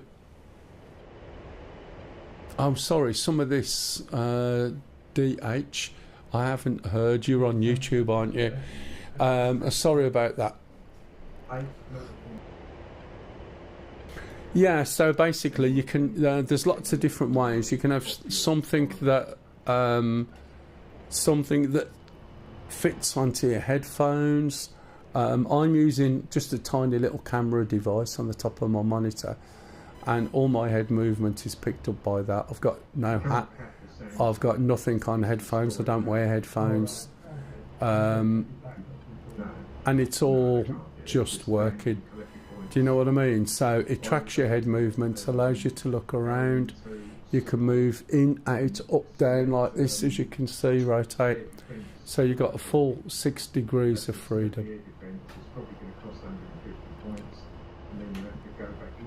You right, Cock? And it will say deploy and select code from the that way it will give us extra protection against that MI24 Right, now what I've got to do, Until I can get more supplies on it. or what I think I've got to do, First we shoot it down, of course. is try and get down there We go shoot it down, we go shoot it down. and pop this off. Although it might be easier with a Maverick, it just depends whether I can see the bugger. And if I make that size, see what Kev was telling me earlier, DMS, there you go. It's not doing a lot, is it, Patik? So my target area is over there, just over those hills.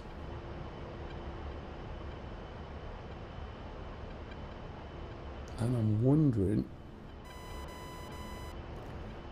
if I use that, I wonder what range it'll let me drop those at.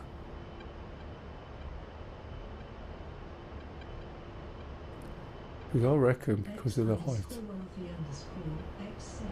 Here. What's the difference between a jet engine and a pilot? After the sortie, the jet stops whining. Yeah, I know what you mean. I just changed the weapon there because I want to see what the range is, because I want to try and use the hill, and hopefully that's, see this hill in front, that's behind the hill, yeah. So if I can use this. Oh, is that what it is? You're right, Wolfie. Army checkbook. Let's see if this works, because I reckon this will be dropping this well before. Where's my range? You just killed it. I've got 35 seconds. What do you reckon? You just killed it, haven't you? That's all right. Yeah, I got it. 35 seconds. This is not good because I'm going to be right over them. I want to see. Release 8 seconds. Come on. See if it'll drift down onto target.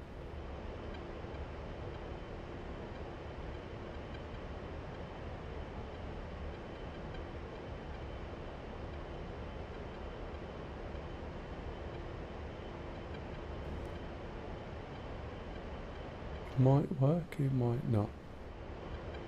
Nope. I'm going to get shot first.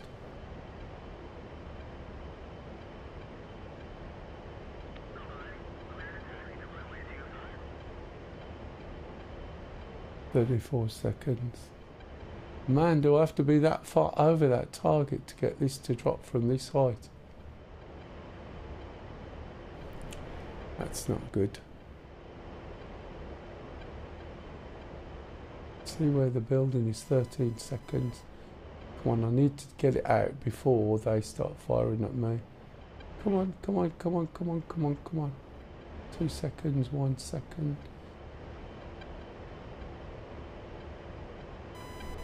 Pull up, pull up. See what happens.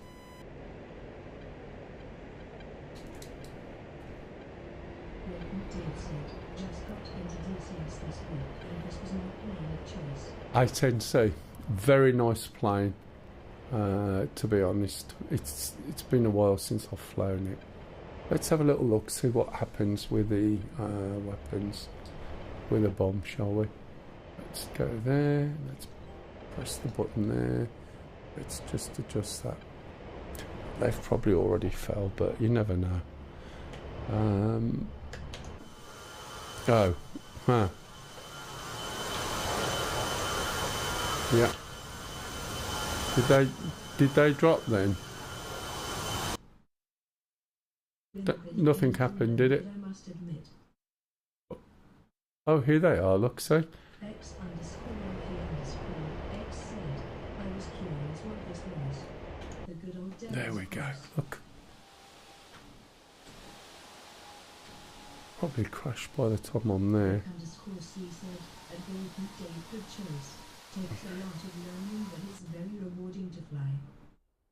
It is. Takes ages. If I was teaching anyone, that's if I could even remember all the stuff that I knew. It's, yeah, it took me about 60 hours on 1-to-1.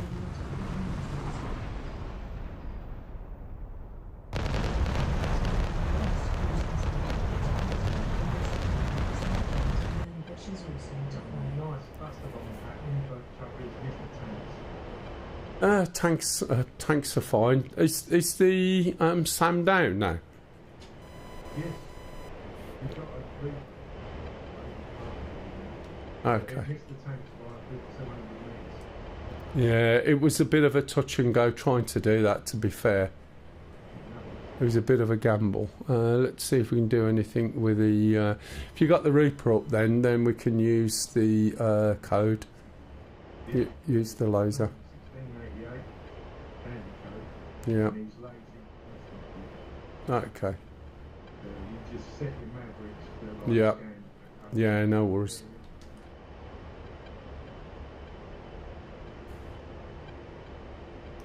So what we need to do is just go back a bit. Let's get the Mavericks back up. Come on. And also we've got the TGP. Where we're looking. Where's the area? It's over there to the left.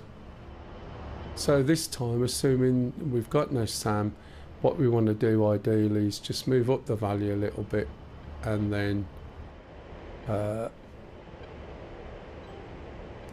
Warning, autopilot. scan for pardon me, a scan, if I can remember what was the scan on this. Currently lays in the SA-19 moving target. Okay.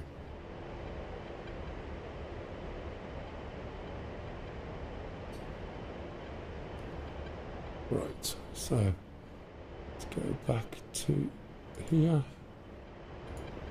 There. Latches on. Then Game said, your head movements looks very smooth. What software do you use? I use a camera as well with OpenTrack. OpenTrack's Not as good. yeah, OpenTrack's a little bit twitchy. Mechanist Luke said, have a great stream, dude. Cheers, matey. I'm quarreling now. I'll check back to see if you are still streaming the next day. Oh, probably not. My feet swell up, and I usually finish soon, to be fair. But my feet swell up, and then I got to get them down again. It's a pain in the ass. It's something called, and you'll have to Google it.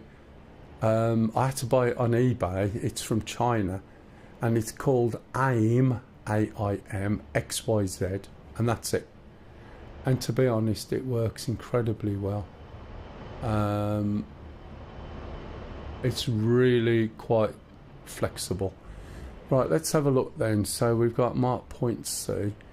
I can't remember what the button is to go into a scan. Laser search. Laser track code. What was the what was it? 1688? Yeah, probably 1688. Oh, sorry, I'm hitting the wrong button here. There's nothing. Why is it showing as laser code invalid? Don't tell me my mavs aren't set to 1688, which is like the default. Or should I just select the laser, the Mavericks? Let's have a look.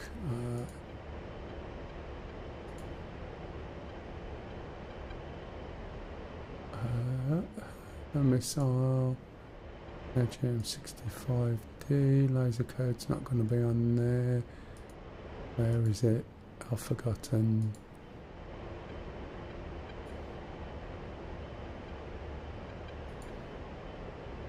A laser code invalid. Okay, why is it saying laser code invalid? Ah, man. Some days.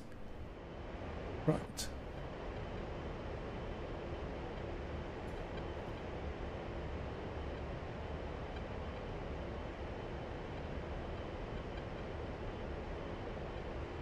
Point 688. Missiles. I am forgetting things. I am forgetting lots of things by the looks of it.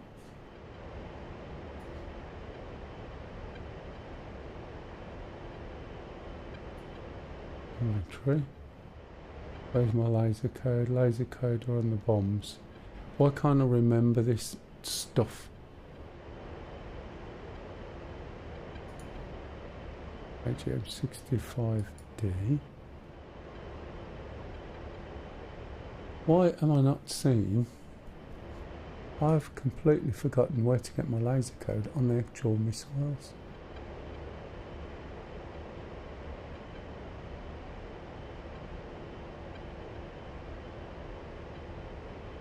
Yeah, I've forgotten.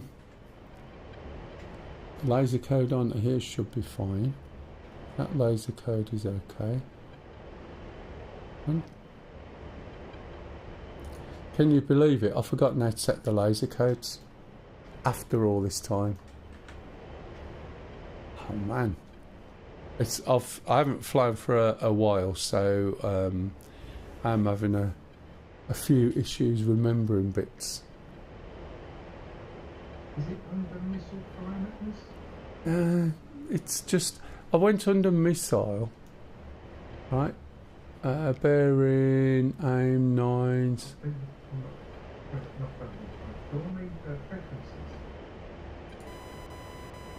Ah, profile, you mean? Yeah, change settings. Weapon profile, change settings. What? Mav, okay. Either that or something. Something is switching, right? Something is, if you look, here's the profile. Where on earth there's change setting, and that set. Are M65Ds laser guided? I think not. Oh, there's nothing there, right? So why? Yeah. So how do I get to the? How do I get to change the laser code for the MAVs? Oh, of course they're not sick. Oh, for God's sake. Why am I even looking? They're not laser guided, which is what Kev said. I got MAVs on. Jesus. Sorry, Kev. I am being a dumbass. Yeah, they are.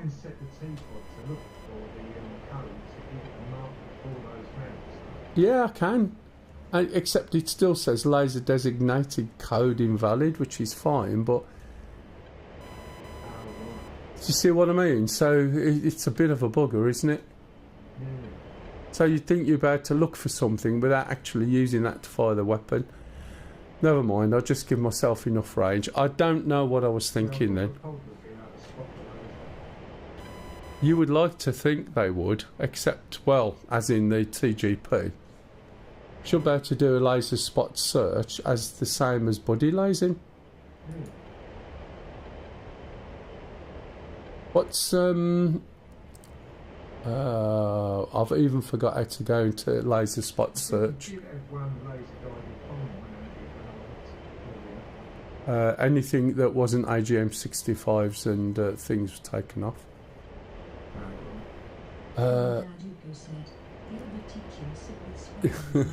I will be, mate. I tell you what, from the start, it's one thing after another, but hey yo. It is what it is. Let's acknowledge this error. Right, okay. What have we got? We've got that. We've got that. So we should be able to do a laser spot search. Doesn't like that. Okay, acknowledge the error. What's the button to do a laser spot search? A sweep.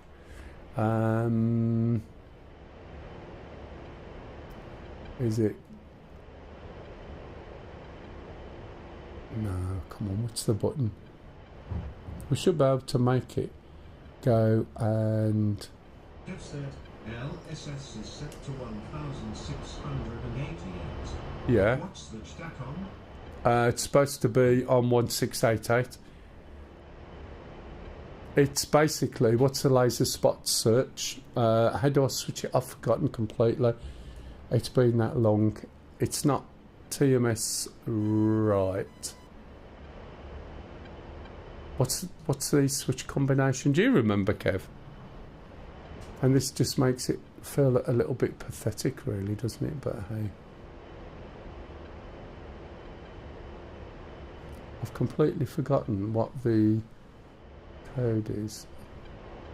It's not that.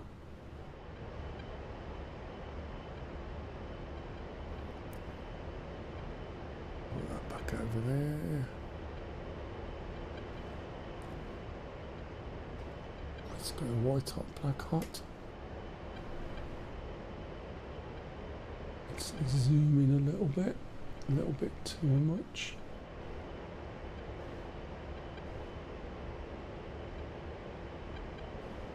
Take it the thing's mobile, is it? Yeah, it's still on that racetrack pattern. That's why the Mortars can't get it. I mean, I'll be either side of it many a times, but it's not going down. I've got everything else in that little underwear. I can see it.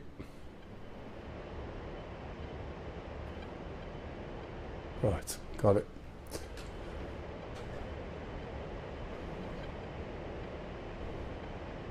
Right, so I need this to be over to Mavericks, which it was. Right, I need to push that. Do that. That should be looking. You watch, you'll see in a minute. There we go, there's the target. Select it, make it soy. Jump in, right, rifle.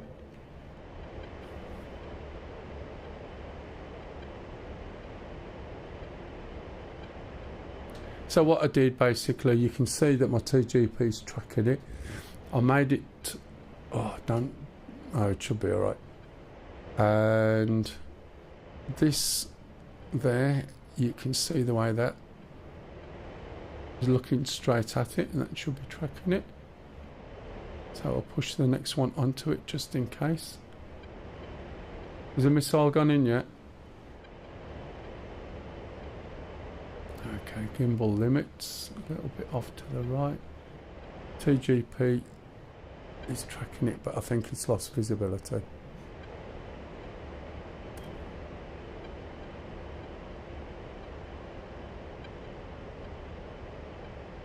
Is right, gimbal limit.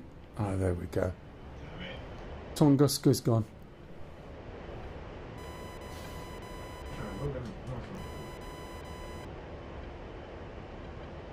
And there's a tanks. Is it tanks? What's that one that's already dead? There's a whole little line of tanks there. So I'm going to put my SPI.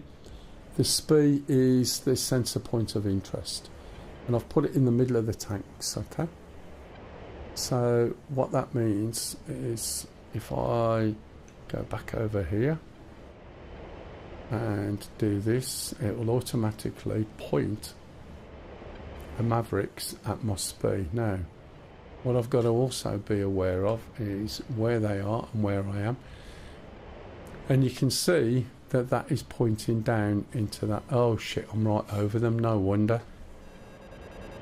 Let's move. This is where I could have done with a cluster bomb. I've got to be careful, the tanks will try and shoot me.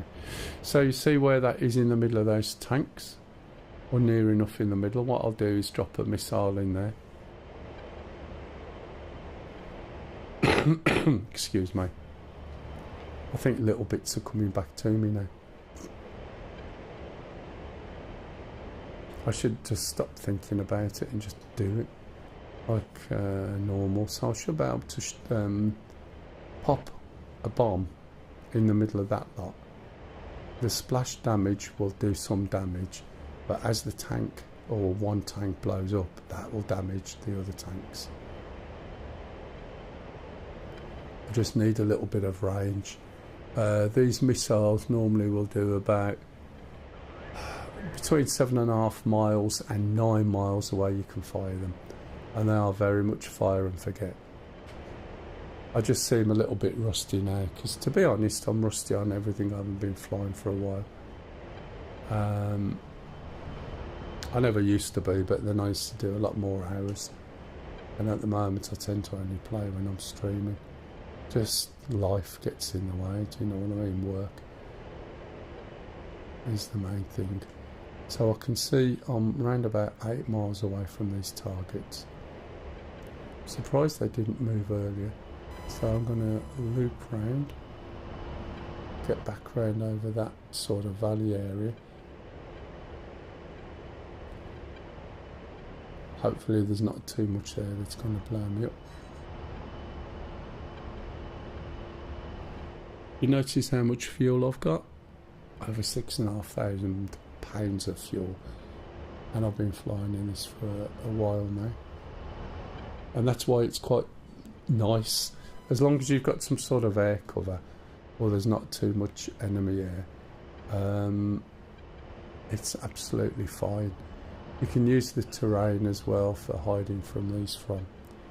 But it's probably easier using this than it is trundling up in a helicopter, to be fair. But we'll see. I've also got to go and land. It's definitely not a fast plane, as you can tell. But that's fine. Doesn't means I don't have to use my head quite so much. Let's get this back to where it should be. And in a minute we should start being able to see the targets. See the dot there, it's on the far left. So that's telling me the target's over there, which it is. And the reason why that's just grey is because it's masked again. See the camera? And that's one type of camera, it's just pointing into the plane. So it's something you have to be aware of. So once I clear this ridge, I should be able to shoot over there.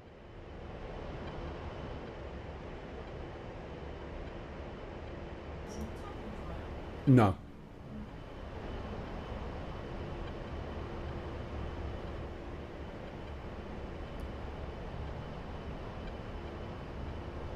Let's see if I can see anything.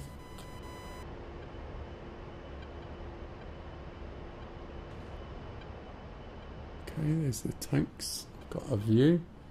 Push the Maverick round. My flaps are down. Oh, am I going that slow? Yes, I am. Jesus. Just got to pick up a bit of speed first. Right. Make sure the Maverick's selected. Put that on there. And let's start moving towards the target. As you move towards the target, you see there's a bracket there, look. And that bracket will also appear on there. At the moment we're 10 miles away, so we're out of range. And you'll see soon a bracket appear on the left hand side. There it is.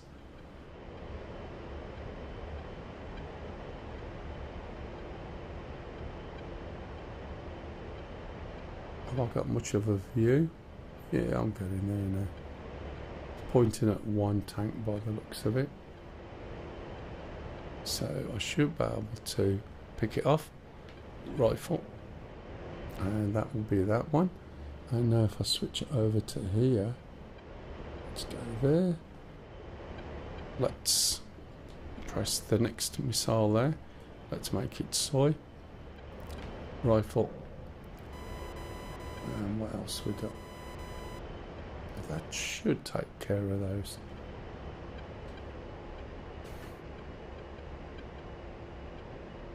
What else we got down here?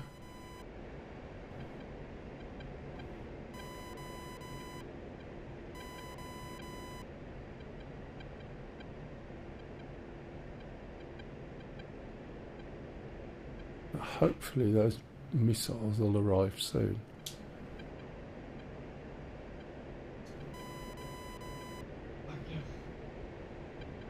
Oh, there's more tank. Is there another tank there? I've done that one as well.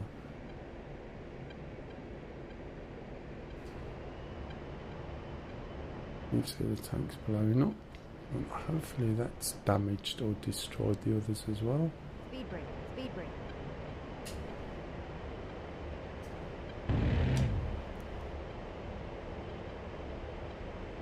What we can do with this building, might have to be blown up, I don't know.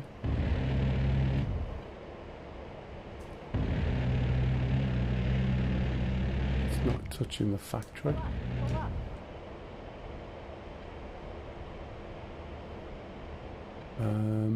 I haven't got any bombs to take that building out, I don't think. Will I get any some small fire coming out? Oh no, that is probably my ammo bouncing. Let's go to dismiss. See what I've got left. Yeah, I can take out one tank. I've got a CBU 97. Let me sort that out.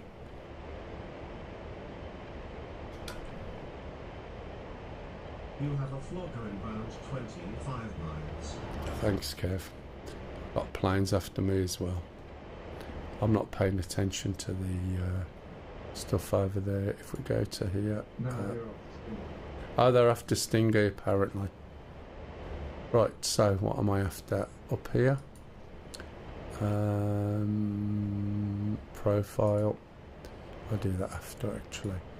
I changed the height, didn't I, of this? Go profile, CCRP, save, stat.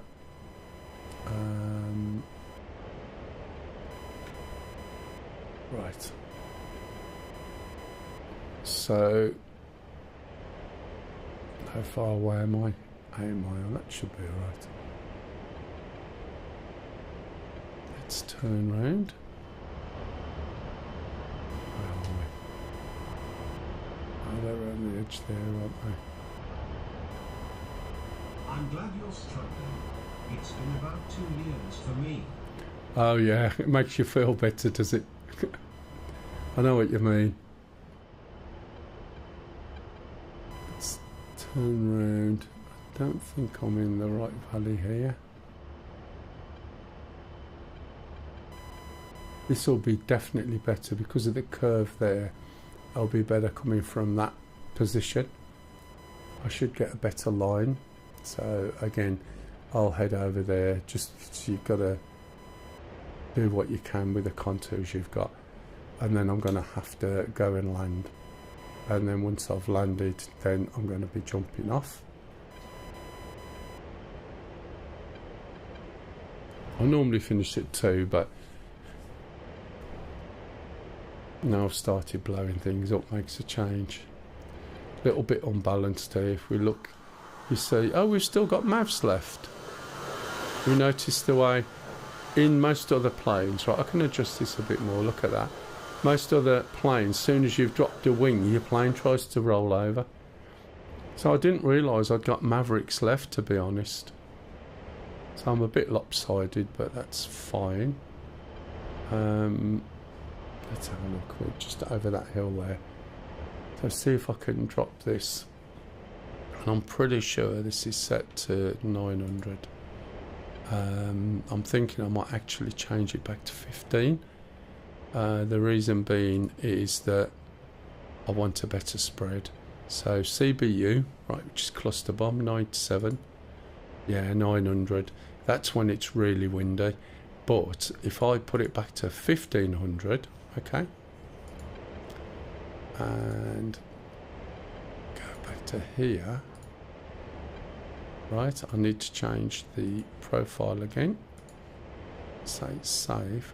Then what that means is that I'm now going to get a bigger spread. So when I drop those bombs, or that bomb, instead of going focused down in a small area, which you would do typically when it's windy to make it more accurate, because otherwise the bombs, when they come down on the when they come down, they've got parachutes, and so they get blown around. So my thinking is, I want the spread to be even bigger. You doing a drink, darling? Are you doing a drink? Oh, thank you. Probably wasn't getting one. She was probably doing herself one, but didn't think I would. So let's turn around here. And then run down the valley.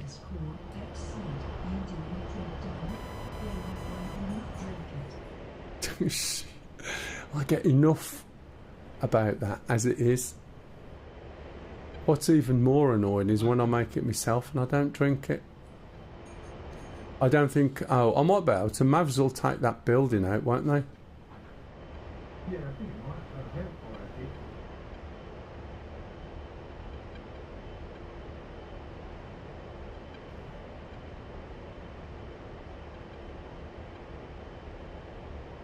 So, as you've probably heard me say, what I'm planning on doing is coming down, dropping the CBU 97, but then it's spread a bit more.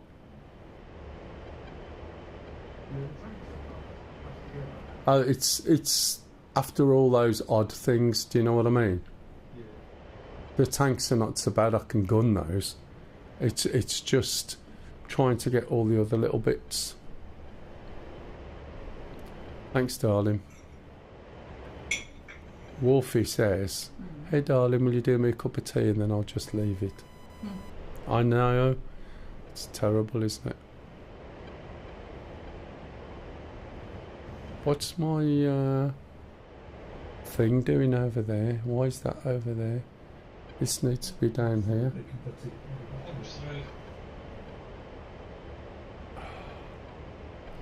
Jeez. Come on. What's that doing over there?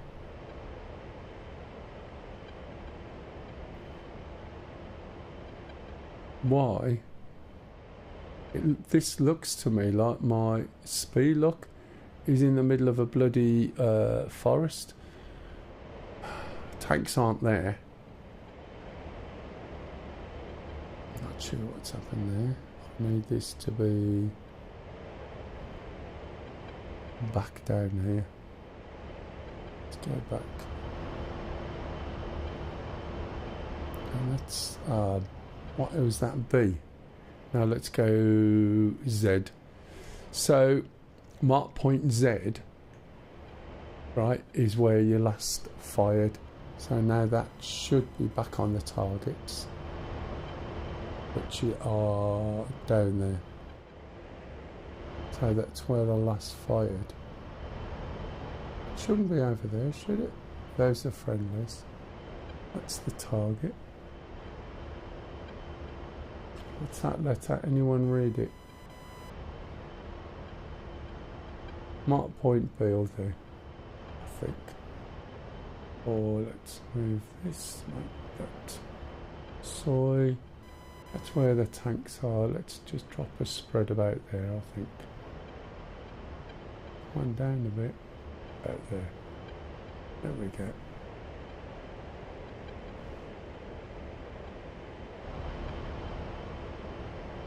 That makes more sense. So let's come in for that again. And then I've still got 3 Mavericks.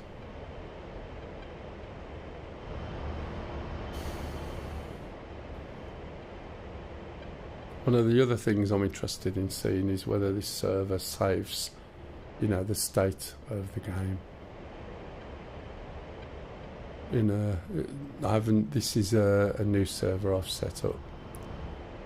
So I want to make sure it's doing everything it should be. When we turn around, because this is not GPS guided like the others were, you have an azimuth line that gives you a steering point, and you also have something called a P-brill, which is might be a P-brill. There's 2 different ones. Predicted bomb release line. That's what it stands for. and you have to align all of those. You'll see a little counter on a little ball at the top. You may have seen it before. As you get close to the target, that ball will start to drop. Right, it'll give you a countdown on the target, and what you've got to make sure is that the line, which is your azimuth line, and the P-brill are all lined up and go ideally through the pipper that we can see. And when you press the button, it's a long press. If you do a short press, you'll get a hung store. See, Kev, it's coming back to me slowly. It is bloody slowly as well. I used to know quite a lot of this, not everything, but I knew enough to explain everything all the way through.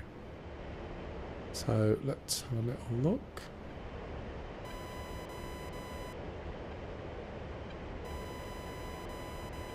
Press it, yeah. Press and hold as it drops. Yeah.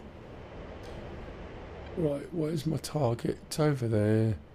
Let's go down this part of the valley. So my speed, right, and this is going to be a problem. My speed is down there off this, is it this valley I was following? And that points up, okay? And you see the white wedding cake, that's the speed. But it leaves like a little square in my hood pointing up. And then you've got one here telling me where it is. And so I've got to come down this valley. And let it sort of drop the bomb right over the lot. And then it will spread out. And we'll have a look. So with the, as I said, with the height of function set to 1500, which is usually the default, should have quite a good spread. There you go, look. So I've got to get these in line. I've got to be flying like this level, and when I'm 20 seconds away, I'll get a countdown right by the side of the little bubble, and it'll start to drop. So I just need to fly as smooth as I can with everything lined up like it is, and then it will drop this bomb, but it will drop it and the parachutes will open at 1500 feet. So what that means basically is that the spread of the bombs should cover a bigger target. So that's a CBU 97. The last ones had an update to them. They had a tail kit. There's the countdown. And that tail kit allowed the bombs to be guided by GPS. And that meant that you didn't have to worry so much. Oh, drifting off a little bit here, look. See, there's the countdown. Holding the button passes through. Pickle. Now I'll just fly straight down there. We'll have a little look, see what happens to the bombs. So it's F6, and they are going to pop out quite high relatively, and you'll see these cylinders pop out and fly up, and there's all the parachutes. Look, come on, there we go. And you see, the idea is that they spread out a little bit more. And did they hit anything? Oh, they've hit little bits.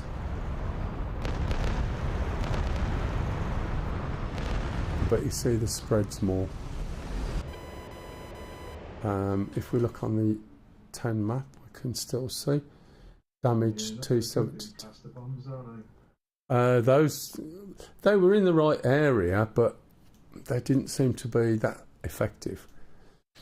So I should be able to gun these if I can see them when I come in, and I'll try and take the tech tower out with a Mav. So back to Mavericks. Okay. See you, Stingy. Did you get your button working? No. It's a bit odd, isn't it? Something you're going to have a look at. Right, okay, so let's turn round. See you later, Steve. Have a nice afternoon. Yeah. Yeah, see you later. See you, matey. $360,000 to scratch a T-72. I know. You think that's bad? It cost you an extra, I think it used to be 150,000 for the tail kit. For a tail kit for a CBU 97 to turn it into a 150. I need to change my weapons here. Just 1 minute. What have I got selected? Dismiss. Maverick. Let's have a look down in here.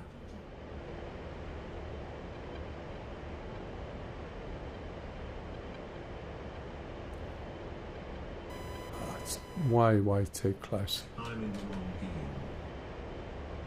Yeah, I mean that's why, you know, when you think of it, it costs 150,000 for a tail kit. If you use wind correction and do it properly, you get more or less the same effect if you do a good job of it, and you save 150,000 per bomb. That just doesn't make sense, does it? Right, where am I? Stu's coming to sort something out. Look, he got his helicopter. He just wants, once this is neutralised, then we can do something with it. So what I need to do then is take the building out, and I need to turn right.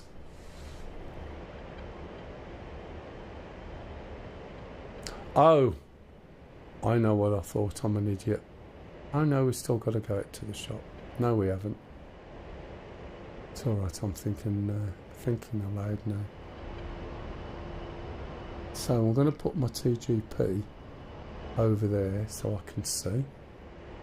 Right, that'll mean that I can see what's going on. High level for a little bit.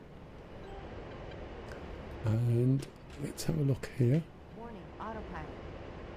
Right, so that's on He's side. hanging about waiting for you to eject so he can pick you up for 300 credits. Oh, is that what it is? So much for my... That's better. Right, can't see shit now, look. Check EO time basically means... oh, you idiot. It basically means that my electro-opticals on the Mavericks have been on for quite a time. The problem is with that is if you leave it on too long, the electro-opticals get screwed up. So you have to be careful. And what... 40 minutes. Is it how long? 40. So after that, when you fire a Maverick, it won't necessarily go where you want it to go. That's the general gist. Let's have a look over here. Everything's over there. Let's push everything over there. I don't know what waypoint so, I'm if on. I remember correctly. Waypoint A is in the wrong place. B will do. C.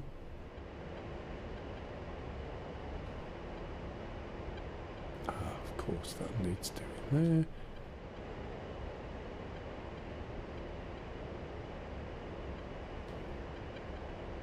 Okay, so all the targets are down over here. So EO time might have been an hour. Oh no, yeah, you're probably right actually, Kev. So I need to get a view on that building, which is over there. Let's see if I can speed this up a little bit.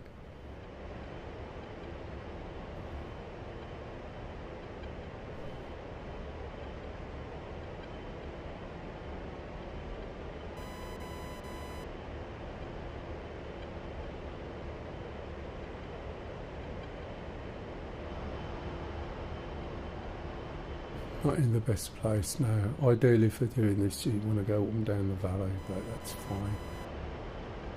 And we should start getting a view of the building in a minute, albeit not for long. Got a slight turn on the helicopter on the A10 because we can actually set. Oh, that's not good. That's because I wasn't on here. This is all too close, so it's really difficult to pick something. It's much easier when you're further away.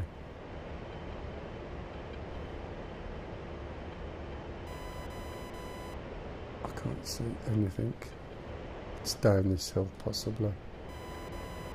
It's being masked. Yeah, it is. Look, see that hill? They're behind that hill.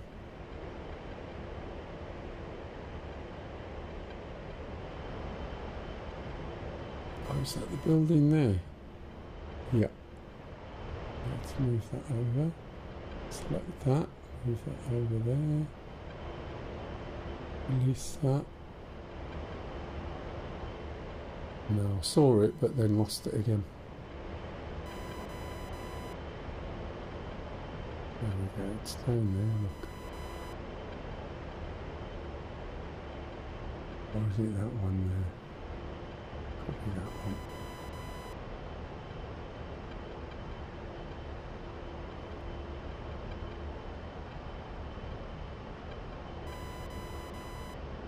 Come on, I can't get that on there. I'm trying, but I can't get the helmet mounted sight to go where I want at the moment. See where our troops are, which is that cross. Right, is that where I need to be? Wrong. Yeah, there, look. If I do that, mark point E. Move mark point E, push everything over there. Obviously we're on gimbal limits on the Mavericks. We're also running out of time. Way too close. Let's see if we can do anything with a rifle. Oh, no track launching here bit. Where's it gone? There it is.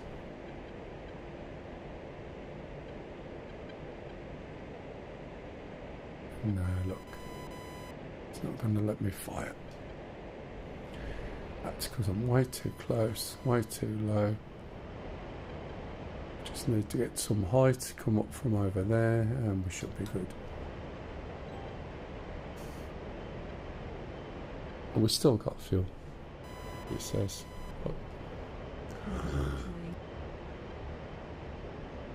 Yeah, I know. I was trying to find the building first. That's the problem. And then by the time you find the building, because it was on the twisty turny side, you're way too close.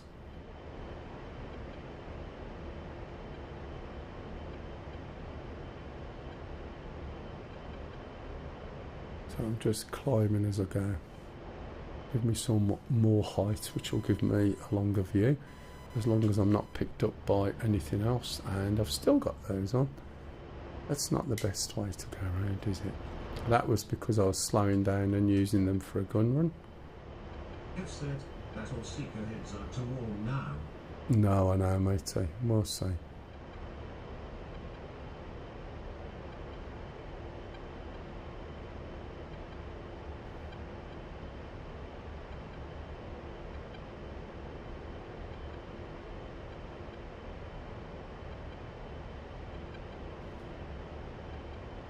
Right, what range are we? 5 miles. That's still very close, isn't it?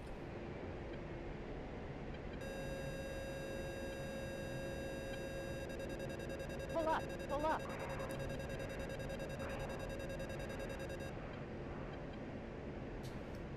Right. Have I got visibility? Nope. And I'm going to be too close again. Should have just done what I was planning on doing.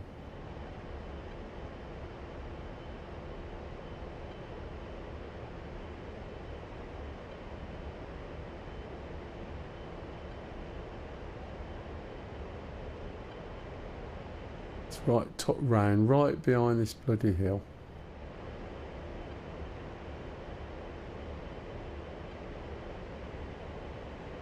There it is.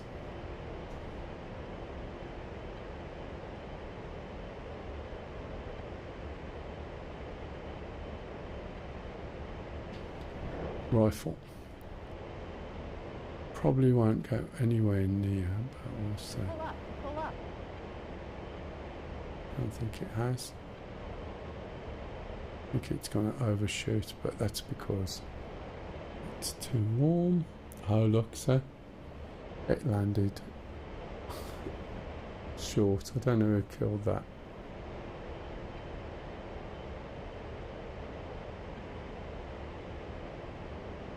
What I can do is go and go to missile and switch it off. Shame they're not G's so you could force correlate.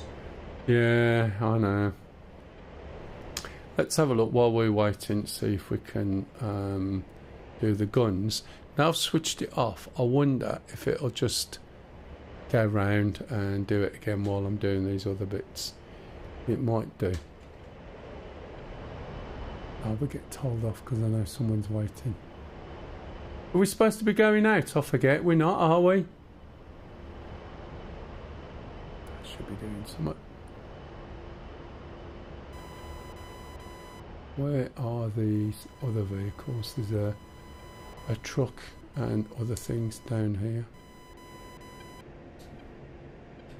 And I've probably ended up killing somebody else that I shouldn't have killed. Bloody trying flying said, going without you. No, she won't have done. She can't drive.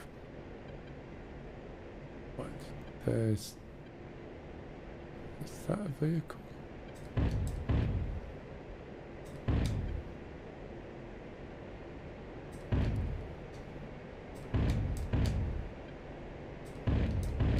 Have said, Pull up, a pull sleep up. more like. Huh. Altitude, altitude. Pull up, pull up. She might be asleep. You never know.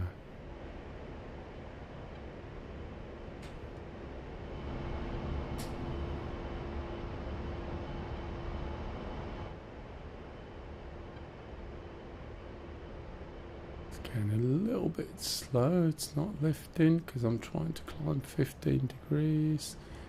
It should be. Put some Mavericks on board, you know? I know, mate, but it overheated. I couldn't fire them. Altitude. Oh, right. So I fired one and it didn't go where it was aimed, but I've just had to turn it off and start again.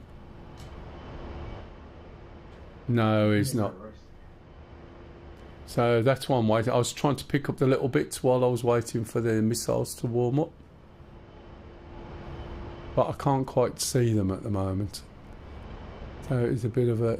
Oh, two tanks and a big Okay. Have said, no mate. Still waiting for broadband connection. And you're having fun with that, aren't you, Kev? Grandad Uko said, oh right. Right, let me have a little look, see if I can see these two tanks. Should be able to. Warning, autopilot.